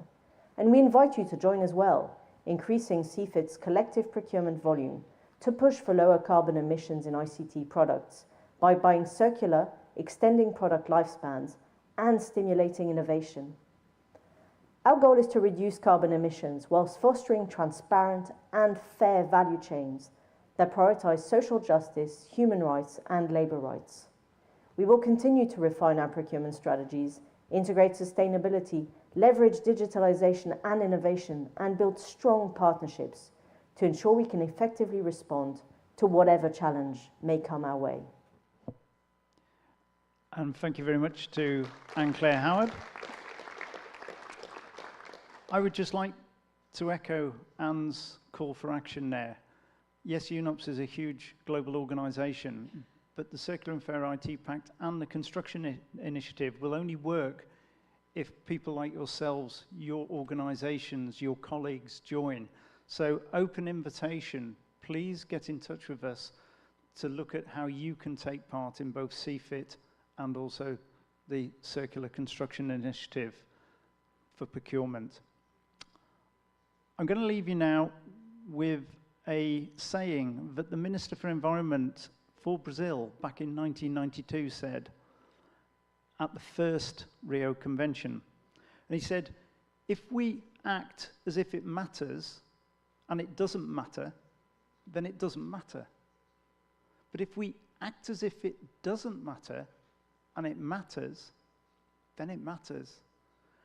We're now at the tipping point where that last sentence is irrelevant. We can no longer act as if it doesn't matter. We have the scientific evidence base to show it matters. So again, individual call for action, like Johan said, whatever you do when you go back to work on Monday, you can always do something different, even if that's just inspiring your colleagues to think about procuring, purchasing, using something longer, and the same in your own lifestyles. But look at your organization's policies. Look at ways that you can agitate and instigate them to change and become more sustainable, and join us on that sustainable procurement journey. Thank you very much. I'd like to thank all of our experts on the panel and give them an appreciative round of applause. I'd like to thank you for sitting here and listening to us for the last hour and a half. Thank you very much. And I'd also like to extend my thanks to the sign language people for signing our session for us, to the translators, and to the technical gurus who can make this happen, and finally to the organizers of the UN One Planet Network Forum. I know the incredible hard work that you do behind the scenes to give us this platform to promote our messages. Thank you very much, everyone. Enjoy the conference.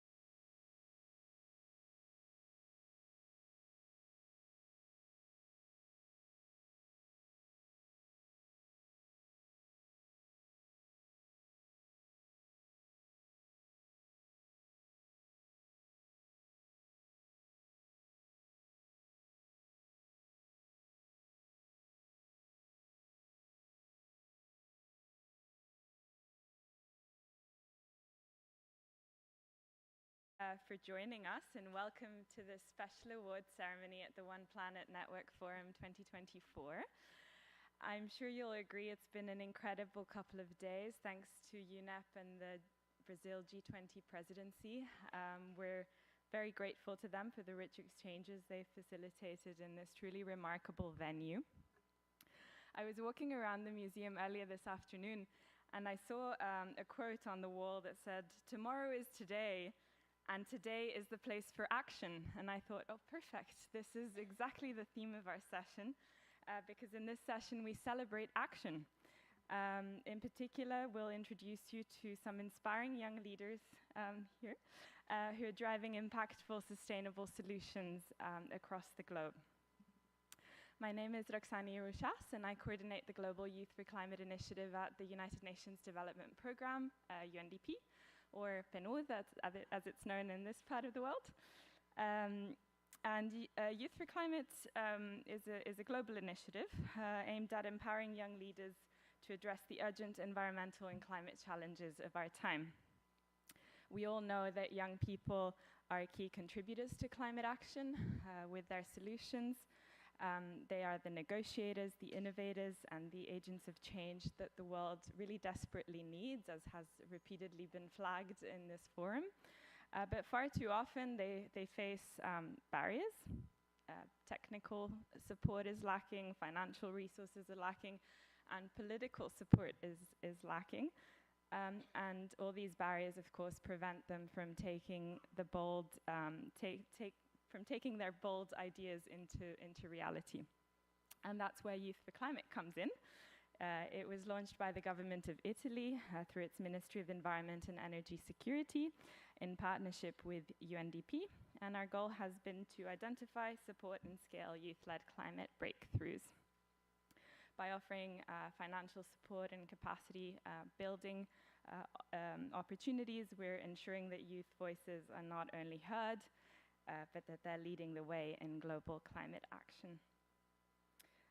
One of the cornerstones of Youth for Climate is our Call for Solutions program. Through this program, which started last year, we provide financial awards to youth-led organizations that are leading innovative and sustainable solutions to some pressing challenges, including sustainable consumption and production. Since we began with the call last year, we've already received more than 3,000 proposals from young people all around the world from more than 120 countries. And while we only started last year, we've already been able to financially support 100 initiatives across 53 countries with up to $30,000 US each. So we're very proud of that, and proud to also be able to accompany that financial support with some mentorship and technical support that is needed to take these projects further to scale and sustain. As I mentioned, this year, sustainable consumption and production was included as a specific focus of the call, and 10 youth-led projects in SCP have been awarded, or will actually be awarded tonight.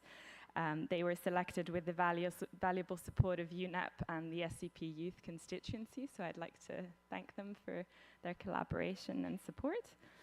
And that's not to say that the other 90 projects that we're supporting don't, of course, support sustainable consumption and production. They work on bioeconomy, on biodiversity, on food systems, a lot of the themes we've been discussing here in Rio over the past couple of days. Without further ado, we'll shortly be hearing from the youth themselves. They'll be presenting their initiatives to us. But I'd like to show you a brief video message from the Minister of Environment and Energy Security of Italy, Mr. Gilberto Pichetto Fratin. And he'll say a few words about our trajectory at the end of this year. So we're present here in Rio with this group of youth working on SCP, but you'll also be able to find us at some other events in quarter 4. So over to Minister Pichetto Fratin. Oh, it's me, sorry, that needs to click forward. Cari amici, sono felice di annunciare importanti novità per Youth for Climate. dopo la grande mobilitazione di Roma dello scorso anno con 130 giovani under 30 che da oltre 60 paesi diversi hanno portato i loro progetti, le loro idee. Siamo pronti a fare un nuovo passo avanti. Vogliamo moltiplicare le opportunità per ragazzi e ragazze di ogni parte del mondo. Ci saranno 4 eventi chiave dove premiare e dare visibilità alle soluzioni proposte dai giovani. Il nostro viaggio inizia a Rio de Janeiro con One Planet Forum, occasione per celebrare la sostenibilità nel consumo e nella produzione. A ottobre saremo a Torino, dove raccoglieremo l'eredità del G7 per affrontare insieme le sfide climatiche legate all'educazione, all'energia sostenibile e all'agricoltura. Proseguiremo poi per Riyadh durante la COP sulla desertificazione per mettere in luce le soluzioni legate alla tutela e alla gestione del suolo. Saremo anche a Baku per COP29 dove sosterremo tutti i giovani impegnati nella sfida climatica. Un ringraziamento speciale va a UNDP, ai nostri partner come Connect for Climate. Insieme continuiamo a rendere Youth for Climate una vera grande forza motrice del cambiamento, di proposta, di azione collettiva. A presto, grazie.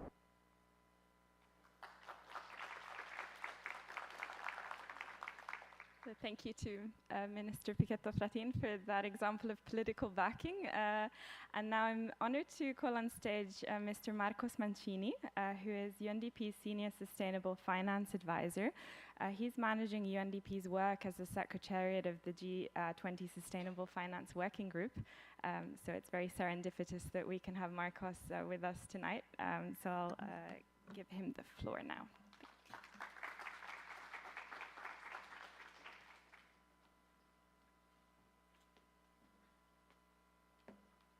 Thank you very much, Roxani, and I promise I won't keep you from hearing from these bright minds and entrepreneurs. Distinguished guests, esteemed colleagues, representatives of the government of Brazil, and the Ministry of Environment and Energy Security from Italy, and incredible young leaders that we're here to celebrate. Today we spotlight some very young bright minds who are guiding us towards a more sustainable and equitable world with their transformative initiatives. First, I extend my sincere thank you to the Italian Ministry of Environment and Energy Security.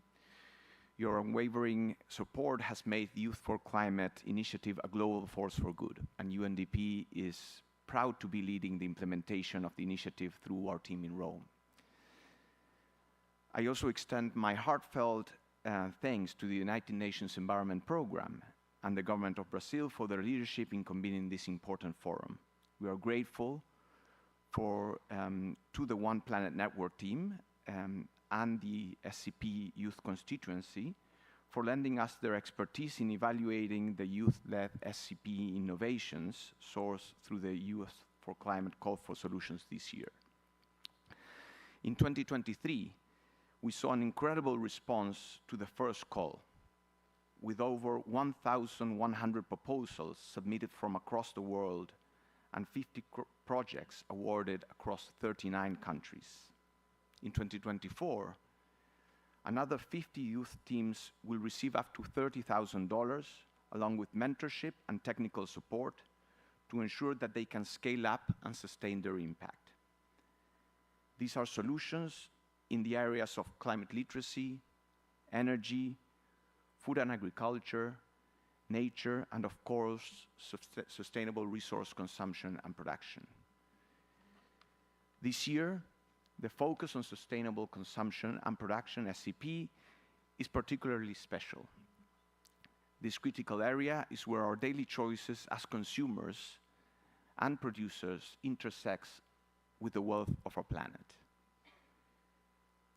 10 of these awardees, those present with us tonight, are youth-led projects pioneering new ways to reduce waste, promote circular economies, and build sustainable livelihoods. The SCP awardees we honor today demonstrate that sustainability is not just possible, it is practical, profitable, and essential for our future. Now, it is my pleasure to turn our attention to the remarkable young leaders we honor today. Your passion, ingenuity are truly inspiring. From India to Colombia, from Tanzania to Serbia, your actionable solutions are making a tangible difference in our communities. I urge you to continue. Continue pushing boundaries, keep innovating, and inspiring others with your actions. The world is watching, and your work paves the way for a better and more resilient future. To our partners and supporters, as we celebrate these remarkable achievements, let us remember that our work is far from over. The solutions we see today are just beginning. They are the seeds of change that, with our collective support, will grow into powerful movements for sustainability and justice. Let us continue to invest in our youth potential, empower them with tools and the resources they need to succeed, and stand with them as they lead us towards a more sustainable tomorrow. Thank you all for being part of this journey. UNDP looks forward to collaborating with many of you in the lead up to COP30 and through the outcomes of the G20 Brazil Summit. Thank you very much.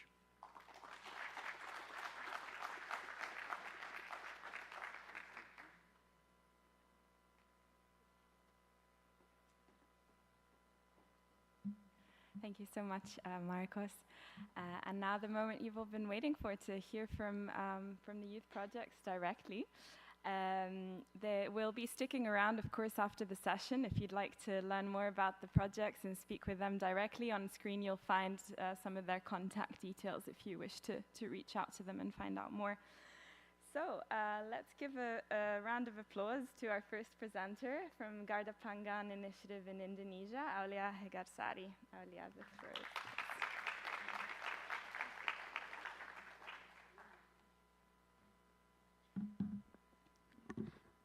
All right.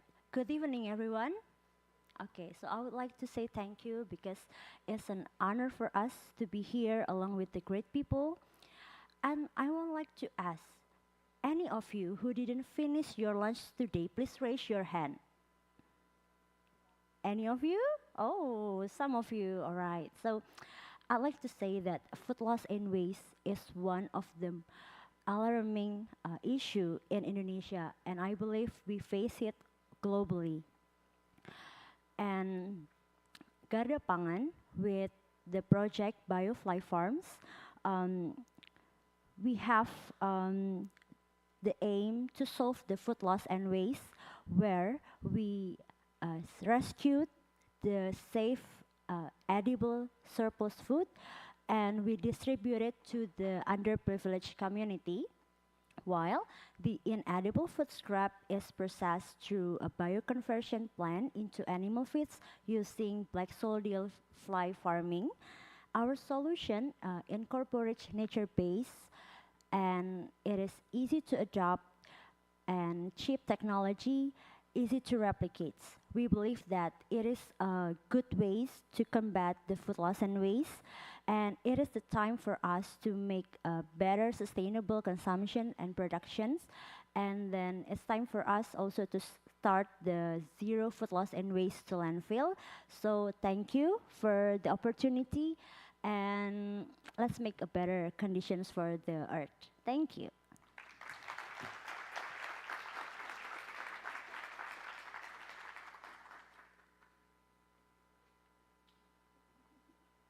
I know we all wish we could hear much more about these projects, but this is the time we have, unfortunately. But nice that you can get a glimpse of all these projects from so many different countries. Next, I'll call on stage Camilo Munoz from the Ecolocos team in Colombia. He's also here with two of his team members. So let's do this. Okay, nice one. So hi, I'm Camilo, and I'm from Colombia. And I just want you to imagine something. So you have this very important event, so you have to go and you have to cut your hair. So you go, then you ask for your cut, you pay, you leave, and that's all. Yeah, very simple, right? But have you ever wondered what happens to this hair? Well, we do, and we noticed some important data. Just in USA, more than 31 tons of hair are discarded in lands and also incinerated. Also, we noticed that hair has a very, very important property, and it's that it can absorb up to 5 times its weight in oils and hydrocarbons. This last thing, it's a very, very important problem in Colombia. There have been more than 2,000 oil spills, and the 70% of oil, cooking oil in Colombia, it's just dumped in the drains. Inspired in other projects, and also that this is a residue that we don't use, a waste that we don't use, we created Oiloft. Oiloft is a solution that seeks to use hair sponges to clean up water resources from oils and hydrocarbons. Then we use the sponge, and we use it and reuse it, and then we apply a separation method.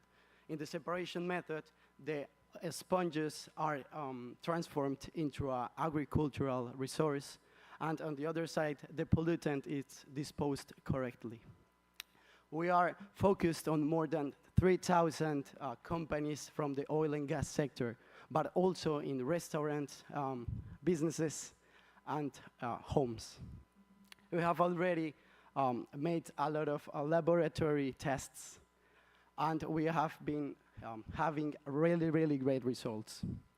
Currently, we are developing a pilot plan in our country in a local restaurant for cleaning and treating grey waters. So in Oiloft, we dream of clean ecosystems, and we are committed on cleaning them one hair at a time. Thank you.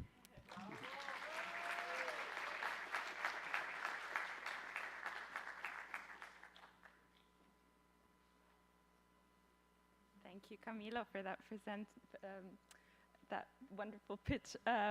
Not all of our awardees, unfortunately, could make it here in person, so the next one is a video pitch coming to you from Nigeria, from our awardee, Esther Olalude, who has a company called Venil. Let's hear from Esther. Hello everyone, my name is Esther Oluwabumi Olalude. I am from Nigeria, and I am a Youth for Climate awardee under the thematic area of sustainable consumption and production. Worldwide, millions of women and girls face period poverty with limited access to affordable and safe menstrual products. This affects up to 37% of women in my country, Nigeria. This not only affects their health and hygiene, but it also leads to absence from school and work and loss of opportunities and social stigma.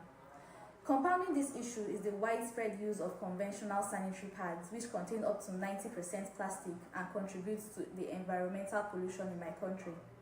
In a country where waste management is already a challenge, this leads to increased plastic waste, harming the environment and contributing to climate change.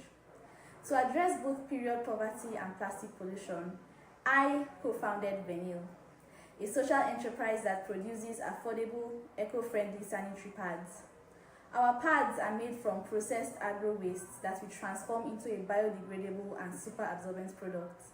These pads decompose within 6 months, drastically reducing plastic waste. At the same time, we price our products to be 30% lower than conventional options, making them accessible to low-income women and girls who need them the most. Looking forward, I see Venil expanding beyond northern Nigeria to reach more regions across Africa, increasing both our social and environmental impact. We plan to scale our production, form strategic partnerships, and invest in education and advocacy campaigns to promote menstrual hygiene and environmental sustainability. By doing so, we aim to empower millions of women and girls while simultaneously reducing plastic pollution and contributing to a sustainable future. Thank you.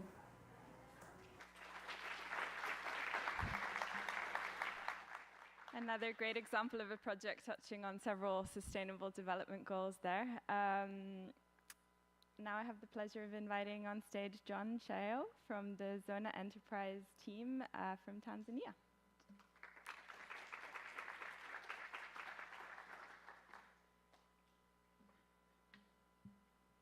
Hello everyone, so my name is John Shayo from Tanzania. I'm the founder and CEO of Zona Enterprise. And at Zona, we've really asked ourselves the very fundamental question, how can we come up with a solution that can help reduce the mismanagement of organic waste, particularly food waste, in such a way that it helps the very people who are producing food waste, which are the small-scale farmers, but also contributing to our fight against climate change. So at Zona, we made it our mission to transform waste management and agriculture through converting organic waste, particularly food waste, into affordable, eco-friendly fertilizers in such a way that it increases their crop yield and improves their family livelihoods. So we do this through microbioengineering so that we can speed up the decomposition process. So our fertilizers enhance the soil health, improves its structure and its ability to retain water. And through this process, the farmers will see improved agricultural productivity and also help their families in the fight against climate change, but also helping them cultivate or do agricultural practices in a sustainable way and for the future generation. But beyond agriculture, Zona Enterprise is deeply committed towards changing the mindsets of the people and the community through organizing cleanup campaigns, which are actually transforming how people manage and do cleanliness of their waste, because we bring the community together in such a way that through small actions they know how they can manage their waste at their home, protect themselves against the effects which are brought by working with waste and without protecting yourself. And we are also looking forward to collaborating with other people so that we can integrate different solutions and bring our solution even to different areas of Tanzania. You can learn more about us through our social media pages, and yeah, I'm happy to be here. Thank you.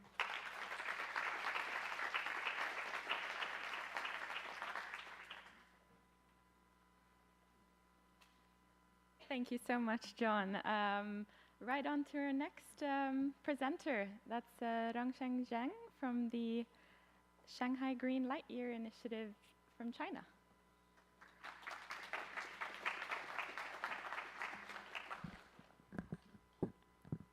Hi, ladies and gentlemen. I'm very excited and pleasure to be here. My name is Rong Zhang from China. I'm lead the project Major Stone Solution Hub. Firstly, I would like to extend my gratitude to Youth4 Climate Initiative for this supporting us and for providing us this opportunity to share our work with you. Our project is about stone and fiber. When you think about basalt stone, what comes to your mind? Perhaps you imagine something like massive, heavy, and difficult to work with, something used primarily in construction, right? But what if I told you that the basalt stone could be part of the solution in the future? Our project focuses on transforming basalt stone into fiber, specifically continuous basalt fiber, and then integrate this fiber into various products. The production process generates significantly lower carbon emission compared to the production of chemical fiber. Moreover, basalt fiber products share many of high quality attributes of like carbon fiber products. Their longer life cycle means reduced carbon emission and more cost-effective solution in the future. My hope is one day this material can be applied not just on land, at the sea, also sky, and into space like Elon Musk. So I'm wanting to invite everyone here explore this material and the solution with me. From your office to home, from your bicycle to your aircraft, there are many potential applications for this innovation material. Thank you for your time. I look forward to discussing how it can contribute to the future. Thank you.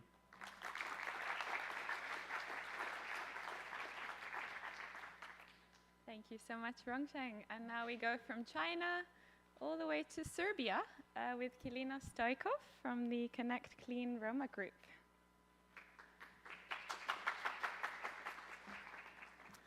Hi everyone, my name is Kilina Stojkov, I am from Serbia, and today I'm going to represent you a project that I was working more than 3 years on that. So when we think about green application, when we think about wind turbines, when we think about this great green renewable energy, we think about the material that we need to source. Some of that material is copper. But what is happening when we source this material on the wrong way? Many non-formal collectors in Serbia and other developing countries, they are burning the cables so they can extract the copper. And that's very cancerogenic and very problematic. The one life that one non-formal collector is expecting because he's burning the cables is around 50 years. So what we did, we decided that we're going to change that. We integrated 30 non-formal collectors in the legal recycling system. We find the funds to buy the machine. We created a system where we included these 30 families and 30 collectors. We are produced and we recycled over 100 tons of cables and produced over 80 tons of copper. Now, what we did is in 2 years, we achieved a turnover in our company around 250,000 euros. And we decided that we're going to go global with this project because we believe that a lot of countries are facing with this problem, and we need really to think about these critical materials when we speak about this green agenda.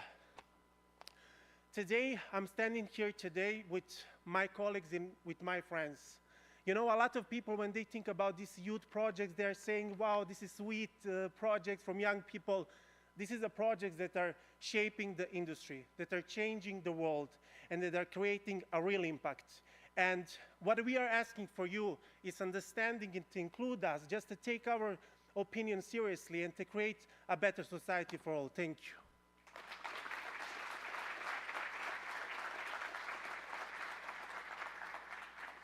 I hope you're enjoying these presentations as much as I am. Thank you, Kilina.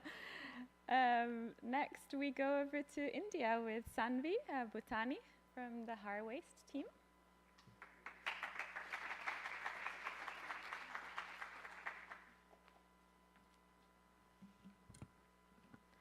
Hi, everyone. Thank you so much for having us here. I want you to picture this. It's winter in North India. The sky is dark, but not from clouds, from smoke. Delhi is choking on toxic air. In November 2023 itself, the average air quality index was 372. One may ask why, and there are many reasons, but one important one that I want to talk about is crop burning. Farmers burn 92 million tons of stubble yearly. I've experienced it myself when I was studying architecture in college. The college was surrounded by farmland, and every year we would see that this farm would be ablaze. And what was the irony? That while we were sitting in college, we were training to join an industry that contributes to 37% of global carbon emissions, which is the building sector. What if I tell you that the solution to this highly emissive building sector was right in front of us, literally burning away? So I bring to you Har Waste. We are architects and business students with a vision. We want to transform this crop residue, which is the source of pollution, into building materials. We want to scale our prototype into a market-ready product with support from Youth for Climate. And we don't want to stop there. Our vision goes beyond materials. We want to work with farmers at the grassroots. Farmers don't burn crops out of choice, but out of necessity. They are actually trading their health for sustenance. And we want to offer them an alternative that converts their waste into something that can be an alternative income stream for them. We want to create a future where farmers breathe easier, cities grow cleaner, and buildings are built on the earth that they stand on. Thank you very much.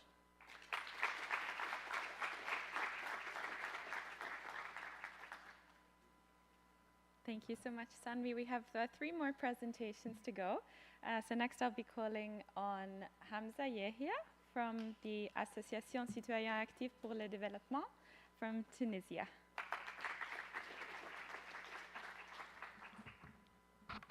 Hello, bonsoir. happy to present Natural Loop. Our project aims to create a circular organic waste management system for hotels. It's composed of 3 main operations. The first is starting by sorting the organic waste from hotels, second, composting it, and third, using it to animal feeds. Our project has an environmental impact, such as the reduction of greenhouse gas emission by reducing waste sent to landfill. Also has a social impact, like offering a job for young and women. We also work with more than 7 hotels in Monastir, and we will aim to work with 70 hotels in all Tunisia. Thank you.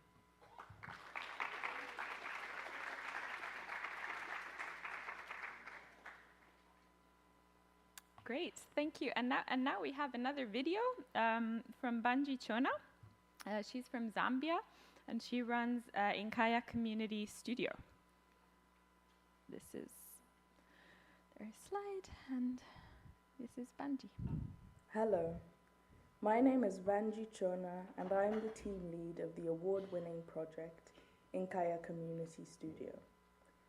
I founded Inkaya nearly 5 years ago in response to the limited access to high-quality skills training programs for women in the artisanal sector in rural southern Zambia.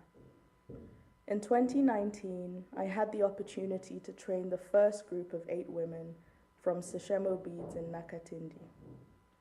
Like many other rural areas, Nakatindi has incredibly low educational and employment rates for women. The Seshemo initiative aimed to address these challenges by establishing a studio dedicated to transforming discarded glass bottles from the surrounding areas into high-quality handmade and fired glass beads. I was brought onto the team to organize continuous training sessions focused on sustainable consumption and production techniques, including jewelry design and natural pigment sourcing. 5 years later, Seshemo Beads has become a successful social enterprise, enabling some of their members to return to school and support their families. At the beginning of this year, I began training a second group of women at the Twabane Creative Center in Simanga, another rural area facing similar challenges. With this group, I developed a range of non-toxic natural dyes using botanical materials such as the bark and seeds of indigenous trees. Within just 3 months of training and production, the group was selected by the president of the country to exhibit their work at an international conference on sustainable practices. The future of Inkaya envisions continued skill sharing and women's empowerment, with plans to establish our very own community studio in Chiawa, another rural area where women need adequate support systems to build a sustainable future.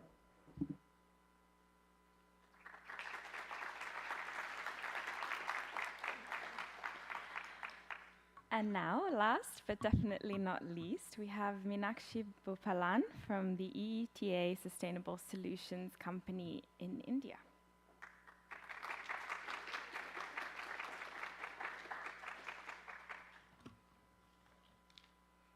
Very good evening to one and all present here. I'm Meenakshi, representing my startup EETA Sustainable Solutions, and I'm from India. I would firstly like to thank Youth for Climate for recognizing our work and awarding us with the project. And I would also like to thank the forum for giving us the stage.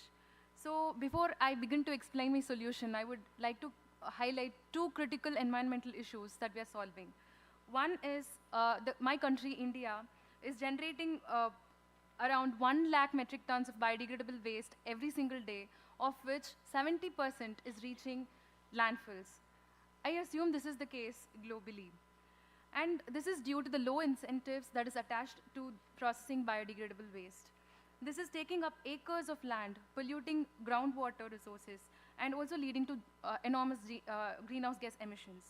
The second problem is the global increase in demand for the meat as a primary source of protein. This accounts for around 15% of the greenhouse gas emissions, considering all other sectors. We at ITA are solving this problem by incorporating an insect-based solution for processing biodegradable waste and converting it into sustainable animal feed. The insect larvae is very rich in protein, and it is sustainable in terms of 25 times more sustainable compared to other sources of protein. The bioconversion process is 3 times faster, is very resource efficient, and also is 25 times more sustainable compared to the other sources of protein. Apart from the environmental impacts, I would also like to highlight the social impact. Processing per ton of biodegradable waste will at least give opportunities for 4 ground-level staff. This would increase the job opportunities for the local communities. This is a solution that helps in bringing the food back to the circular loop. With the support of the Youth for Climate, we aim to implement this project across different geographies in our country and create a scalable impact. Thank you so much.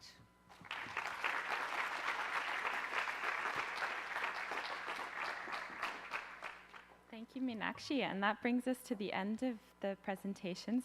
We're almost at the end of the session as well, but we still have an important part of the event to get through. Before that, I did want to flag that beyond the financial awards that we're able to give out, we do host an online community as well as Youth for Climate. We have a growing membership of 16,000 youth at the moment, and we're able to open up learning opportunities, different really engagement modalities through this platform. So do share with your networks. You can scan the QR code that is on screen, and we'll be launching an app soon that will make it a bit more accessible. Okay, so perhaps we can go back to the title slide. The young people you heard from tonight, they only found out about a month ago that they were awarded funding.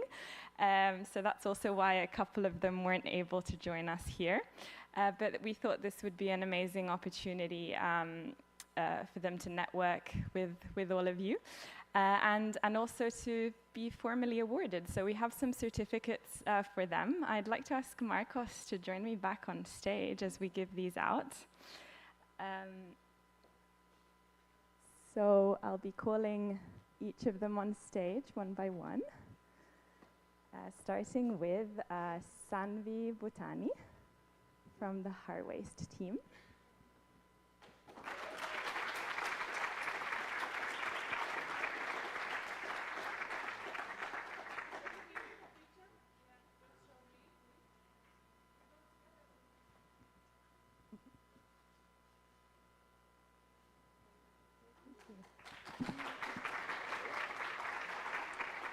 And then going to the Garda Pangan team, so Aulia.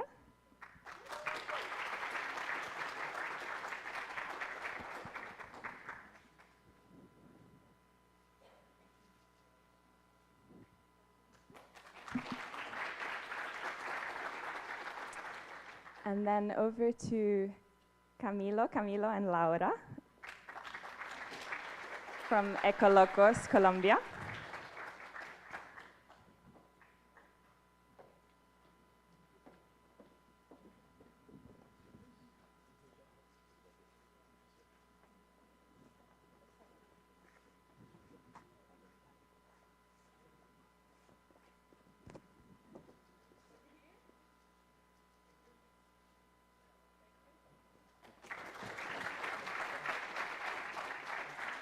And then calling on stage the Shanghai Green Light Year team. I think Rongsheng has 2 colleagues with him.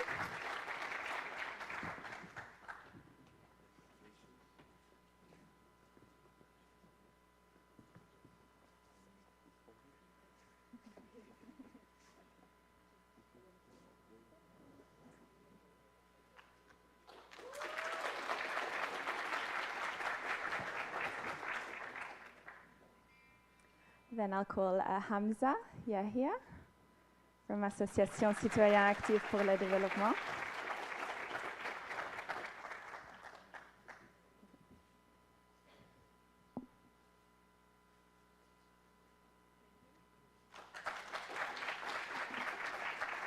Moving on to Meenakshi Pupalan, ITA Sustainable Solutions Private Limited.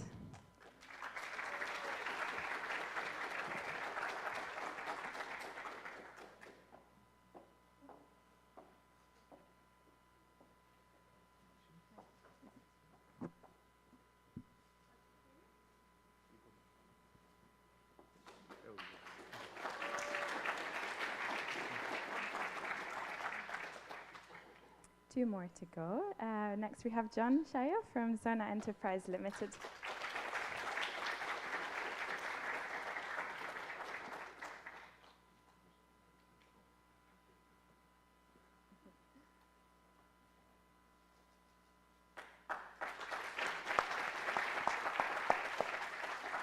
And to close us off, Kilina Stoikov from the Connect Clean Roma Group.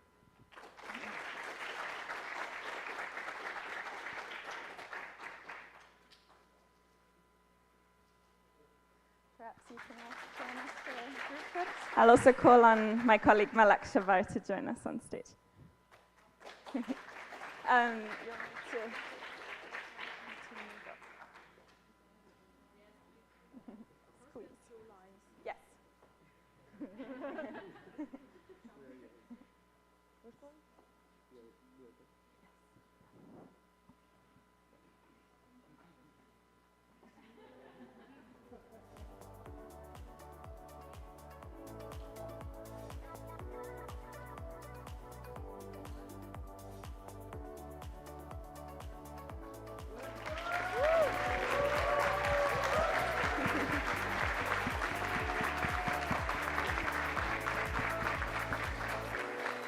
And that brings us to the end of our session. Thank you so much for joining. As I said, we'll be sticking around until later in the evening if you'd like to speak with any of them. I'd also, I'd like to thank Marcos for joining us. I'd also like to thank Jorge Laguna Celis from the UNEP team. It was his idea to bring them here in the first place. They wouldn't be here without you and Manon Sénéchal. Absolutely, so Roxani. And let's give another round of applause to these wonderful innovators.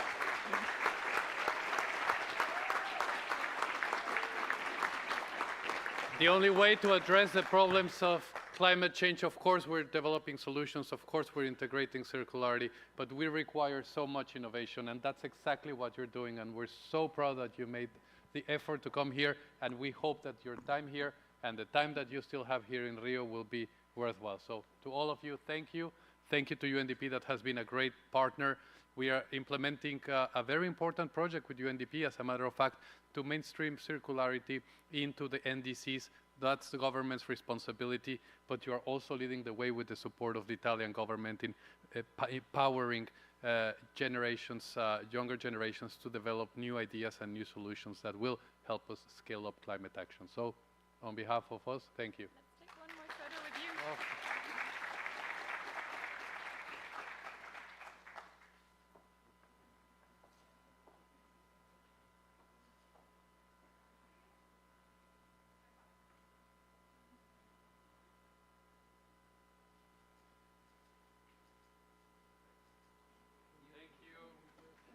So please stay here. I invite you to come down off the stage as we wrap up our One Planet Network Forum 2024 One Planet Network Forum. We still have a lot of things to celebrate. And let me invite my friend Virginia. Are you here from the Sustainable Tourism Program? If Virginia is here. If not, we will just continue announcing other commitments and in our agenda.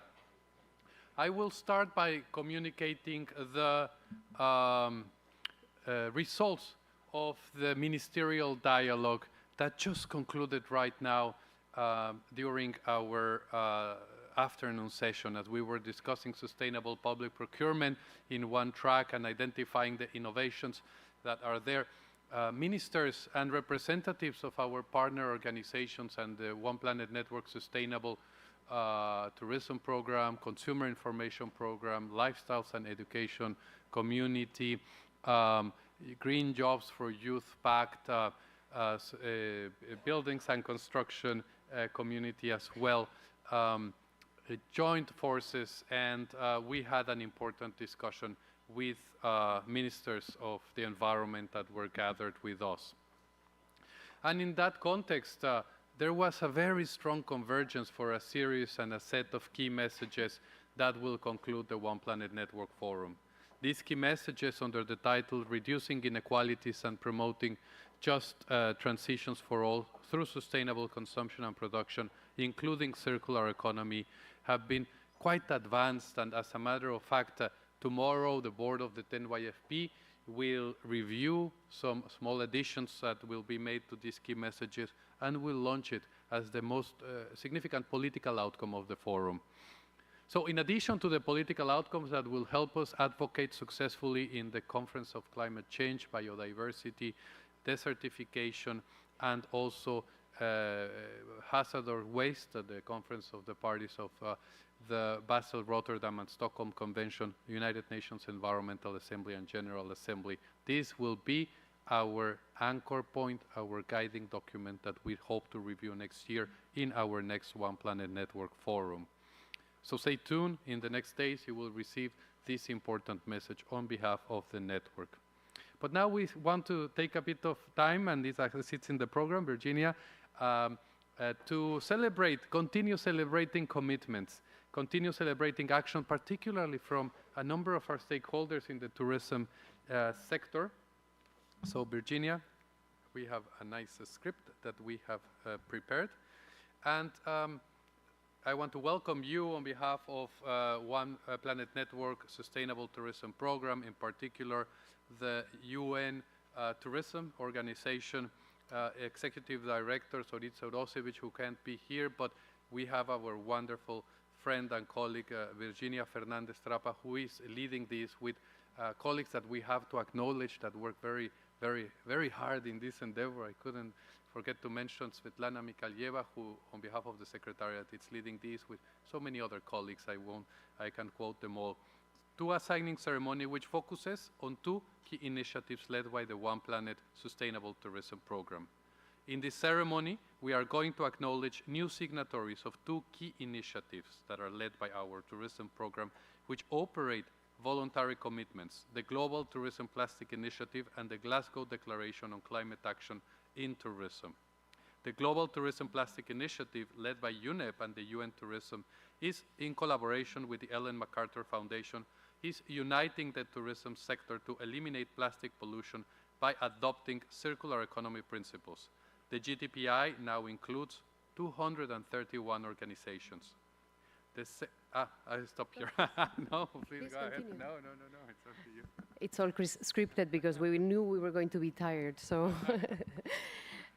thank you, Jorge, for sharing the floor with me. The second initiative we're celebrating today is the Glasgow Declaration for Climate Action in Tourism, which was launched in 2021 at COP26. And the initiative calls for tourism stakeholders to support global climate goals of halving emissions by 2030 and achieving net zero by 2050.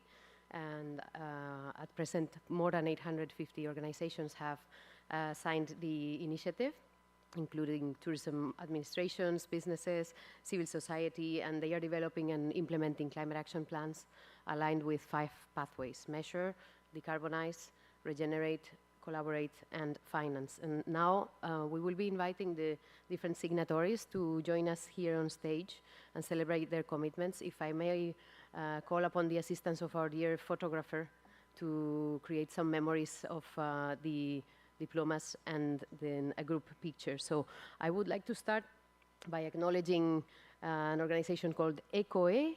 It is a Brazilian startup providing accessible socio-environmental solutions in tourism and is represented by Marco Barros, partner. Marco Barros, please, can you join us on stage? Thank you so much.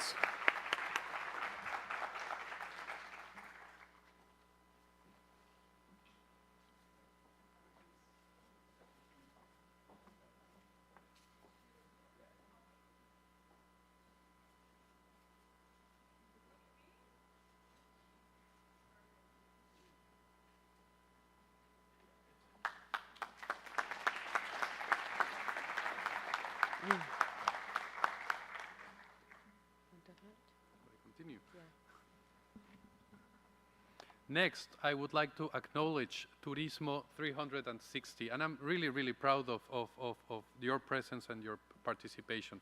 Turismo 360 is a consultancy from Brazil represented by its CEO, Marcela Pimenta.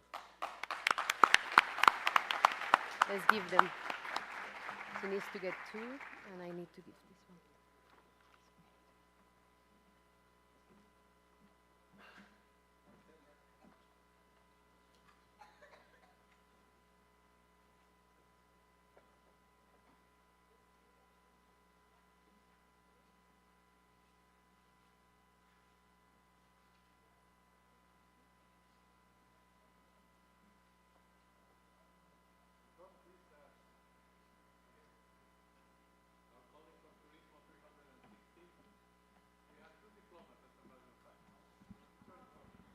Sorry, this is all live, so forgive us for. Okay, now we want to invite Catalisar to the stage, but Catalisar is already on the stage, which is great.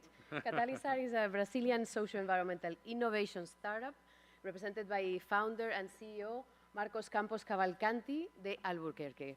Parabéns.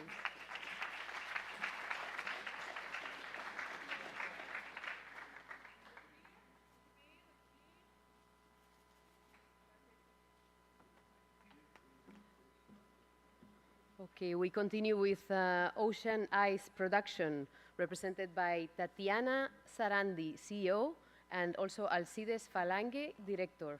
To the stage, please.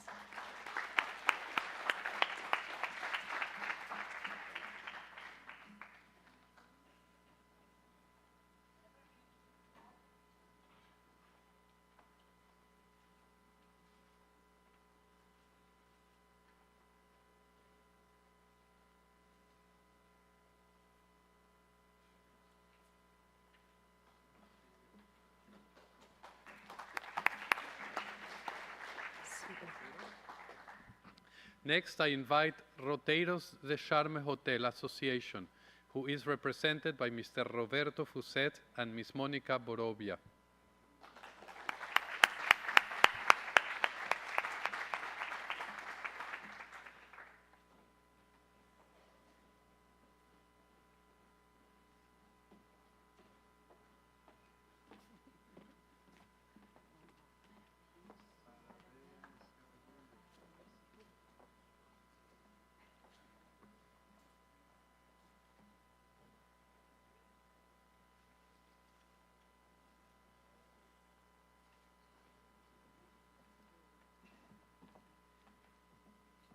Okay, we continue with Amazon EcoPark Jungle Lodge, represented by its founder and CEO, Mr. David Israel, also signing the Glasgow Declaration.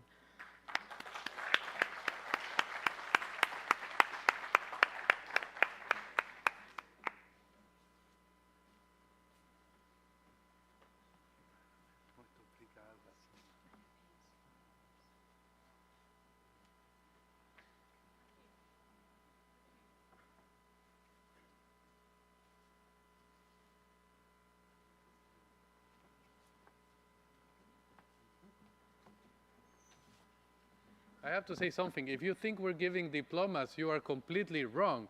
They are signing certificates, meaning we're celebrating commitments that all of these companies are making. So really, it's impressive what you're doing. Next, I want to invite Grupo Cataratas, who's represented by Ms. Talita Uceda, Head of Sustainability. Grupo Cataratas is also joining the Glasgow Declaration.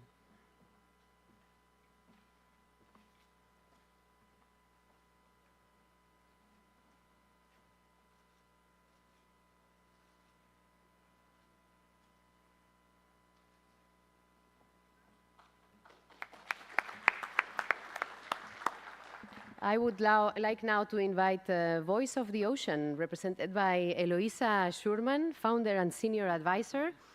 Voice of the Ocean is joining the Glasgow Declaration.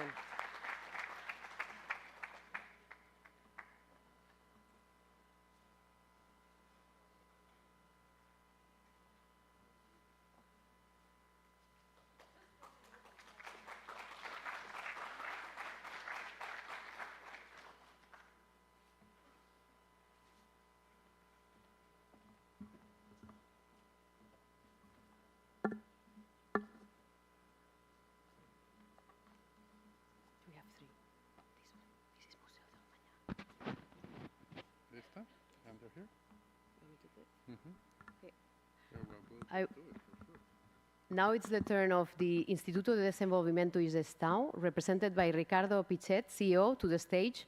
Instituto de Desenvolvimento e Gestão is actually our host. They are running Museu do Amanhã, among other museums. And this is, Ricardo, really, this is such an impressive. Thank you. Please, no, I will get it to you, and then I will.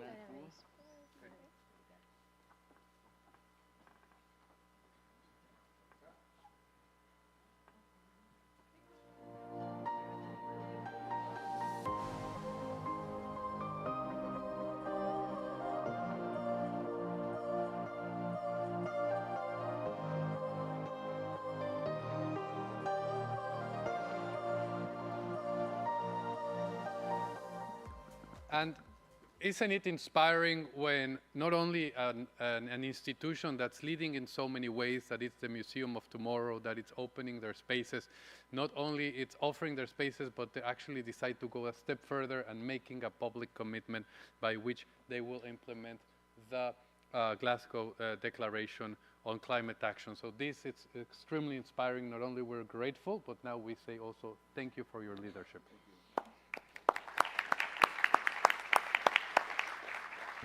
And now it's the turn for Visit Rio Convention Bureau, represented by Beatriz Martins.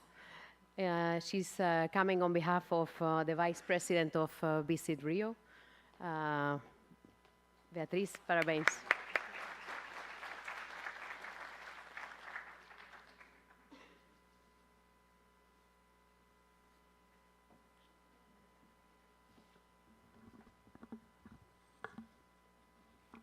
And finally, I have the honor to invite the Secretariat for Tourism of the City of Rio, represented by Mr. Bruno Matos, Undersecretary, for Tourism of the City of Rio.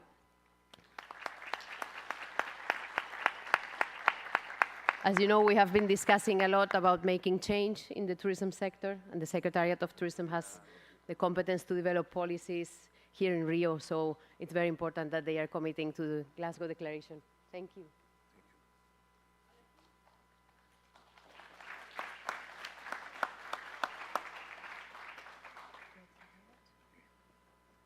Mr. Matos is going to say a few words. Boa noite a todos e a todas. Em nome do nosso prefeito Eduardo Paz, da nossa secretária municipal de turismo, Daniela Maia, gostaria de agradecer muito à nossa cidade a presença de todos vocês.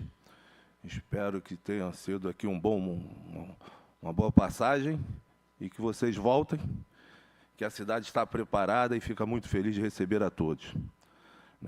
A Prefeitura da cidade do Rio de Janeiro, através da Secretaria Municipal de Turismo, estamos profundamente comprometidos em criar um futuro sustentável, inclusive para o turismo no Rio de Janeiro.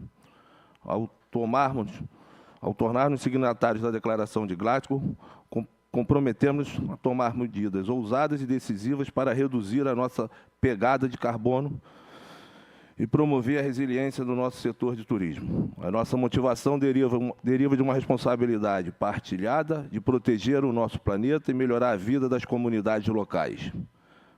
Planejamos fazer a diferença investindo em infraestrutura verde, promovendo a prática de viagens responsáveis e colaborando com as partes interessadas para preservar o patrimônio cultural e natural único do Rio de Janeiro. O nosso objetivo é estabelecer um novo padrão para o turismo sustentável, que não só enriqueça a experiência dos visitantes, mas também apoie o bem-estar ao longo prazo da nossa cidade e dos nossos residentes. Assim como o nosso Cristo Redentor, estamos sempre preparados para receber a todos de braços abertos. Boa noite e obrigado.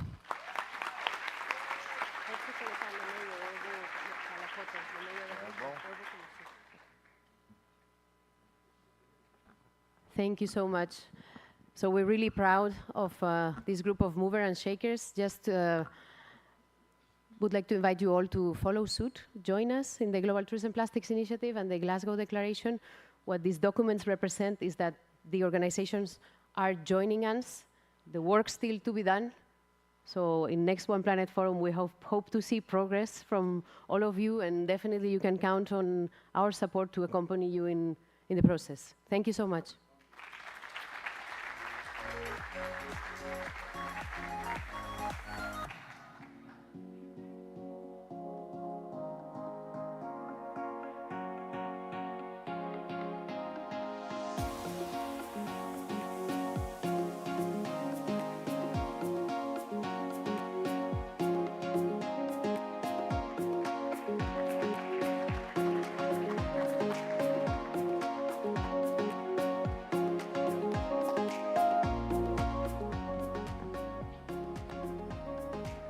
And that, distinguished friends, that is what it's inspiring about the One Planet Network and the work that we do.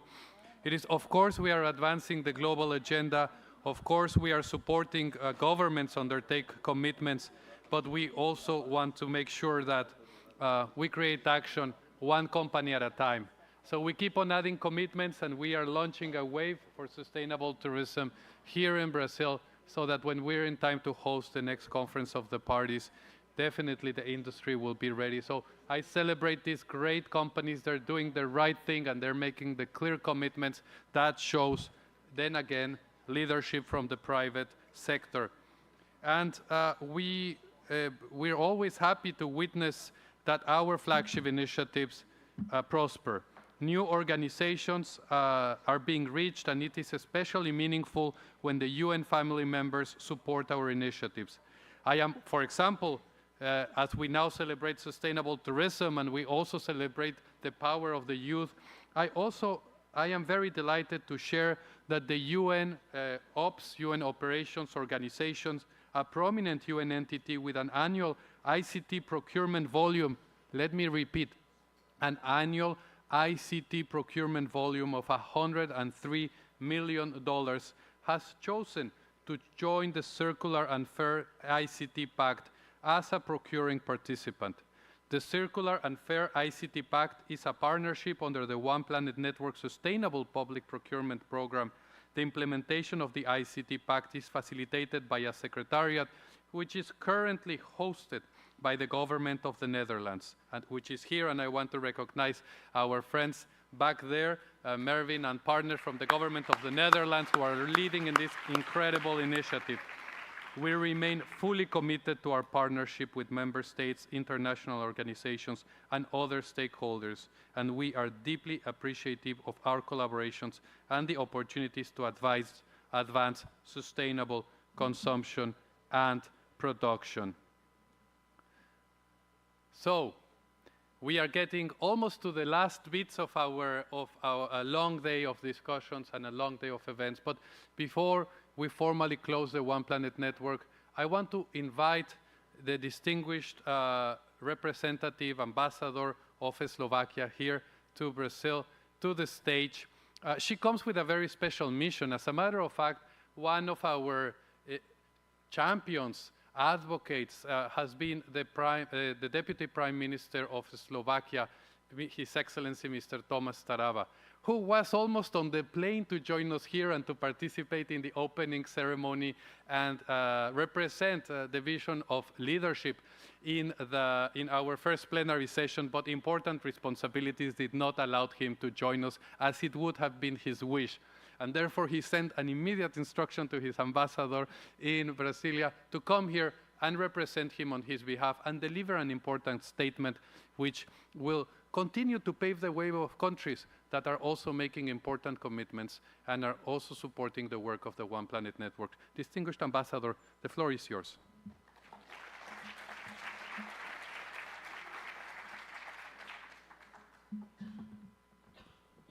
Good evening, and thank you, Jorge, for this opportunity.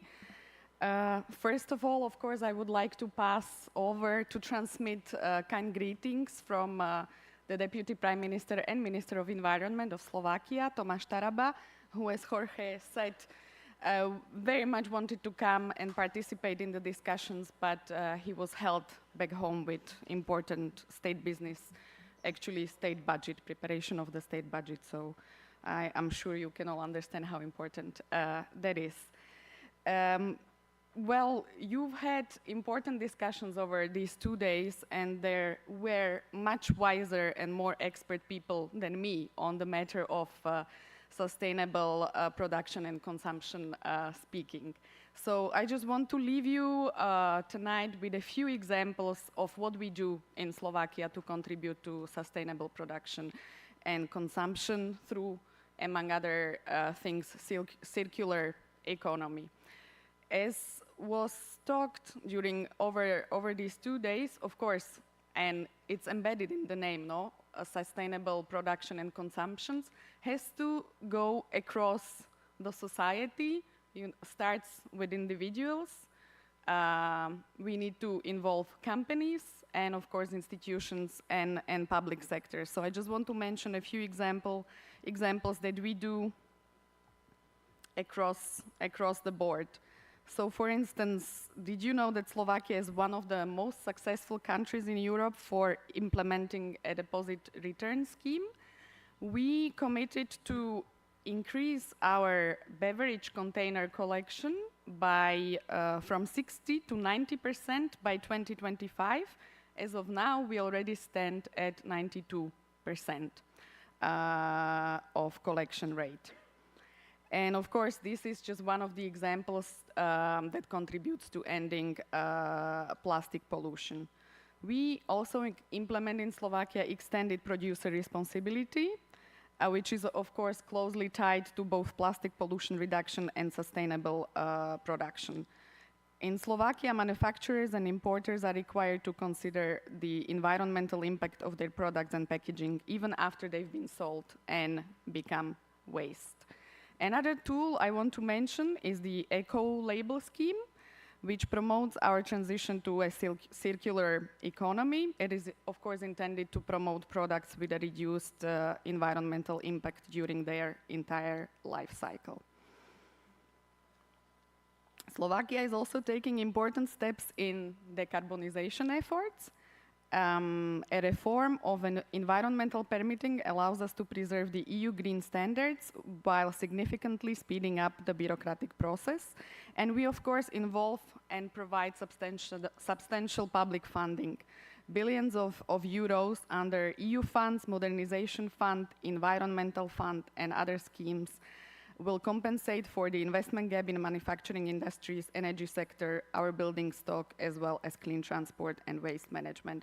One of such concrete examples is our national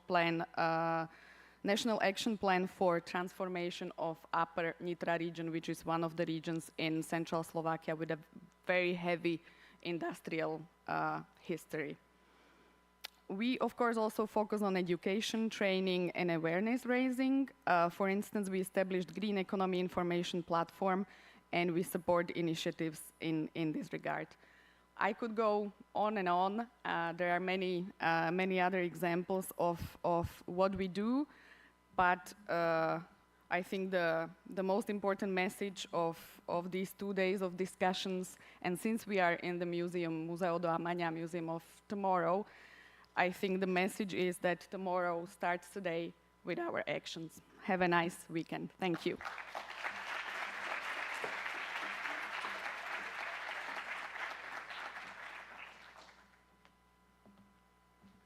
And now I want to call to the stage two dear friends that are there, a number of my friends from the Secretariat. Fabienne, please. Adriana, join us here. Thais, join us here in the stage so that we can formally proceed to close the One Planet Network Forum. These are just three of so many. I'm not missing another team member. Elisa left, right? Okay.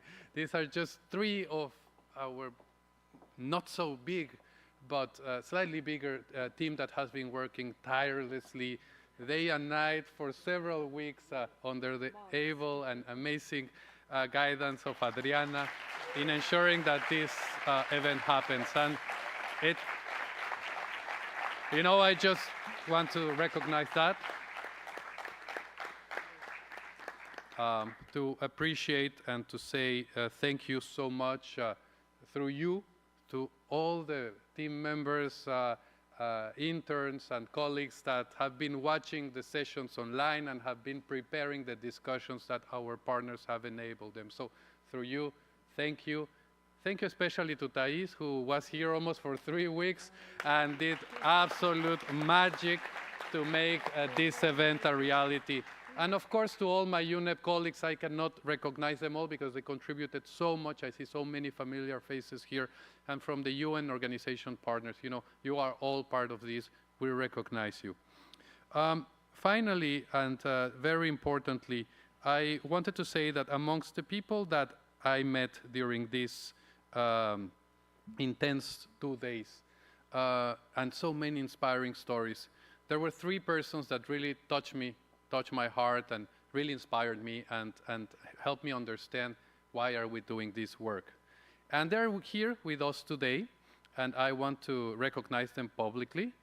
One of them, her name is Roberta Suelen Pedreira. Roberta, please say hi at least so that we can recognize you.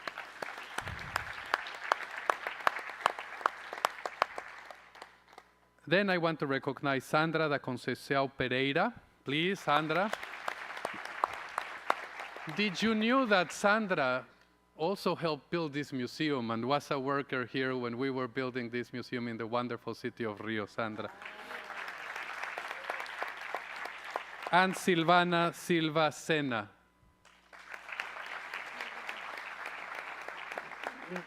Why we are clapping for them, it's because I hope that as you were going to the MAR, you realized that there were 3 carts stationed there with an exhibition enabled by a wonderful organization called Maravillisho.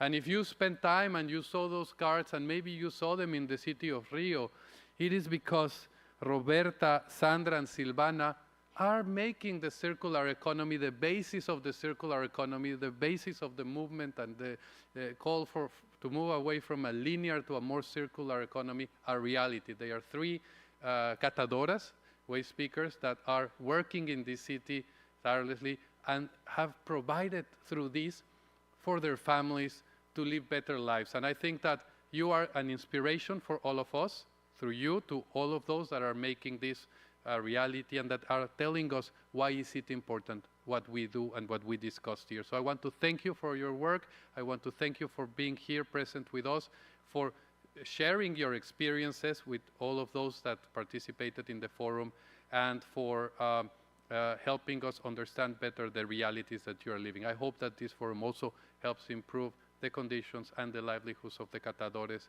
in the city of Rio. So on behalf of all of us, I recognize you.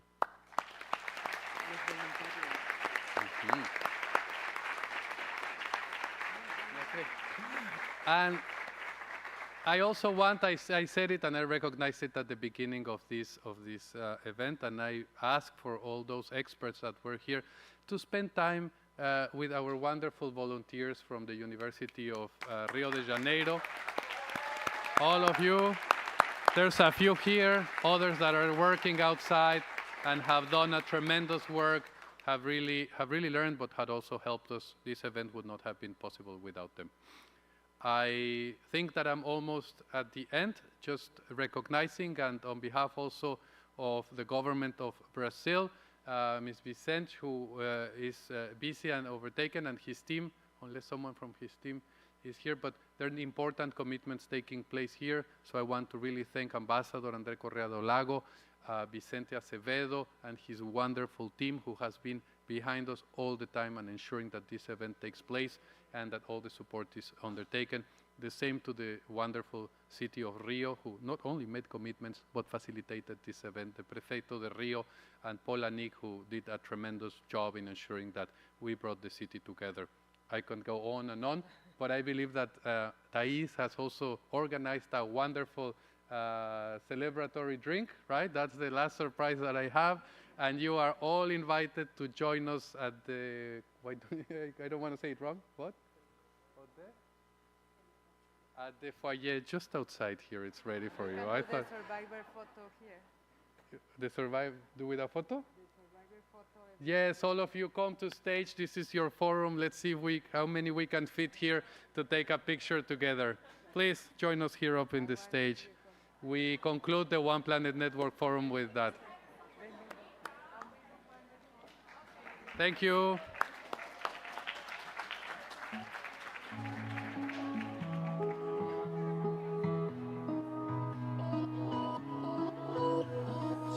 I show you my worst side. This ain't all the best times. We fall forever in the dark. I know we're not perfect. Just tell me we were worth it. It feels like we should never talk. If you can tell, I'm all alone inside this city. Now and then, still wonder why you can't come with me. In my head, we walk along these streets and you never leave. All I know is you.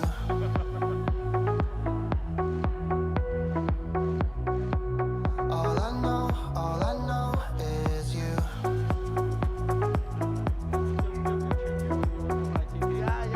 All I know is you.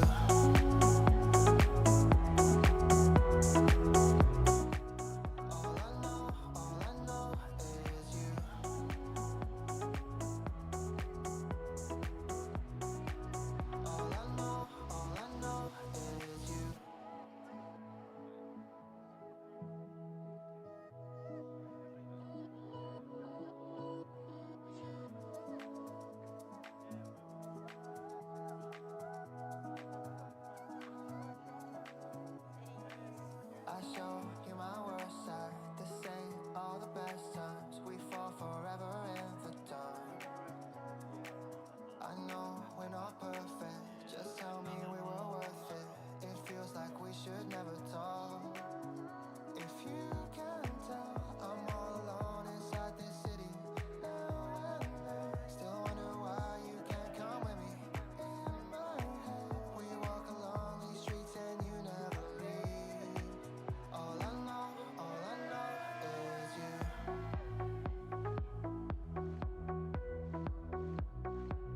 All I know is you.